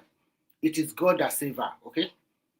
Yeah. So when a container falls, it's not only in your region, it's falling everywhere. And when you talk about roads that are not in good condition, there are so many of them all over the country. And you don't expect this man to fix all of them. If you go and see what Umari is doing, they are rehabilitating some in sections. And some people have already confirmed to that one. So you cannot just say, okay, this is the road is not good, they should just fix this one. It's a country, not for only region. And if you talk about Southwest, go and see our road. Shagamu to Ore, it's not in good shape. So many roads But are not in good shape. but can I ask you a And they question? cannot fix What everything in one yeah, day. can I ask you a question? So what's the meaning of building new road? Why the old one is bad? Like you are building new road, it Because cannot even maintain. you have Just to 1 minute, please. Let me just finish my question, please. You are building new brand road. You are spending billions of dollars because those of you that in Western world anyway, you see how that place runs. You see how things are putting in place. Okay, this one is CBD, not like outside the city. So does it make sense for you, just by you are yourself? Like, just fixated on that state alone. Let me tell you something you don't know. Even here we are living here, they mm-hmm. continue to build new road and continue Yep. to renovate and And update the old the one old is bad. ones. And the old This one is bad, you have killing had your people. time. Let me have my time. Let me have my time too. For Okay. you to develop as a country, you need to Mm-hmm. expand. Mm-hmm. The road network in Nigeria is not enough. Mm-hmm. And there is no rule that says that if you want to go to Enugu, it's only one road that should lead to Enugu. There must be several options for people to What go. are you talking about? So for them constructing new road, look, when you construct Okay. new road and you maintain the old one, you are also stimulating the economy. You are giving people job to do, not just continue to renovate. We know that our country is highly corrupt. If they are doing good road for all this year, it does not mean the road you did last year and in 1 year time it went bad. It's not supposed to be like that. But because of of course, we all know that for our country. And for you to turn that country around, all hands must be on deck. But if you are coming here and telling me, oh, you should fix your just renovate the road. No, look at what is happening in the coastal road. See the new community, that road have never been. They don't even know they exist in that country. And look at people buying land. Look at the appreciation of the land there. Maybe in the next 10 years. Remy, sorry, Oh my Patrick. God. The issue is that this new road, they are even PPP. It's public-private partnership. It's not as if Tinubu is taking Nigeria money and just go and build new road. If you could get a PPP for a renovation of the existing road, fine. but it's easy for him to get PPP to do all those new roads. So why won't he take advantage Pato, can I and also do add it? one? Can I You can TP real quick? you can To, do to, new road and do old road at the same time now. Nothing can is I going to TP real interfere with quick to your new road. point to that PPP point, Pato? But the that model also requires your states to be proactive. So if you don't have a governor that will partner in that project, it makes it difficult for them to sign anything PPP. Look at what Lagos, Ogun, what they are doing with PPP battle. It's not because the federal government is making the push; they are the one making the push. It makes it easier for the federal government to commit to those projects if your governors are the one making the move. So you ask yourself, your governors in that part of region, what are they doing to make things happen? I mean, I'm from Ogun, and this year alone, I can tell you categorically that is a push from the governor himself.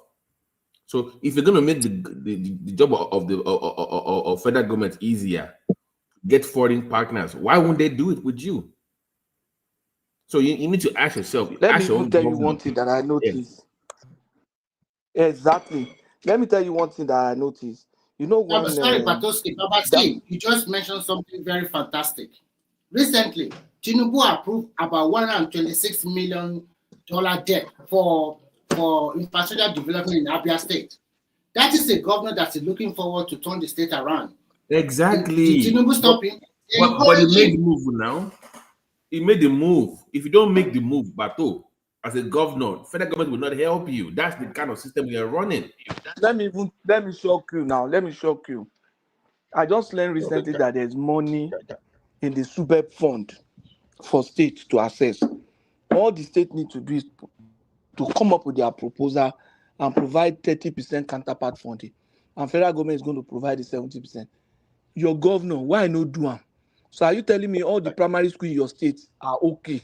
They don't need to be improved upon. The money is just Can I sitting there. make point? Can I make point on the new road? Yeah. Can I go ahead? Now, see, I think maybe I've said some of these things before because it looks like people sometimes don't understand the importance of new roads. Now, look at it this way. We are having populations that we are unable to create some kind of social infrastructure and provide some kind of infrastructure to create employment. Now, not only employment, we have housing, then we have some kind of industrial estates, then we lead to generation of jobs. So look at new road as a means of giving, you are giving access to where there was no connectivity before. You understand? What does that mean? When you create such road, you are opening new communities. There, when you open new communities, that's a set of new activities, probably along that line that you are opening. Maybe let's just put figure to it. Maybe you are creating an opportunity to build 1,000 housing unit along the line. Don't forget that when you are building all those units, market will come to that place, our police station will come to that place, schools will come to those, we go to all those areas. So what's that telling you? You are creating jobs. But the place you have before, already all those areas they have development already cluster around all those places. Then again, you are looking at it from look at it from this angle. Why building the new road? You are using the old one. By the time you finish this new road, it's going to reduce bottleneck. So there are a lot of things that happen when you are building a new road. So basically, those are going to create like a new community entirely, and it's like just see as a catalyst to development.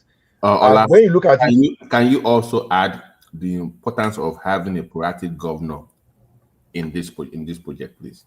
Maybe it's explained to you. Maybe I didn't do justice to that.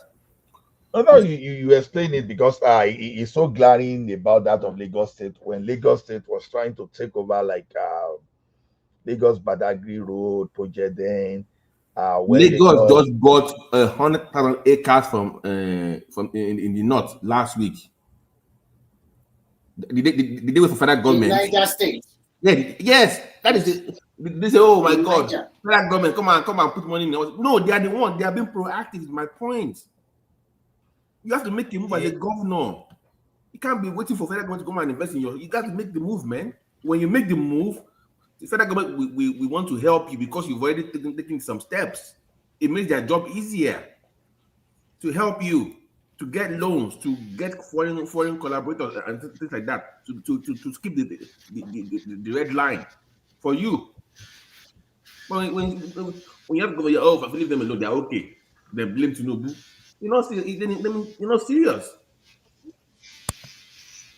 No, sorry for that. Federal road is a federal road. It doesn't matter what your governor did or not, because you guys are living in Oh Western my world. You know how God. federal road look like where you live. Oh my God. Dakpa Biodu took over the Songo Abeta Road. What do you mean?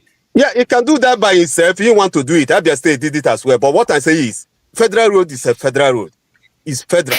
So they're supposed to. If you know that is a major road to the state, and you know the economic impact of that road, you can do it and get your reimbursement.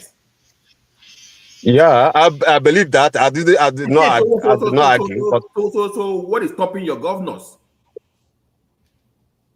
No, the question is this. Babati, the question is this. Even their federal road, can they finish rehabilitating all of them in 1 or 2 years? It's impossible. No. That's not what I'm saying. No, Remy. What I said is the major one. Those one is CBD. It's supposed to fix those one. Those one is CBD. Like go to Mpo. That's a major place in Onitsha. But the road is bad there. That is your opinion. When you are talking about Onitsha, the total population of people living in Anambra, when you put everybody together, I don't think they are up to 4 million people. Compared to Lagos, it doesn't matter even if they're like 1 million or 200 people. It doesn't matter. For example, let me give you an example now. Look at the Third Milan Bridge. Milan Bridge. Do you know how many vehicles that it doesn't matter. It doesn't matter if they're million. Human being is a human being. So like that place is. It's like. Oh my God. There's some priority, top priority. So no. CBD is a top priority in any country, my brother. The CBD is a central business district or central business. Yeah, it's a priority in any country, not only in Nigeria. It's not because it's of Onitsha alone. All other states also, some of their sections are not in good condition. Yeah, but you're supposed to focus where the economic power is. The economic power where they are, like Onitsha, Lagos, sorry. The economic power of Southeast, is that what you are saying? Nigeria is one of economic power in Nigeria. Onitsha is among, Nnewi is among, Aba is among. So Lagos, some place is among. That's where you should focus. Look at container falling over the road on the Onitsha, CBD. Doesn't make sense. Okay, if the container are falling over, what is the state governor doing about it? My brother, it's a federal. I'm sorry, governor can fix it, but it's not in duty. It's a federal road. Federal government, excuse me, federal government have agency for that. They're supposed to do their job. It's not state governor job. Okay, let's move ahead from that angle, because at the end of the day, they cannot fix all the road in 1 year or 2 years. It is work in progress. So if they have not done something on that, don't be too hard on that. There are some other sections they are doing something. Yeah, but what I say, like, it can't be constructing new roads in South-East, according to what you said, like many of them. Like those one is broken. Why should they not? Pick the old one so that people can make use of it. Does it not make sense for you? Pick the old one so we can make use of it. Sorry? So, life is not like that, my friend. Life is like that. Life is like that. I'll be in the Western world. I'll still have this works. Okay, put this question. But so let me ask you. Sorry, Ola, let me ask him this question. Okay, go ahead, please. President Governor Soludo, there has been Obiano, what is his name? Before Soludo, and there's Obiano. Why can't they fix all those roads? If those roads are all their inner roads or whatever you call it, why all of them are not in good condition? Why every successful governor always come and say, okay, I'm going to do this road, I'm going to start constructing new road to this village, to this town, to that town? Why can't you tell them that don't do all those new roads, or just continue to maintain the old ones? Why Are you are you asking me? using those Yeah, if you're infrastructure? asking me if you're asking me a question, I will answer you. When you're done, you let me know, so I will answer you.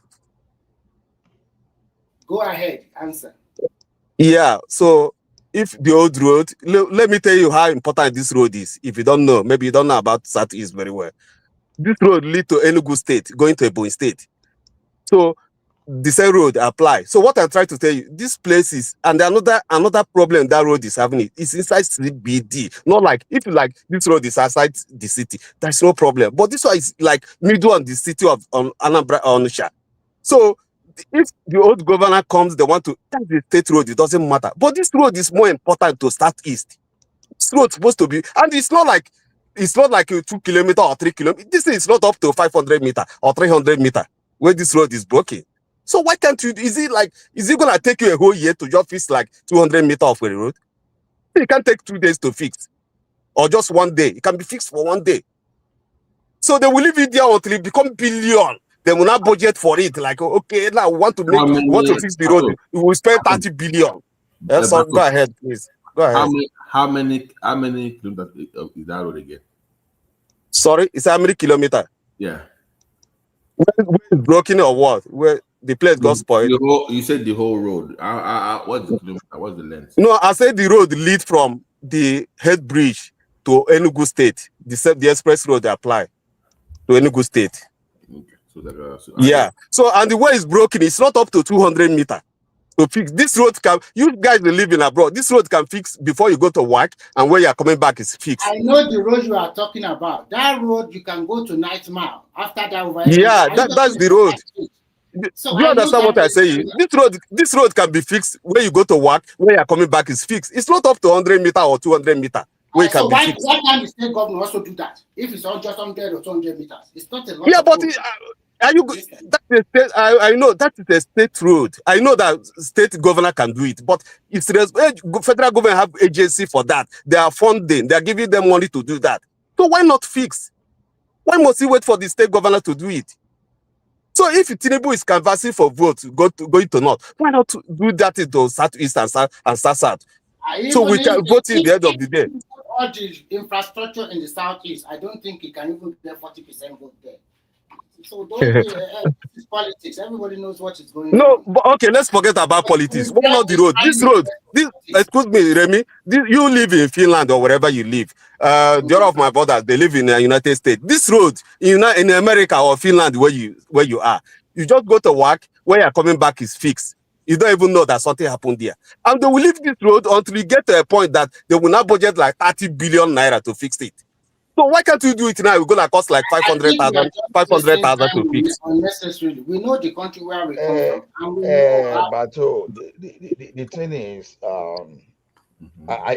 it's not as if I'm not getting the point of guys that are saying they should fix the old road. But the thing again is this: don't let us think that those people that are building new road are stupid. Like I tried to. No, nobody said new road is bad. You guys are just getting it. We said instead of you take some money from that money you are using to build like extra 1 kilometer. Use that 1 kilometer money and fix the old one so that people can have like until the people start dying like 20, 30 every day before they will not budget like 150 billion. Okay, why can't you fix it now where it costs like 500,000? But who said they are not fixing the old road? Who said that? The road is bad. And I go there, container falling. Is it fixed? Container falling. Container will come from Lagos and come there and fall. Can you imagine people's money? People's money. You see, some argument is so difficult to get into because when you put some kind of element, see the way you are saying container falling now because of bad road, but you know sometimes it's not only bad road that make container fall. We know that. We know that. That place, any container that fall there is. So don't let we know. Us don't put. Nobody is a kid. I've been in Western world like you. So what are you telling me? I've seen by myself. I hear you. The thing I'm saying is this: when I try to explain the importance of new roads, I'm not saying they should not maintain the old one. Are they not maintaining the old one? That's what you. Yeah, they are doing, but they're not doing the models like the way they're supposed to. Like this place now, it's a strategy place.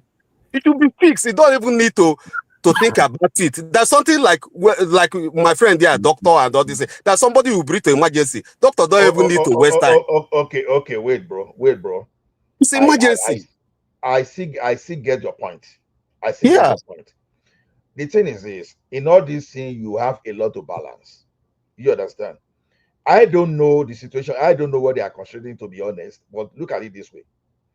If I open a new road, if that one will make me generate 4 million job in 4 years, if I'm maintaining the old road, if that one will limit me to generating 500,000 jobs, I'm likely more to pander towards that of that project that will create 4 million jobs, because our population is increasing. Because that 4 million jobs you see, we may not even be that just 4 million only. We escalate.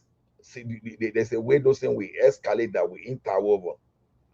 So now, excuse me, brother. Where do you resident? Like where you resident? Like I want to know. that does not really matter.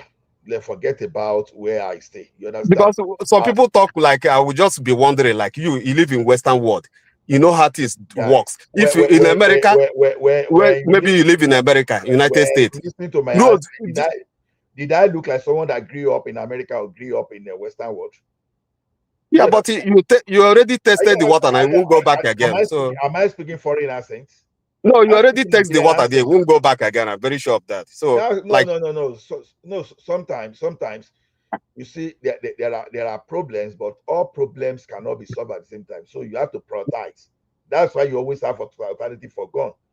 I've just created a scenario now between maintaining the old road that people are still using anyway until now.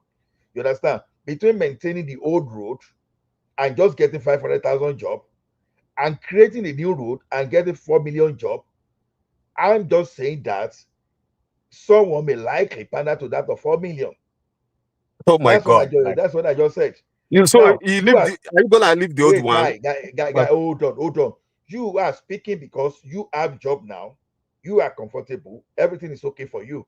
But a new person that will benefit from a new road will not see it the way you are seeing it. So everybody to his own. Everybody to his own. So the thing is this: look at Lagos Ibadan Expressway. When the thing was being reconstructed, because let's just say it was redesigned, how many years did it take? So how are we so sure? Because I'm not sure. That's what I'm just telling you. How are we so sure that all the old road that we are talking about, how are we sure that they are not building it? How are we sure that it's not being redesigned or rebuilt like No, Lagos the Expressway? that's not what I Take say. years What to I complete say, too. what I say is this one is emergency, CBD. Emergency. There is some people patient will take to the emergency. Doctor don't even need to ask what is wrong. They will start work immediately. CBD of an onusha. Container are falling. It's just like container falling in Third Mainland Bridge. That's the way it looked there. You see one thing about this container funding you are saying. You understand? I just see something like this as a blackmail strategy. I just want us to discuss something straightforward and not whipping emotion. We know Nigeria is not working the way it's supposed to be working. Everybody knows that, except someone that just want to be economical with the truth. But the question is this: nobody, the resources we have is not that abundant. That's why you have economics. You balance. Yeah, but why not take 1 kilometer of money you are spending to build new one and fix the old one so that it be more terrible? The question is this: are you are not in the position? You are not in the position to quantify the priority. You are the one setting the priority based from your own perspective. Yeah. So the question. Yeah. So to me, you as a don't government, you don't know you don't know their metrics because they are they look at the numbers. We're not privy to what they're looking at, so you can't. They're ignoring you. What I'm saying is, if you feel that way, the best person to advocate for you for that road will be the governor of that state.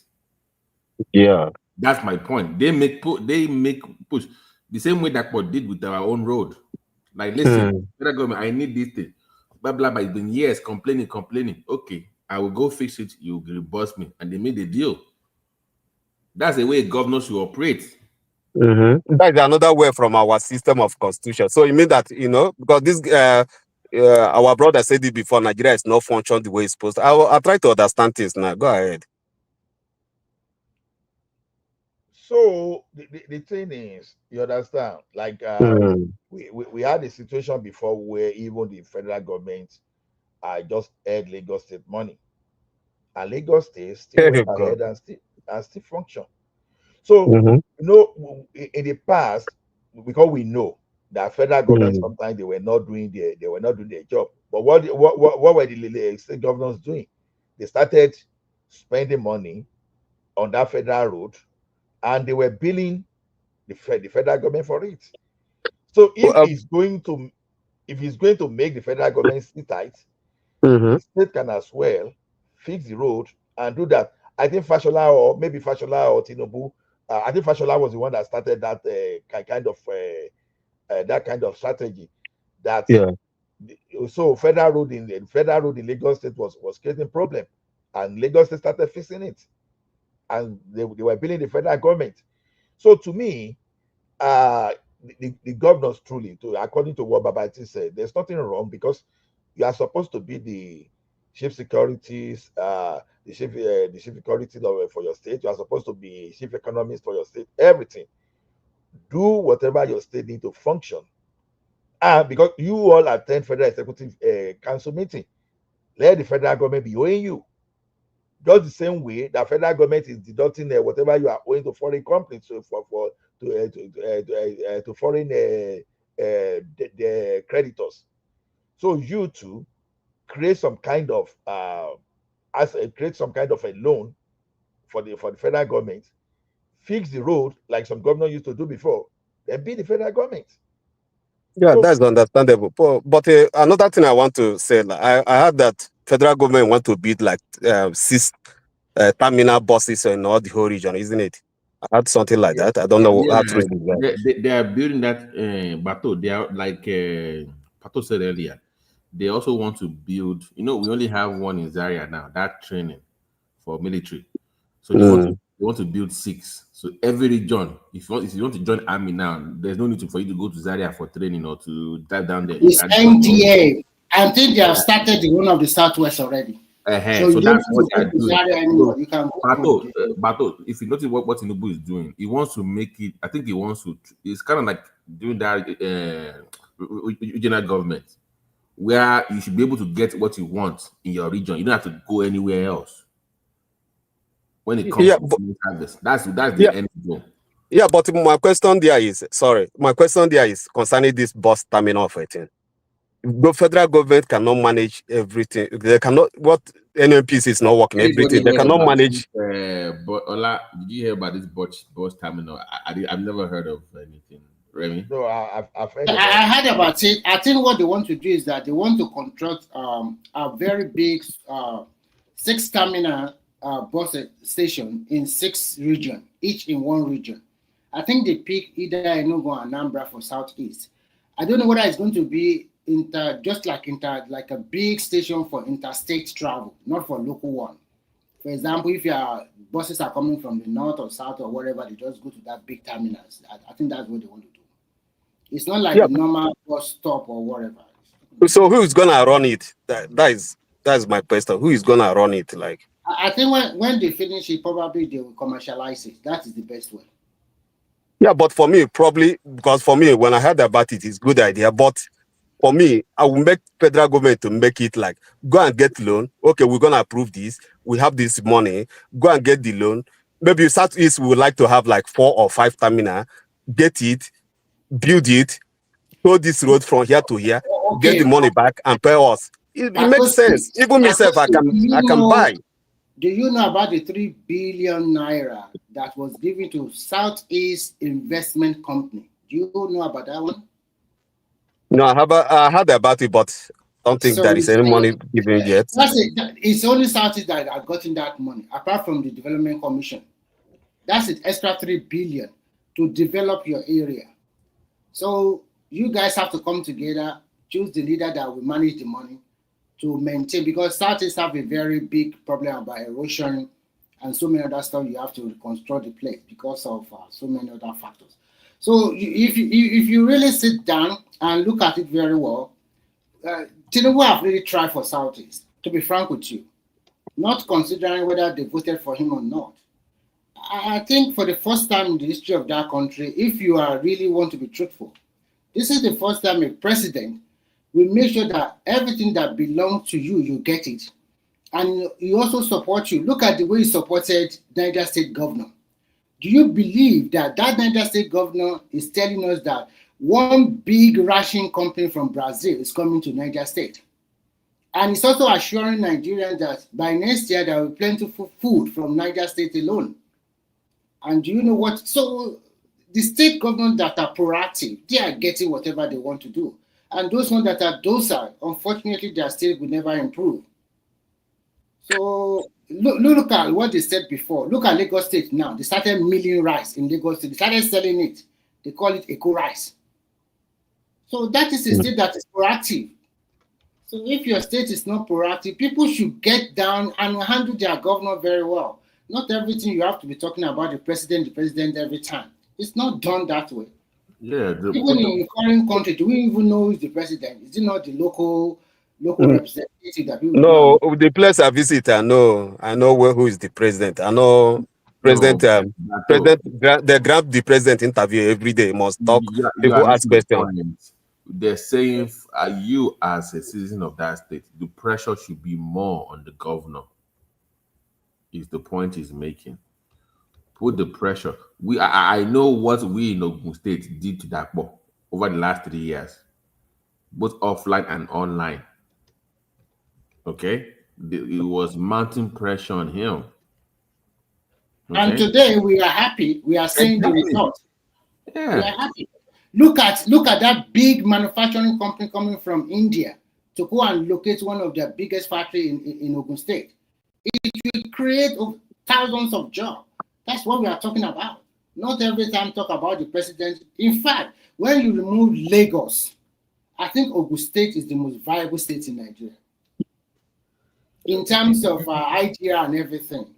We just continue. Because of the fallout from Lagos State now. So why not No, remove Ogun State? So even if we are close to Lagos State, if we are not doing the right thing, what about River State? River State is a port city. What are they doing in Calabar? Are they taking advantage of that? It depends on your governor. If your governor is proactive enough, look at the governor in your state. Is it not very close to Lagos State also? What are they doing there? So it's not only about You see one thing that we Nigerians we should try to learn under democracy, because we still sometimes we still reason like a unitary system. Now, if the state governors can just be happy to go to Abuja every month to collect money, you understand? So they should be happy too to listen to the people, to question them about what they do with the money.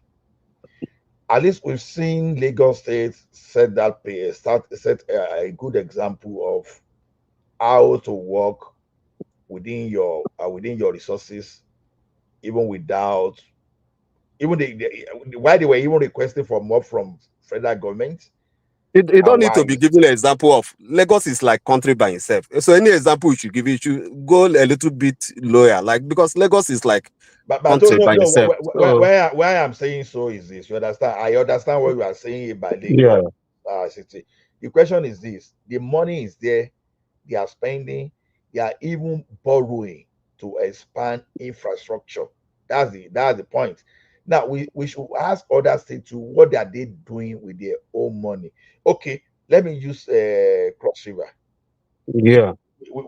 Look at what's this Oyibo guy Mm. that started Donald Dukes. Mm-hmm. You understand?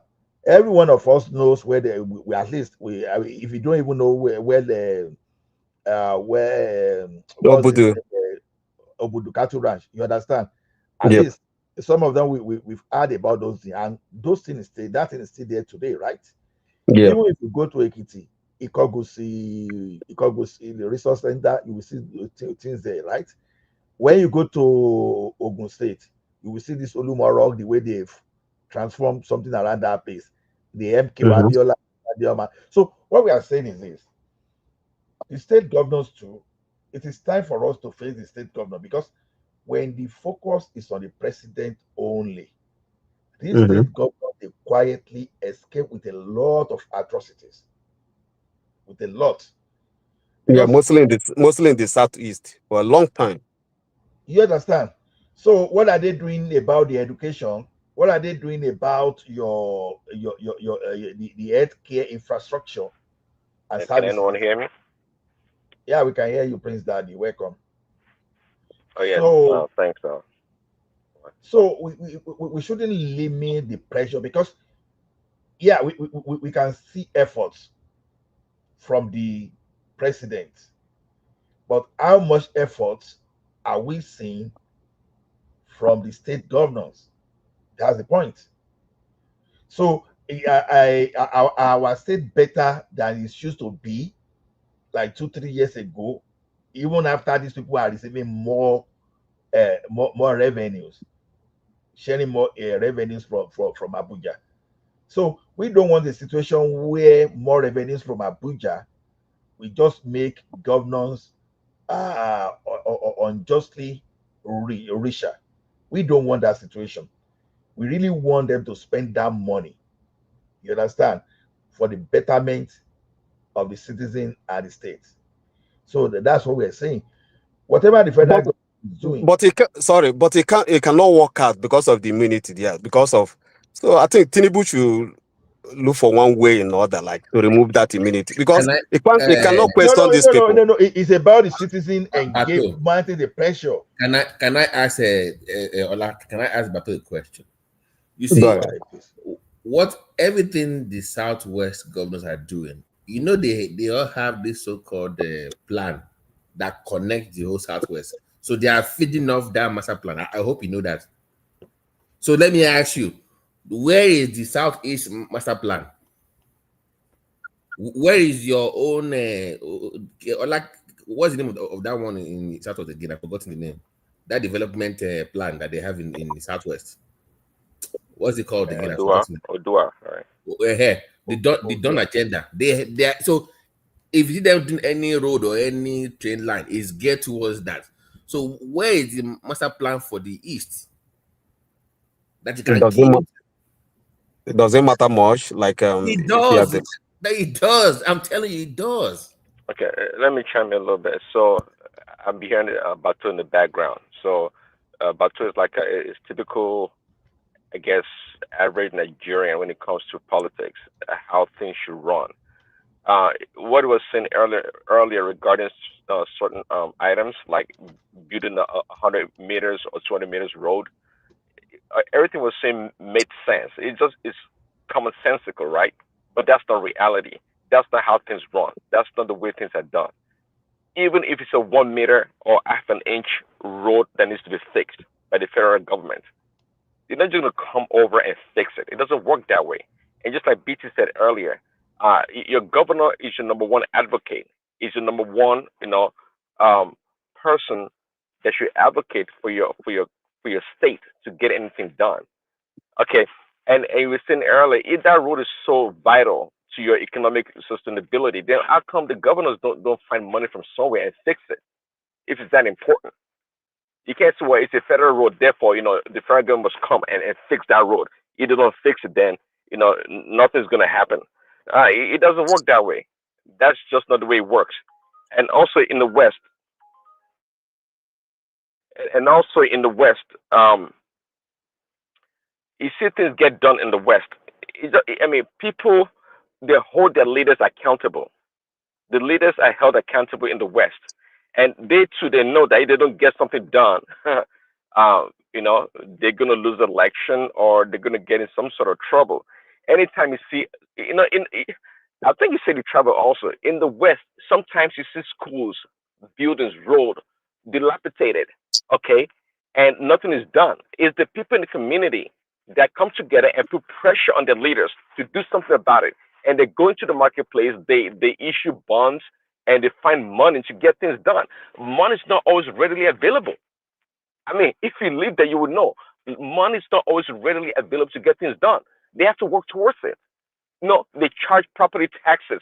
Sometimes, they just come up, library tax, this tax, to generate money. Money has to come from somewhere. It's not magic. You got to do the job. Money has to come from somewhere. It's all, by the way, everything we do in that country and around the world, I've learned, it's all about politics. Especially if you run democracy, it's all about politics and interest. And Nigeria had tribalism or ethnicity, whatever, you add to it. That's just the way things work. And you're talking earlier about, Tinubu should do a lot of projects in the south or the southeast, and because the power is going to rotate back to the north. Okay, fine, but I mean, Remy said, Tinubu's done quite a bit actually for the southeasterners or the southeast. But what is southeast doing for Tinubu, or I guess the rest of the country? It What doesn't what are they matter. doing? It Well, doesn't it matter. matters. They No, shouldn't do anything. no, they are Nigerians. They pay the taxes all over where they're resident. Well, other places are paying taxes also, but why do you think the other places are getting benefits and South is not getting the benefit that they are due? Why do you think so?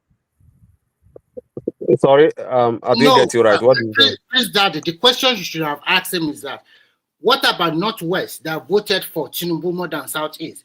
Why is Southeast not getting more? That is one of their complaints, that why are you helping these people? They don't vote Yeah, for you.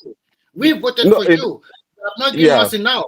So that it is one doesn't. of their It complaints doesn't too. matter. It doesn't matter who vote. It's Nigeria. Anywhere It, start. it matters. It matters. It's like you can say, Of God, but your so name is it Patrick. matters. You know that. You see, where you work is where you eat. Okay, you don't say somebody's No, going to vote for nobody say they work. Where no, you no, no. no Government doesn't run okay. like that. If government know they run No, like it that, runs like because that. That's what Remy no, just told you. no, I don't believe that. I don't live in Okay. Western world. I don't see where some part no vote. Even that part where no vote, they still they build road. They still they construct fence. You have to talk to the people, convince them, let Most them know that. Yeah. Bartowski, do you know that in the Western world that most roads are built by local councils? Yes, not all of them. You say most of them, but The only it. roads you only federal roads you'd ever see in Mm, any government area in any Western government is mhm. a cross country highway, like a super highway. Not even super highway, because super highways are built by most states. It's only like the Route 66s of this world in America, the A1s Yeah, in we the know likes of the about that. UK. We're not talking Those are about that. the autobahns. The autobahns. Those are the only roads built by the federal government. Every Yeah, other but road is built by the state and the local councils. I Every, know, not even some. but Every. is it That's why running they well? all Is the have road okay? Department of Transportation. The Department of Transportation takes care of the roads. Okay, local on the state level and on the local on a smaller local level. So yeah, they build their own roads, but they We know collect that. taxes. Everybody know that. We don't need to explain that. We know. But what I'm saying is that federal one is it motorable? That's the question. Are there no improvements to You the? can't always Are there no improvements to the you Lagos can't always Kaduna? compare apple and apple. See, you have to wait. Somebody was saying earlier that I think that our building in Ogun State spent money to build a federal road, and obviously Why always refer to governor? Is it, we don't have agency in federal government. We have so agency that's why you for have to that. wake up. You have to wake up to reality. You're talking common sense, but you're not talking reality. See, if you're serious about something, you get to work. You get to work and get it done. That's just what life works. If you want to So it wait, means let's that the continue to federal wait. government is not working. Well, that is not true. That is not true. I mean, they have other priorities. It's not like we print money, but at the end of the day, politics is always at play. Don't kid yourself. Politics is always at play. If you That's a again, stupid politics. That's the African politicians. So anyway, I'll put it okay. to them. That's where they think. Because Western world, they don't think that way. They don't think like these people have to die because you don't vote for me. What's that rubbish? Like, if I didn't live in the Western world and I know how things run, I'll be talking like you. But since I'm kind of into the system, I know that. Trust me, politics play in every damn thing that they do. Politics, yeah, we have but seen big time it's not politics here to too. dead. I'm It's not telling you. like the road is not motorable. They will leave it. No, I know where politics. I live in Western world like you. I go. But what I say is, it's not up to that level. You think maybe they will, okay? They want to construct hospital here because of this region. They will leave it. Maybe another government will come here. Not like the road. People are dying every day. The next election, the government is gone. Bato, let me tell you something. Go ahead, my You brother. see, there are some policy, there are some decisions that the president will take that will cut across everyone. An example, you save money from fuel subsidy. The money is being shared with all the states. That's one decision. We have this tractor, this agricultural project or whatever. I can't remember the name. That one will spread across all the states for sure. There is a plan to recruit federal forest guard. I don't know what is still delaying them. Maybe because of this say police bill. I don't know, because by now they should be doing that. And I think they made No, that. what they have done is easy. Do you know the NDDC? No, not ND. That Civil, whatever they call them. Is yes, it? they have already transferred some people to the forest guard, and also transferred some people from there. I don't play. We need a proof. We need a proof on that, They all, because listen. They also transfer some to the mining guards. Those ones that they transfer them to man most of the mines in Nigeria. That is why you see improvement in the arrest of foreign nationals that are doing illegal mining in Nigeria. That's one of the reasons. So they are going to be transferring people from that. I don't know, maybe NDC, this or that. They are transferring them, and probably they are also recruiting now. They are recruiting. Anyway, to the best of the information available to me, that has not kicked off. You So can check it up. You I'm can check it interested. up. But I'm just giving you the I latest. check it up. That's why I told you that it hasn't started, to the best of my knowledge. So I stand to be corrected. So the thing is this: things like that will spread across. Healthcare policy, it will spread across, but there might be some special projects. You understand? Because it is normal for politicians to concentrate on where is assured of votes in upcoming election. It's not as if it's going to ignore others completely. But there will be some special cases, even though it may not look like if it's ignoring, but the action may just feel like you are being ignored. Now, I don't know. Now I don't know how, for example, now the southeastern part of the country will claim that Lagos Calabar Coastal Road will not be beneficial. It's very difficult to prove. Nobody said Then that. when What we are saying is this road where this place got spoiled now is not up to 100 meter or 200 meter. Like, like for me, I don't know. I'm not in government. I will say, okay, if it happen this way, why not allow people to fix this road by themselves? I can gather my community. Even some we can pour concrete there just to make it motorable, so people can move. Ado Ekiti to Akure Road, you understand? To the best of my knowledge, is federal road. I think during the time of Fayoshe started dualizing. It was meant to be federal road, right? Started dualizing that road. There's a way these people will arrange with the federal government, and because state government needs to know how those roads affect the economy of the state. Yeah. Because that road, if it's okay, it can provide security, it can boost the economy, and even generate more internal revenue for the state. So it now depends on how those state governors are really prioritizing all those stuff. That's why I'm still telling the people, ask your governors what they are doing with the money. By the time the money start going to the local government chairman too, the more you can mount pressure on those people that are closer to you, the better. Tinubu may not even be listening to all this we are saying, but when the pressure is growing in each state, just imagine, instead for 200 million Nigeria to focus on Buhari, just divide ourselves into 36 states and start mounting pressure on our leaders. Yayi has become a typical example for me now, where when I want to mock, or maybe when I want to challenge some senators, how did Yayi get money for what he's doing? Are we saying between Ikerekiti and between Ikerekiti and Akure, there are no senator covering that senatorial district? Why is the road still bad? If the road is good, let someone challenge me that is good. Why is the road still bad?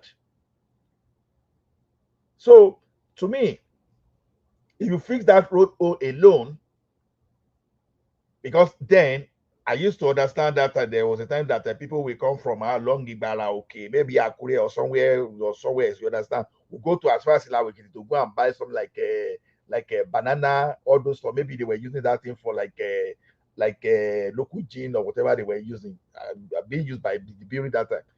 Those roads will be needed for logistics. And the better road you have, the more likely your the economy of your state is going to be, even the well-being of your citizen, because a good road is not likely to give some kind of armed bandits serious advantage. So what are they doing? So to me, yeah, Tinubu can do more. Honestly, I agree with you. But the question is this: to some extent, we can even give credit to how it's even generating the money. How? Because these are part of the money that are supposed to be used for this fuel subsidy, that are supposed to be used to subsidize forex for some people to pocket. At the rate of this project, if actually all these things are true, this might just be the best government will be having since 1999, at least in terms of infrastructure. And we know that infrastructure will translate to job creation.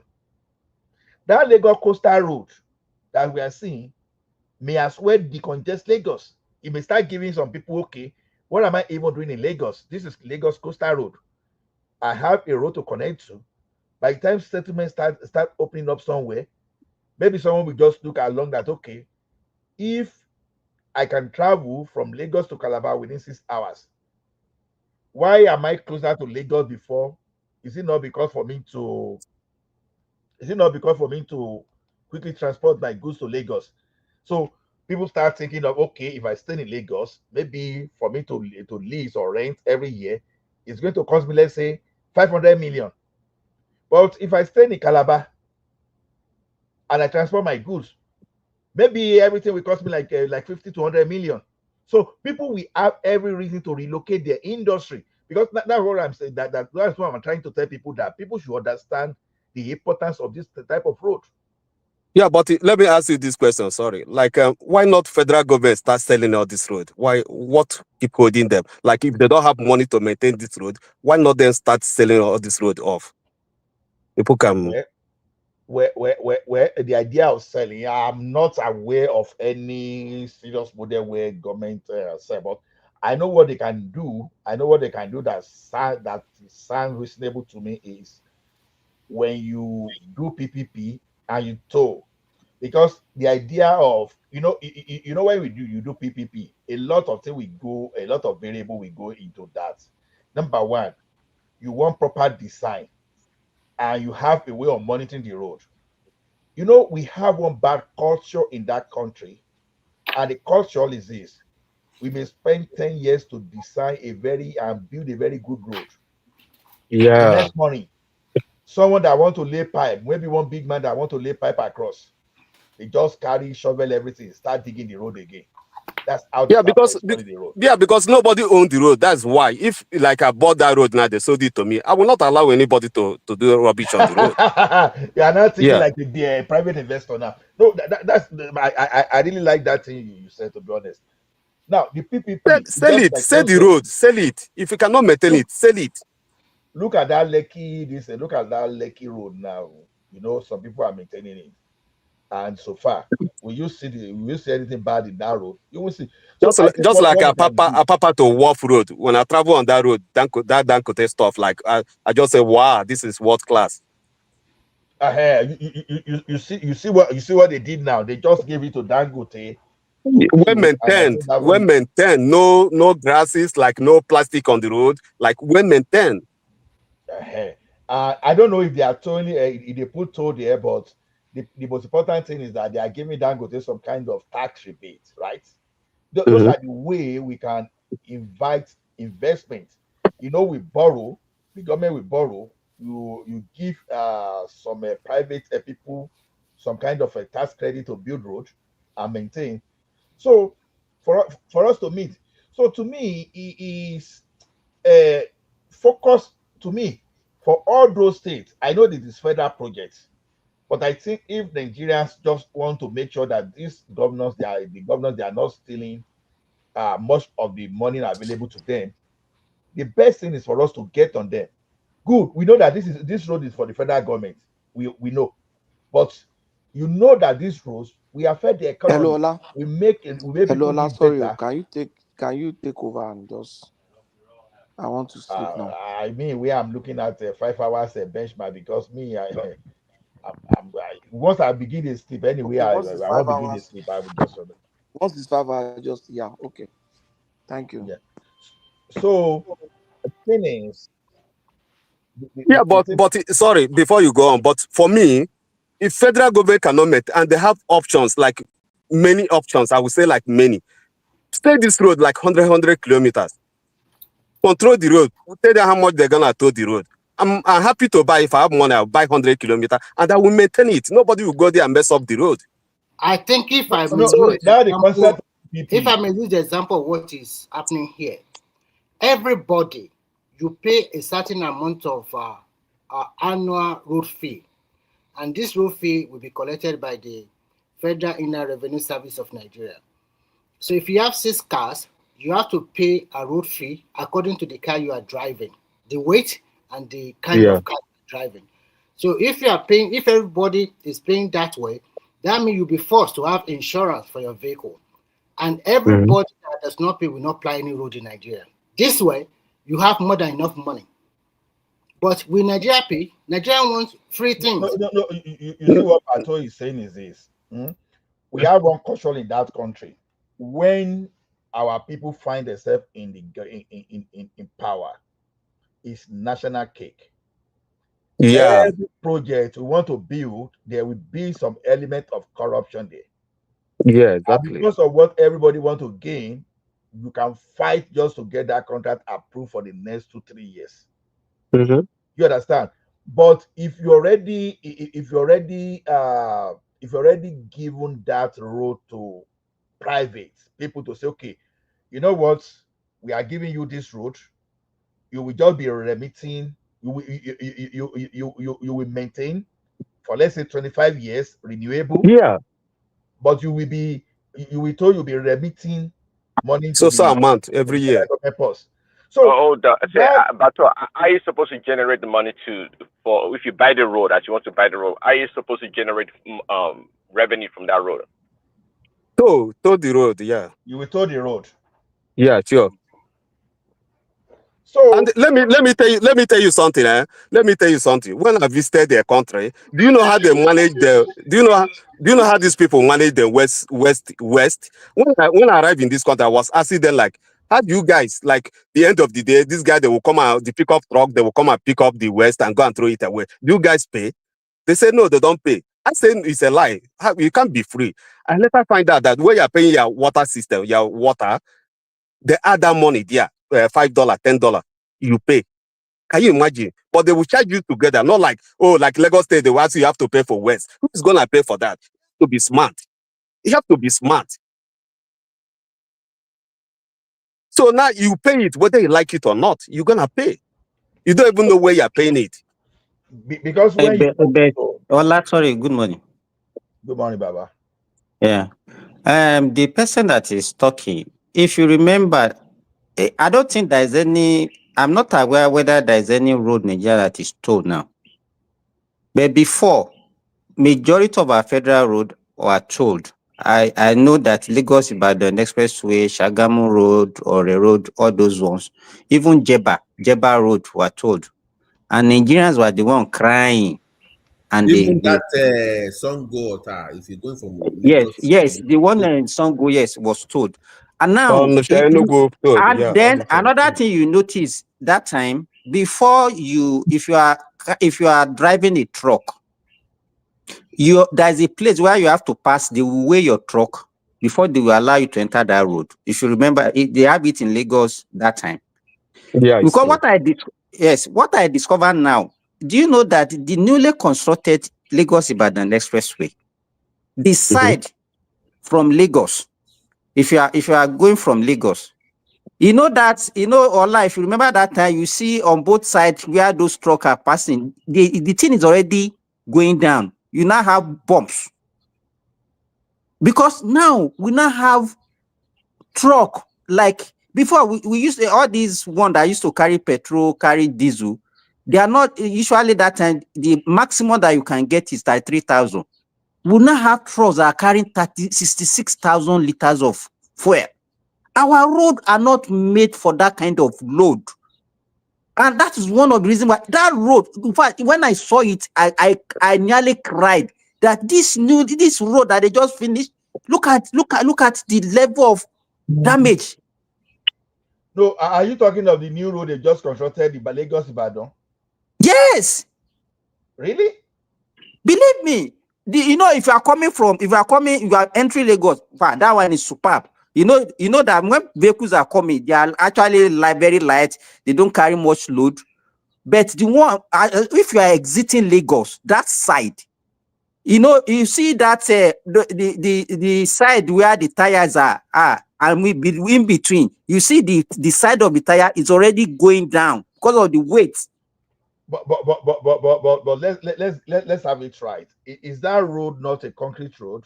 Is it not a concrete road? It's not a concrete road. It's not. It's not a concrete road. So who is fault now? Is it like the individual fault or the government fault?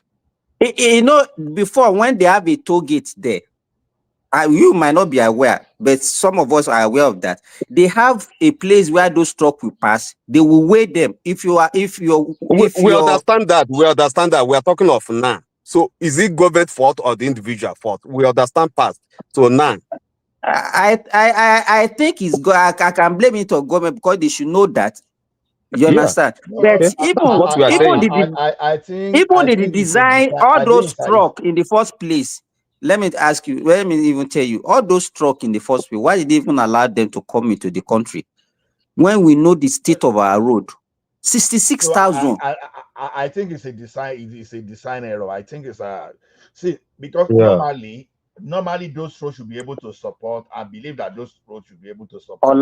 So I know that is a design error, but can they design? You know that one will cost more. Can they design all our federal road like that in the country? Whenever we are talking, we should know. We also consider the resources available to the country. No. Why I said it is this. No, why I said that is this. Even when we say how many liters road, don't forget that they will have more tires than all those regular roads. So it's just like if you have 33 liters truck, you understand it has its own segment of that weight, and if it is a 66 liters, the load will spread across. You understand? So the 33 liters tanker can still cause the same damage as 66 liters can, because the thing is this, the tanker I joined together, the load, there's the 33 liters at the back and 33 liters at the front. So if that road is able to support what you are saying is not right. It's not right. You know why I will tell you it's not right. It's not the shape. If you look at the shape of the tank, let me tell you, it's not as if the 33 liters and the 66 liters, they are not the same. They are almost the same length, but the sheer volume, the capacity is what is the difference. So you can't tell me that the thing the weight will be spread equally. No. Okay, in the first place, why did they weigh them before they allowed them to enter those days? No. What I'm saying is this. Because I see those longer trailers there. That's what I'm saying.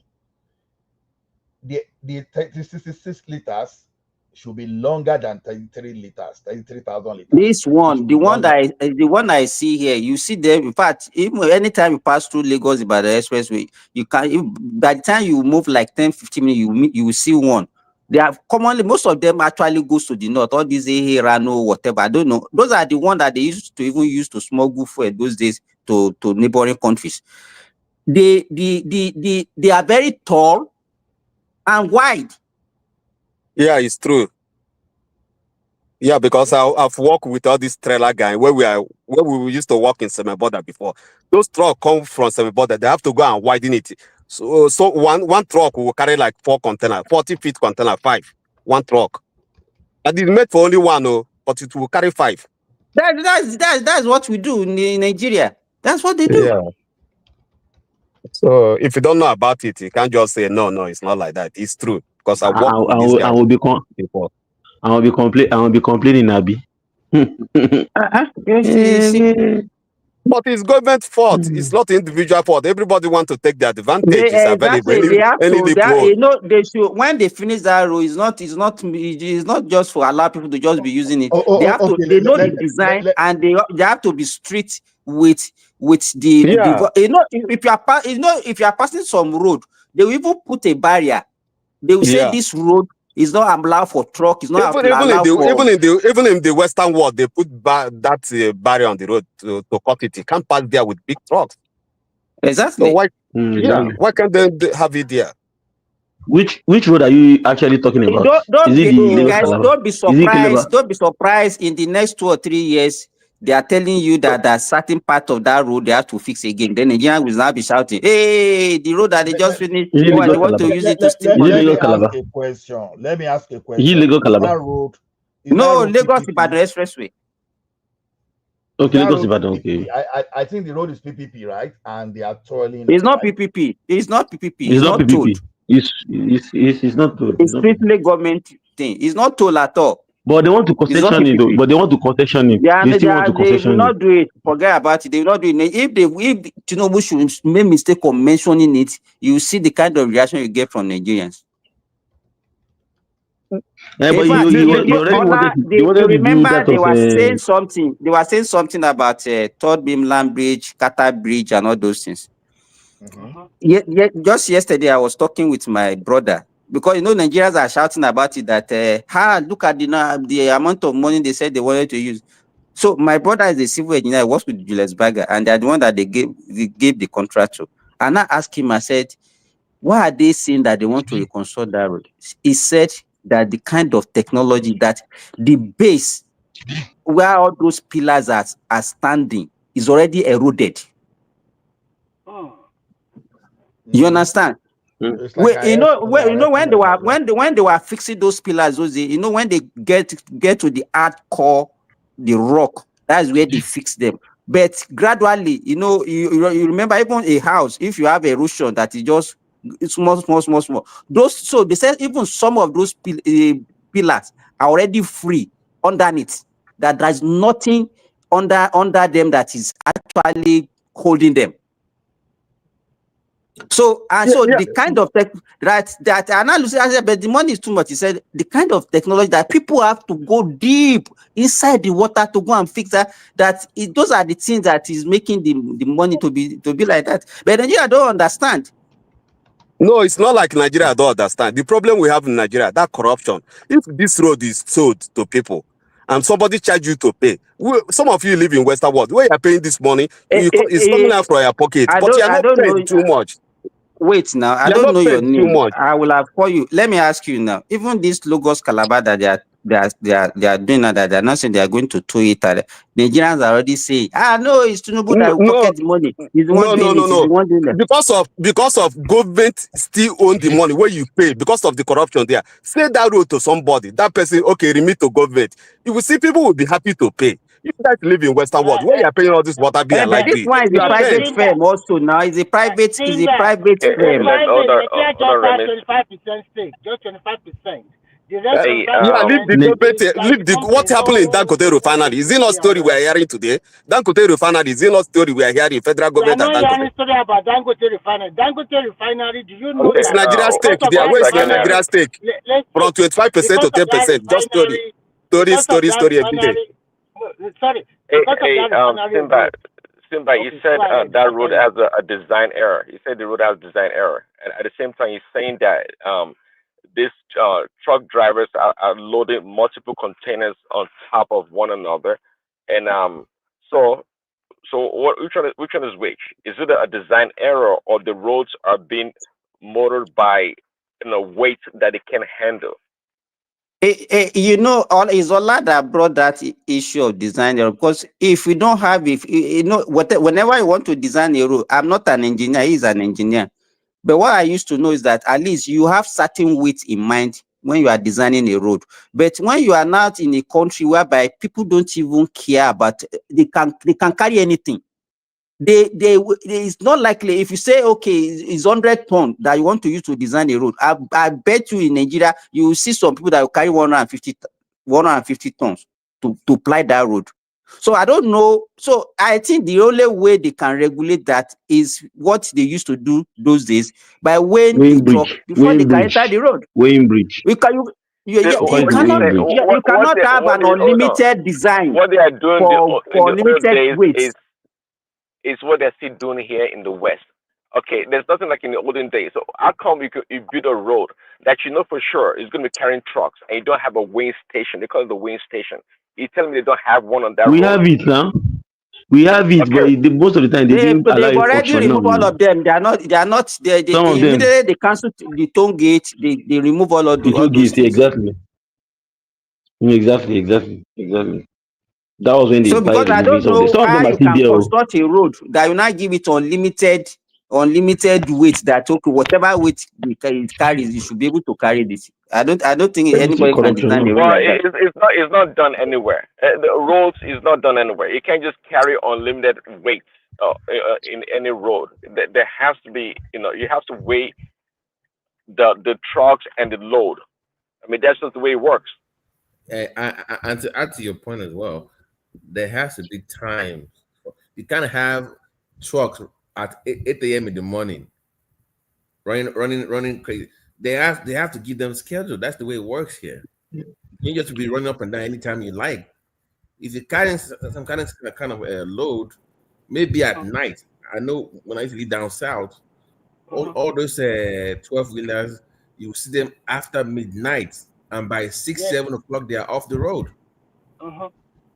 Yeah, But in exactly what Nigeria, they did. you will see What they did in somebody China as well. 9 The truck goes at 9 a.m. 12 midnight. 12 Remy, midnight. You can't be 9 on a, the road on the daytime. Where are you? Lagos, Where are you going? Lagos 9 a.m. You see it's just like 9 a.m. competing with Any time of the Honda day, Sport. any time of the day, and people don't have. They just carry load anyhow, without no Do you covering do you of remember the do you road. remember that truck that caught fire, that petrol tanker? Hmm. That thing was stuck in traffic now. That's what You know happened. what, It was stuck in traffic. Babati, we are still going to be experiencing that kind of trouble in Nigeria because most of the trucks they are bringing to Nigeria, they are already outdated. Trucks that have used 15 years here.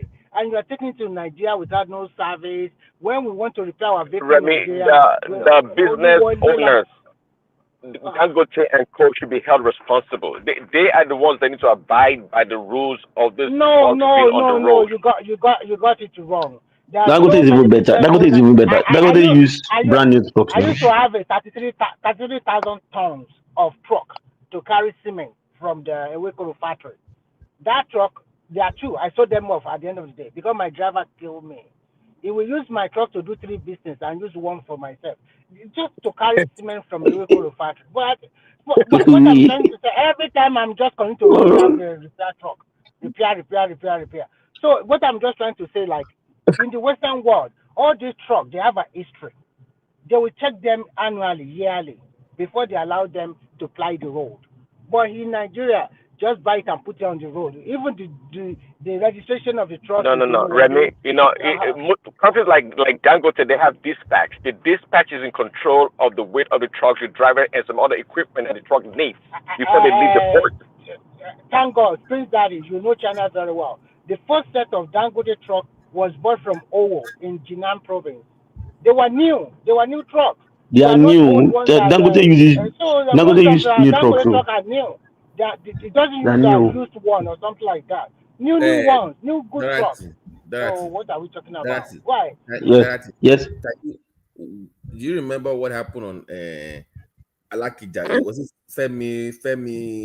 Link Bridge, where a tanker exploded in the middle of traffic and people died. Do you remember Yes. that? Yeah, Yeah. now So, Water That Mena one is Bridge a now. common thing in Nigeria now. tell me, what is a It's a tanker common thing in doing Nigeria. at 11 a.m. in the morning in traffic? Yeah, yeah. It's That That was stupidity. a It's joke. stupidity of it's stupidity of Water the Mena government Bridge. officials. It's stupidity of the government officials. We don't value our lives, and Yeah. that's just the truth. Regulation. That's what in the Western world. The one of the things that key thing that also help them is regulation. We don't regulate things, and we ourselves we don't like regulations. That's one thing about us No, as no, Africa. no, We no, no. need Don't say to we don't obey. like. We like. Nobody's regulating. Yeah, So don't say that. which regulation? You Nigerians, you as if you don't know Yeah, yourself. we do. If you Even force it, they even will do many of it. you. See, let me tell you. Even those that I normally tell some of my friends that live in the West. Even you know that when everybody lives in the West, everybody becomes a saint.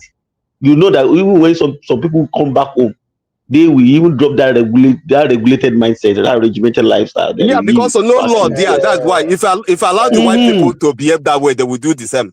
Let me tell you. Let me tell you. Do you know that? Do you know what people know us for? Do you know what people know us for right now in the world? They know us as people that normally bend, that know how to bend rules, that know how to change. I mean, that how to poke systems. That's There what is people no know rule us in for. That you Nigeria don't now. know. You should know that No, no don't rule say in you guys don't Nigeria. do. Yeah. We have also created a kind of how do I put it like that too. This is where I disagree with you. You understand? Yeah. We have government for a reason. You understand? Yeah. If given to human being, you understand, everybody want to do things in his own way. It's the government that just make us orderly. Okay, look at it this way now. It's a common example I give here. We here normally, if we are running on the road that is supposed meant for 110, some of us will do like 150, 160. If there's no sign of police, we keep doing that. But once we are aware there's a radar somewhere, all of us will become normal. Because Yeah. two things can happen. If it is radar, they will be taking your photograph, you'll be getting your ticket at home. You cannot run away. So You Allah, they understand? said they said they give you a speed limit of 100. You are doing 150. You want to commit suicide, are you? Huh? Is that not what I'm telling you? I'm just telling you what people do, and you are saying we want to commit this. See, in Lagos, is it not worse? But Now what I'm telling you is, if in Lagos, where you say there's no regulation, if you want to enforce it, okay, just look at it now. Can you escape paying in Lagos State now, for example? Not to pay your bill. You work for a corporate organization in Lagos. I want to run away from tax. How are you going to do that? Meanwhile, if the government of Lagos has no infrastructure to collect tax and to monitor, people won't pay tax. That's why Lagos State was making like 600 million monthly before. I mean, why those money is not necessarily that those money were not there. Maybe we're going to individual pockets. You understand? So all those police you see on the road that are harassing people, if you are using camera and AI to do all those stuff, and people start getting tickets at home, and government find a way of enforcing it, maybe removing the money directly from your purse. If you work for a garage, and they are sending your ticket to your chairman, to your garage chairman, that without you paying, you are not allowed to use all those stuff. Believe me, everybody will become law. In fact, not everybody, at least many people will become lawful immediately. That Nigeria that you say we are not orderly, once there are consequences, oh my goodness, we will be so orderly than anything. It's just because we have a way of getting away. Now look at the police now. You see what is happening to the police this day now. Cameras. You would think naturally that okay, the police are caught harassing people. You think that the police command will not do anything. Look at how they be derobing and firing all these police officers now. I saw another video today now. Before you know, maybe the next 2 weeks or thereabouts, they must have gone through the orderly procedure, whatever they call it, and send them out. So if that thing you see, if you get to a state, because I went to that thing, I suggested that okay, when will our police start using body camera? As a matter of fact, I even want to go above that. Okay, our police van should have camera in such a way that wherever they are having their roadblock or whatever, they should put on the camera to be looking at the police what they are doing. If you do that's a good idea. Yeah. If you do those Lagos is doing it now. Lagos neighborhood watch has it now. Lagos neighborhood watch uses body camera. So you don't even need to talk about Lagos. Lagos is just country by itself. No, don't say Lagos is doing it too. Let me tell you, even just yesterday here in Lagos just yesterday, my brother has some shift that he has in his beside his compound. So he has a guy to go and get feed for them. The guy passed through one way. Do you know how much they just collected and pocketed from him yesterday? Almost 50K because they seized his Okada. So people are still taking, the problem with us is that the people that are supposed to enforce most of these rules, they see it as an opportunity to enrich themselves. That's the problem I'm having. That is the problem. That's the major issue that I'm talking about. So let's say but what Hmm? Ola is saying is actually right. If we have the money to technology is the way out. Technology. If not, if you put human being, Nigerians, the way they will do it is that let's say the fine for that offense is 100,000. They will say bring 50,000. 30,000, An average 40, human being will say, 50,000. okay, we're ready to pay that 50,000 or pay 100,000 now. So we are one way or the other encouraging these things. I know we all know what is happening in the civil service now. You know that we have some of these systems. Do you know that? Do you know that? Let me shock you. Let me shock you guys. Do you know that many Nigerian hospitals that you normally think they don't have equipment? Do you know that they have equipment to some level? Do you know that? But Dr. Simba can attest to what I'm talking about. Some people within the systems. Do you know that they normally sabotage some of those systems? The only one they don't normally sabotage is just the PPP ones. The one that has to do with PPP, so that those ones they are going to put their eyes on ground. The ones that That's they know what that I'm saying. they will sabotage it. The president, you see, the president commission the something. Hey, everybody with fun fear. Everybody be happy. How much are those? How much are those? Why they will Something? sabotage it? You know why they will sabotage it? Because what their salary is not depending on their output. Yeah. You understand? So they would rather Yeah, decide not to that's another case. So if okay, let me give That's for another example. issue. I went to a lab, a private lab, to go and do some tests in Ilorin. And if you see, I now saw request form from the teaching hospital in that private lab that people brought from the teaching hospital. Meanwhile, they have lab and they'll in be teaching giving hospital. them Probably those percentage. ones are not working. They have people that they employ. They are doing nothing. At the end of the month, they will collect salary.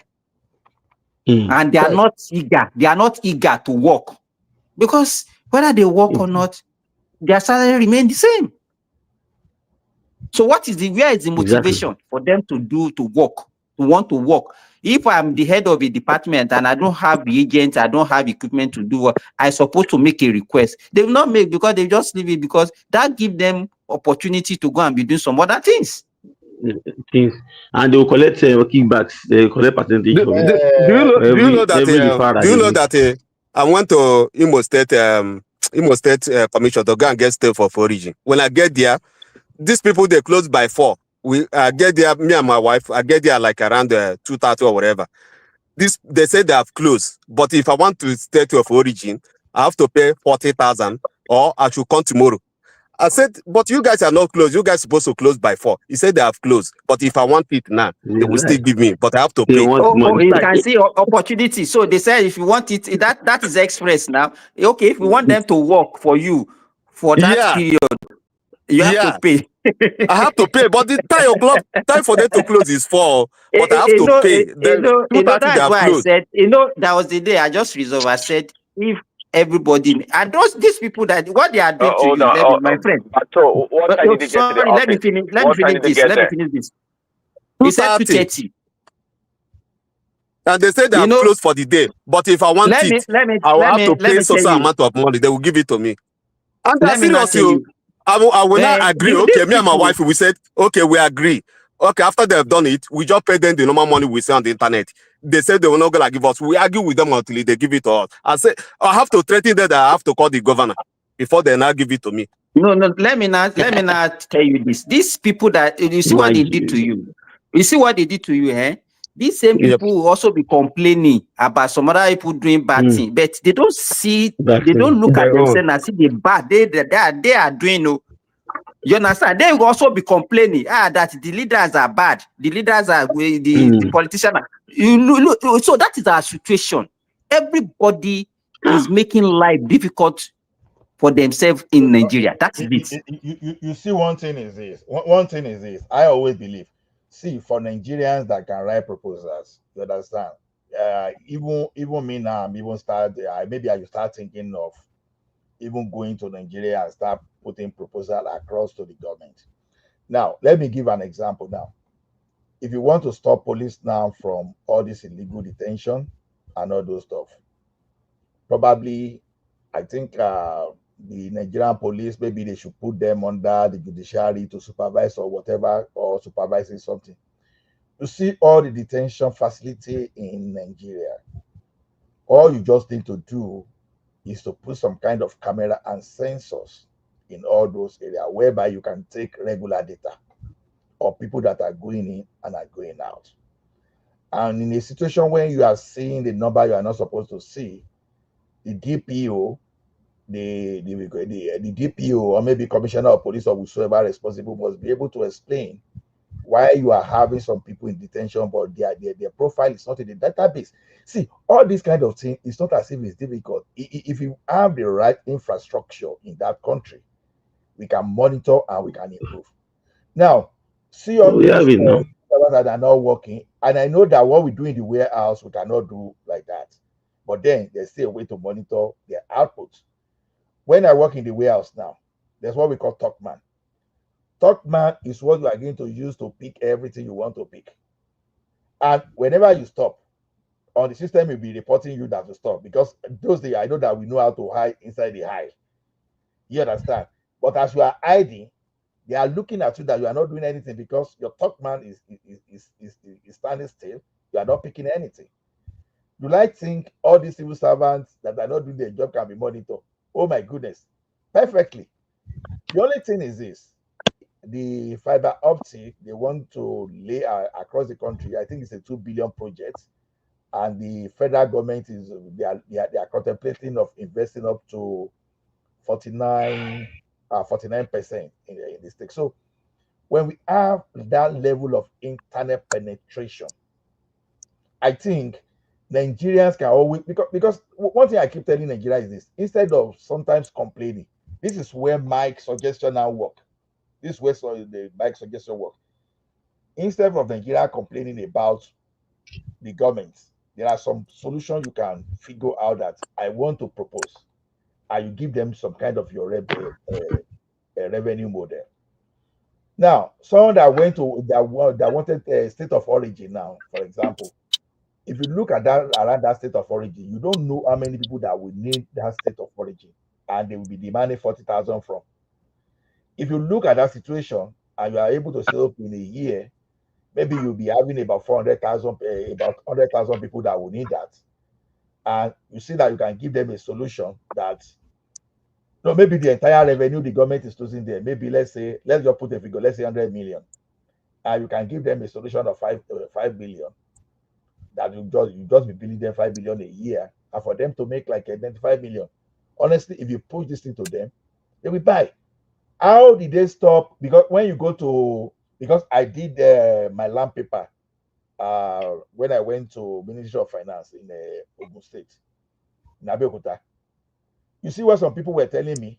They were telling me that, okay, if you go to that place, they will charge you high, they will do this, we can help you, we can do this thing.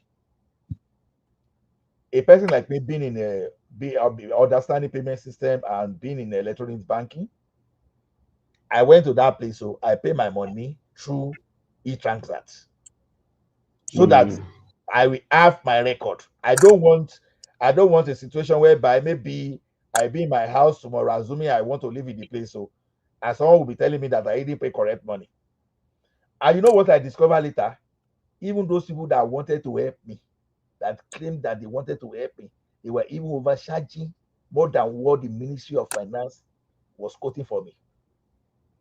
So we have many Nigerians that are falling victim of those stuff. So is we just have to get a way to monitor. You see, where we have way of monitoring Nigerians, corruption you reduce corruption. If you go to the airport now, I don't know. I've not been to the airport to Simba and those people that have been there. Extortion is extortion like before at Murtala Mohammed Airport. Simba and those people that have visited the Murtala Mohammed. Can anybody hear me? I think Yeah, we can hear you. I think Oga Remy in Nigeria now. He can tell you.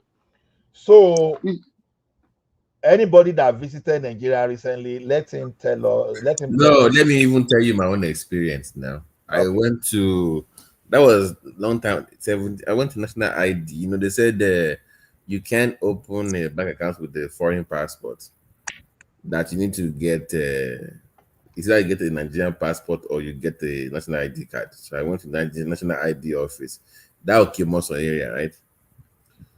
So I got there with my uncle now. They say blah blah blah blah. We don't have fuel in our generator. So I had to go buy them fuel. That's 25 liter. I bought them food. God gave it to them. They said, light is now on. The server is down. I said, so what do you guys do in the office? You come to work every day, no light, no server, and you are clocking in, clocking out? Yes.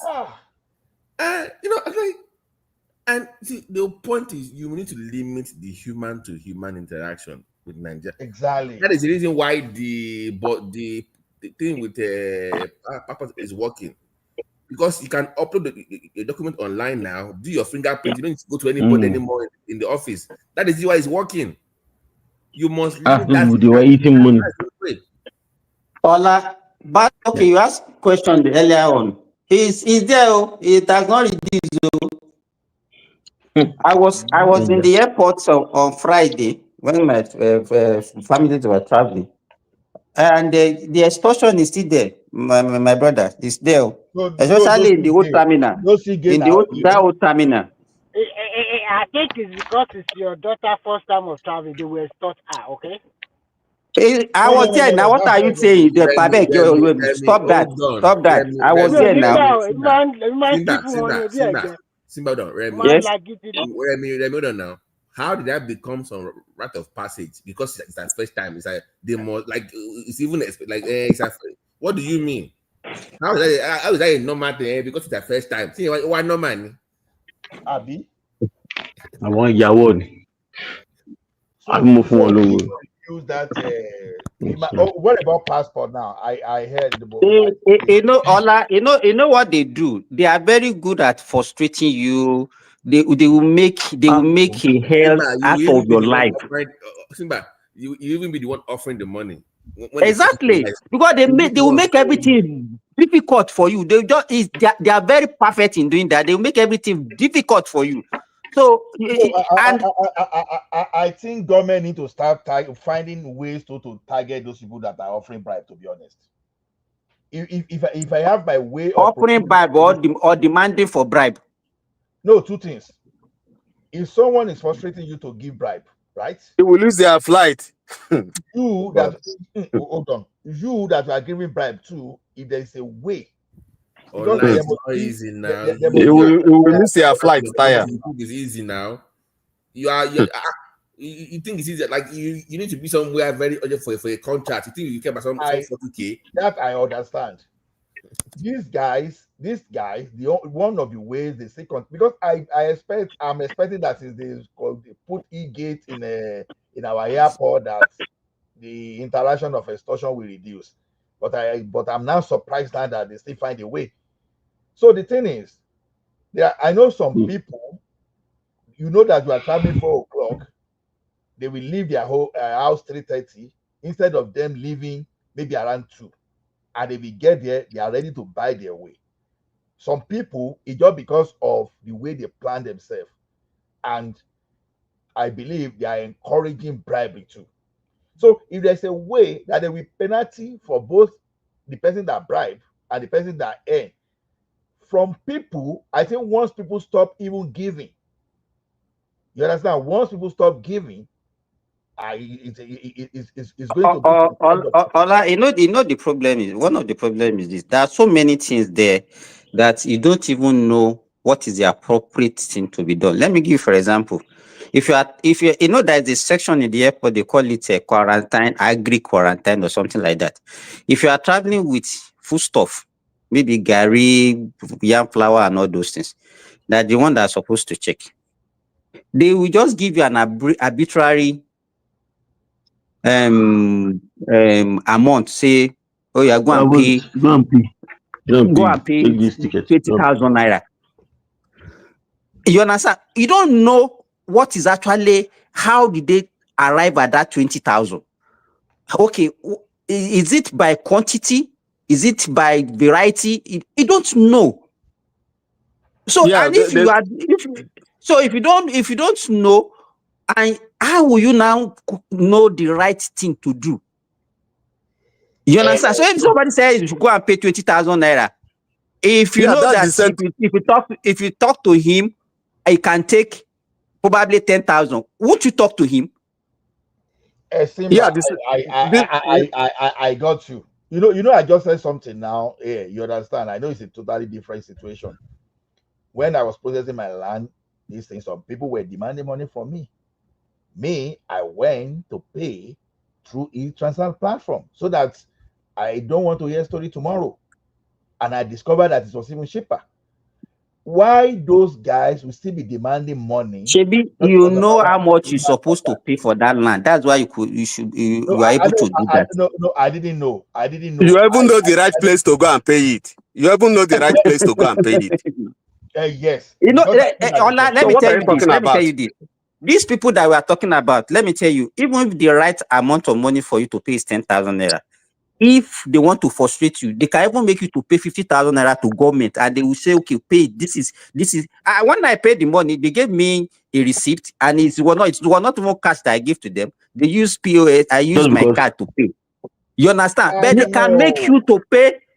What I'm saying, out of frustration, in order out to of frustration. wicked you, they will make you to pay more than the required amount, because it's not a place Oh, where you will say it's okay. not an online thing. Wait, Ola, it's You not an mean online thing that you see the I price there that you understand click. you, but should Let, we let me consider let me tell where you we what need they to did to talk? me. Let me tell you what they did to me. Just 1 minute. After the COVID, when I wanted to travel, when I get to airport, they told me I have to get this country I'm going. I have to get the quarantine stuff and for COVID this is Qatar Airline. And I said I haven't heard about it. I did my research. I went to the Qatar office. Nobody is there because they know what they are doing. Nobody is in the office, and I have to pay this money. They give me one document. When I arrive in the country, there is nothing like that. Can you imagine? No, There is nothing like that. what I'm saying is this. I'm not even disputing all this thing you are saying, but I'm just saying we need to stop. So let's talk from the way of solution. So, okay, should we, because they are doing it, that we should continue? How That's are the you point. going to know? The problem is, how are you going to know if they are scamming you? Like that day, I wanted to travel, and they said I have to pay this money. Okay, what do you want me to do for that moment? I have to just sit down and miss my flight and pay additional maybe 1, 2 million or 3 million. What am I gonna do in Then that we should not condition? The complain. problem. Then we should not. Then okay. Let me tell you one thing. Let me tell you. Now, people that you see that are covering the police now when they are harassing them, you understand? Don't forget that they had option of paying money too.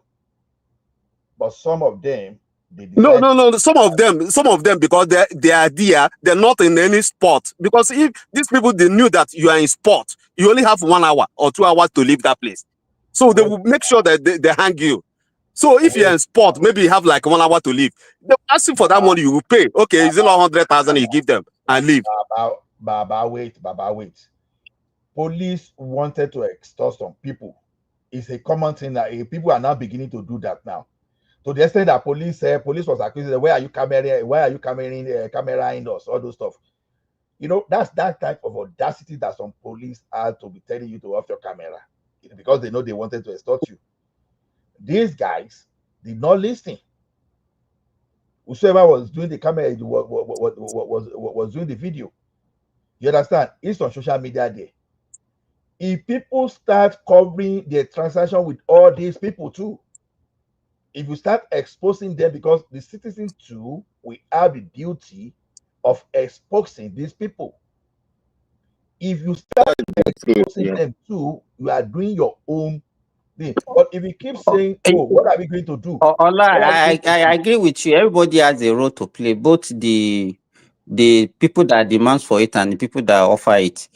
It's only that there are some situations where you'll Yeah. be boxed to the corner that you can't just help it. Let me give an example. A friend of mine missed his flight just because they are arguing over a 1 kg load, 1 kg, one Can you kilogram, can you imagine? excess Yeah. load, 1 kilogram, and he has to pay. At that time it was 1.5 million naira for a return ticket, and they don't care. There was a time I was traveling. I pay online for extra load. Do you understand? And I got to the airport just for the mere fact that I told them that I paid online and I showed them the receipt. They were very angry because it's an opportunity for them to exploit, but they didn't see that opportunity. Do you know what they said? Angry, They said they angry couldn't about find what? it or Simba, they couldn't find it. They said Simba, no, they said they couldn't see it on the system. Eh? angry about what? that you already paid the money online. Yeah. You Let, let, understand? let me So in order to frustrate me, Ola, they said they couldn't find the money that I paid on their system. And I said, okay, what is going to be the solution? They said, "Yeah, okay, you go and pay another one." I said, why are you people so wicked? That was 2023, and I paid like 750,000 naira. It was let, Ethiopia Airline. Do you let know? me I tell have to you. go to their office. Let me even say this. I have to go to their office upstairs in that same Muritala Mohammed Airport in Lagos. When I got there, the Nigerian that I met there, I explained to him. He said, "There's nothing you can do. You cannot help me. That I should go and pay another money." And I asked him, I said, "How much is your salary?" That he said, "I should just go and pay another 750,000 naira like that." I now saw one Ethiopia guy. In fact, I could remember his name. No, don't let me mention his name online. The guy, I now approached the guy. The guy now said, "Okay, where's the receipt?" The guy, I now showed the guy the receipt. The guy now said, "Just wait for me." And he went and checked their system. It was one that now led me downstairs and told them that they should clear me. Look at how we are wicked to ourselves. Is that Ethiopia guy? Is Ethiopian guy that actually cleared me that day? So if they say they can't see it in the system, what can you do, or if you are in that situation? That is the question I was asking him before. Let me tell you what I did in 2012. You understand? It was a mad situation that time. Now, when I was coming to Canada, there's this organization that you will need to buy ticket one way. Used to be very cheap. Now, this is what I did for me and my family. So I booked my flight. No, at least three of us we had UK visa, but my younger son didn't have UK visa. But all of us we had the Canada, our Canada visa to our PR. So I booked our flights to Canada and I booked return to the UK. I know we are not going to UK just to make that cheaper because one-way ticket was cheap. So I think that ticket become very cheap for us. When we now got to the airport, one person on the counter now started telling me that you have visa, other visa that my younger son does not have visa. He was now turning that into issue. I just flared up. I told that guy, I said, so you want to tell me that you here, you know more than corporate KLM. So if corporate KLM will not accept this, why would they allow me to book and pay? I didn't take it kindly with that guy. I was already creating scene until someone said I should go and see the Oga. I just approached the Oga like this. He didn't even listen to me. He didn't even allow me to finish whatever I was saying. He hardly listened to me to finish whatever I said before he just minuted on it. And I went down and said, I lambasted that guy. I lambasted that guy and said, look, you see, you think you know more than corporate KLM. And do you think the way you are doing, you are representing your airline very well? I can't remember Ola, the exact okay, thing I Ola, said. Ola, let me ask you this. That same Oga that you saw that minuted on it, Yeah. what of if you now say that if you say the same thing that guy, what will you have done? I never knew what I would have done that day. But what those guys wanted to do that day, they wanted to extort me.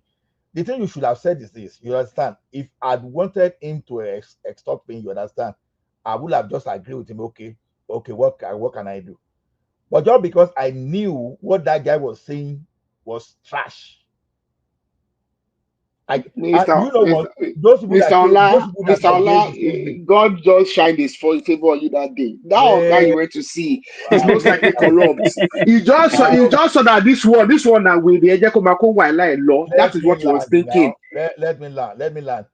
All other guys that I led into that way, I asked them whether they encountered the same problem I encountered at that airport. They said no. They said no. Just imagine if I'd given money to that guy that day, if I did not create a scene, probably they would have done the same thing to other guys that I showed the same way. So sometimes you need some kind of you know one funny thing that day about me. One crazy thing that day about me sometimes that you never knew what I could have done that day. Do you know that day, by stubbornness, I may decide to stay. I may decide to stay and be pushing in that because I could be that sometimes I could be that obstinate. I could be that stubborn. You understand? So the thing is, it depends on it, like some people say, some people want to miss their flight just because you understand. But if you create some buffer for yourself to make some wahala sometimes, once they say this one get some craze for hate, you're a bad market for them already. They will avoid you. You're a bad market for some people. So to me, in this era of camera, phone, everything, no problem. For some people want to get this thing. By the time you camera some people, you understand. I think others will start looking. Look, let me tell you one funny that day. I don't want to mention the name of no, okay, no, even I don't even remember the name of this person if I want. There was even a superintendent, was it superintendent or assistant superintendent or whatever, or that custom that time that when they checked me, and I was only impressed with the way that woman attended to me when I declared how much I was going with. The woman just said I should be going. I was even giving the woman 2,000. He said why? He was asking me why. Why should I give her money? I was like, wow, in this airport. You understand? So as you see some people that will be reasonable, you will see some people that will be messing up. To me, well, I don't know. It depends on you, but sometimes don't let people extort you. If You you need to know, get to, Ola, they almost in 2017 they wanted to take my laptop. They said, my uncle said, leave it for them now. I said, leave it for what?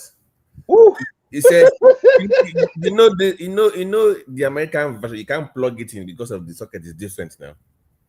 So they scan it already. So we now go to how you get to that close to the plane. Next they want to do one more check, but the battery already died.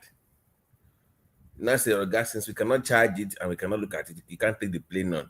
So you must leave it for the boys. I said, what do you need it for the boys? We're not feeling for one. Again, all my grad school stuff is there now. If I no, not leaving anything. And I said, let me see your passport. When it was an American passport, and I said, okay, yeah, talk to my supervisor. That one I came, blah blah blah blah. So if I didn't say anything now, you just So what? So they want you to put on your system to see what is inside or what? But they already scanned it now. It's a carry on. They already No, why? When did they start checking open laptop and? we were ready to board though. To board, we're already waiting to board. From the middle of nowhere, you see, we must do one last check for everybody. Baba ti ṣe Nigeria nìyẹn. Yeah, Nigeria. One more Bóyá check wọ́n for ṣe yẹ kó everybody. ó ti tag ẹ̀ ni ó ti pé Americana kan ni ó fẹ́ gbà. That was the last flight. That was the Wọ́n last máa ń ṣe flight. bẹ́ẹ̀ jẹ́kí dẹ́rì pẹ́ sórí èmi náà mo lẹ́sìrẹ́ǹsì mo gbépo lọ́jọ́ yẹn so wọ́n wá bá mi last minute wọ́n wá bá mi pé who is this coca or something like that mo ní I'm afraid you are carrying red oil mo ní ṣe bẹ́ẹ̀ ti check ẹ̀ wọlé wọ́n ní rárá àwọn lóòótọ́ àwọn check wà àwọn lè remove ẹ̀ pé tí n bá tí n gbàdọ̀ rẹ̀ kọrin kémi wá san 20,000 mo ní kò lọ remove ẹ̀ I don't even want it it's my wife that forced it it's my wife that even forced it on me. Àwọn wọ́n kà lọ jẹ́jẹ́ ni wọ́n á fi mí sílẹ̀. You have to know how to handle Nigeria. No, Remy, it happened to me also. In fact, you know what they did to me? It got that same red oil. They isolated me as if I committed one criminal offense. You know, they will make it to look big that what you have done, is really irredeemable. In fact, because of that, you can miss your flights. They will just paint a scenario that will be scary. Let me tell you one Simba, when story. you are sorry, Simba, you are talking about planned quarantine the other time. There was that year I took some beans and they were saying this beans is contraband. I cannot carry beans. So okay, I said okay, what should I do? They said I need to pay. And they said I need to pay 5,000 naira. I said okay, I just use my phone. I'm doing shakara. I just pretend I'm calling my wife. Please, can you get in touch with Commissioner of Police for me, or just the Commissioner of Police? And I said okay. I said okay, give me your number now. Give me your account number. I was talking to the plant quarantine officer. Give me your account number so that I can transfer more. I said I don't have cash in my hand. They cannot transfer that money to your bank account. The guy just said, no. Just go. Do you know he gave me that certificate free of charge? That is how you handle Nigeria. Why do they always wait? Because that was the last flight it was 11 p.m. at night. And by this time around, by that time when they were doing that check, when they were almost done, NEPA took light. There was no AC. And you see all these people that came with their foreign wives and their children. People were crying, sweating. Some people removed their singlet. When the plane took off, people were clapping. Hey! People were clapping to leave that country in that plane. They were clapping. Let me tell you one funny story. So, one of our guys landed in Canada, right? He now traveled back to Nigeria. We already know. And the guy wanted to return with his PR card. Now, so immigration can't collect the card. Say, you can't look at the card. He was expecting visa, right? Because you can't look at the card. You look at that card and say, okay. He just threw the card away from me that he wanted to go and test it to see whether it was original. Ask yourself question: How is a Nigerian immigration officer going to know whether Canada PR card is original? Do you know what you are saying? Wait, something like you know what that guy did? Yeah. That guy just grabbed that officer. Away, come here. Where do you think you are going to? No, Where do you think you are sorry. going to? You were saying, officer Now, will grab his head let me report Olabi and because so it's forth. let me report. Jẹ́ kí parí lẹ́rìn lè mú lọ Nàìjíríà mú wá fẹ́ padà sí Finland. But you do not have visa now. Where are you going? Money me visa. I have a resident card. And I said, can you let me see your card? I said, I'm not going to give you, but I'm going to show you like this. It's going to be in my hand, both back and forth. He said, no, we must scan. I said, scanning what? Do you think I'm just traveling? Have you not scanned my boarding pass? Why are you scanning the resident permit? I did not give it to him. I deliberately. I did not. Because at that airport, I always go for war with them. Because if you don't do that, they will make life miserable for your life. My first experience, work baby 2,000 or me, virgin passport, pay this, pay that. What can go in every angle? I told you I'm ó dà pé tó bá ti lọ Nàìjíríà ìjọba fẹ́ jáde enough for none, fire for fire. If not, they will just be extorting you. They always find a way. They will know. They will know like long story. But they'll be Canadian, American. I think okay. I'm a ballow. One man size off that now. But about the ojú ò sí nílẹ̀ tójú ẹ le kokoko wọn á tún ṣàjẹ kó máa pè léyìn òní fún wa lówó òyìnbó ni wọn máa sọ. And even bank, even though she open account, he said, just we need the 8 copies of your photo, whatever photo. Go to the back of the bank. There's a man that does that. I bought any.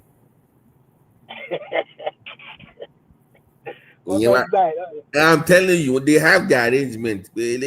Foreign, they can you need 8 copies of kí ló fẹ́ fi fake passport ṣe? to open for what reason? So how many form are you filling that you are now using? I don't know. It was Echo Banking. Bank of owó that was back then. Okay, we are back. Like it wasn't. It was funny. Nigeria. Everybody has a story. No, at a time I just concluded. I said, it's not about anybody, it's about everybody.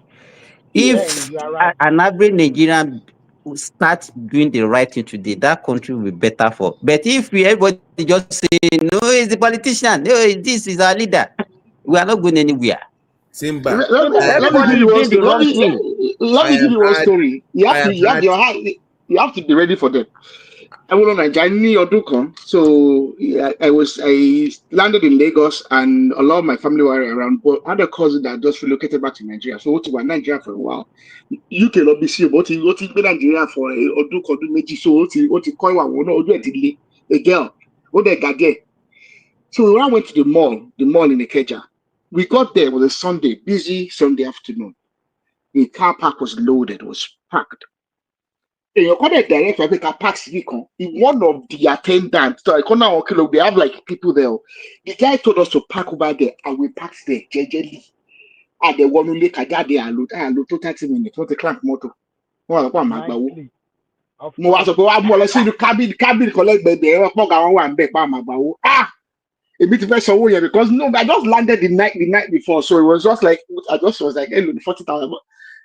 If you see how this my cousin display for them. Now when she display finished, now the guy, they are in their cabinet, they are in there. The guy said they should go and unlock it, they should go in. So they already like to display why must you display everything? Why? What can a bit less away because me like as my bio argue, like as my bio So my problem to my last January 2026, that tax reform. Ó máa dá wàhálà lẹ́gàn Nàìjíríà. Gidi gan ni o, àwọn èèyàn máa pariwo gan. Sórí ọ̀rẹ́ mi kan ó ń ṣe PhD ní UK nsìn, olówó ni o, very very rich man. Ó wá ń sọ fún mi ní over the time pé báwo ló ń ṣe máa hide òun ní ojú àti tó lọ get good accountant. Àìjẹ́ bẹ́ẹ̀ torí gbogbo illegal money. Àwọn accountant máa pawó kan. Wọ́n máa ìgbà táwọn accountant Nàìjíríà máa bẹ̀rẹ̀ sí ń jẹ́wó lélẹ̀. Wọ́n máa jẹ́wó kan. So account Nigeria believe anything but in business because you got mention one more trade. Business. Okay, look at all these social media guys, all these people that call themselves bloggers. Nothing complain. As you pay a make followers 36 million. Okay,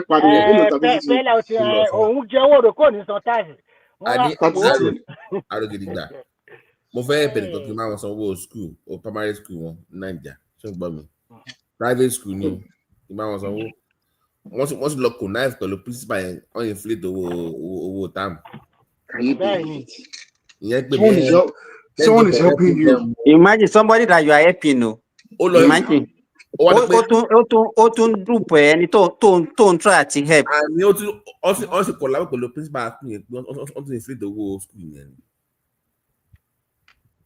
Yeah, sorry, I just try to take you guys back again. My former question I asked from beginning. Like, we know that state government is there, but my destiny is it like this road I'm talking about? Is it like federal government they are not aware, or is it like they're gonna spend a lot of money to fix the road? But let me respond. Just hang on, let me finish. Just 1 minute, let me finish. Is it like they're gonna spend a lot of money or they're not aware the road is broken, or like is it the paperwork? It's gonna take time for them to because the reason why I say this now to fix that road for me, the way I see it, if they work like 2 days, like normal daytime, it's gonna be like 2 days to fix. If they work 24 hours, it's fixed in 24 hours. So I want to know, like, okay, what do we need to do? Forget about the state government. What do we need to write to a Minister of Works or whatever, like, for them to know that this road now is fixable with small money instead of leave it until the 1 year become billions. As a citizen, you have a right.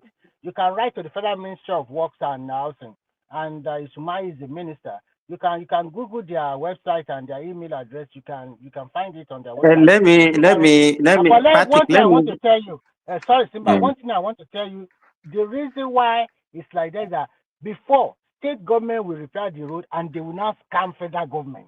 That is the reason why federal government said don't touch our road anymore. They will do the road for 100 naira. They will say it's 2,000 naira. So that is the reason why federal government said during Buhari regime, say, no more, don't do federal road anymore. This scamming is too much.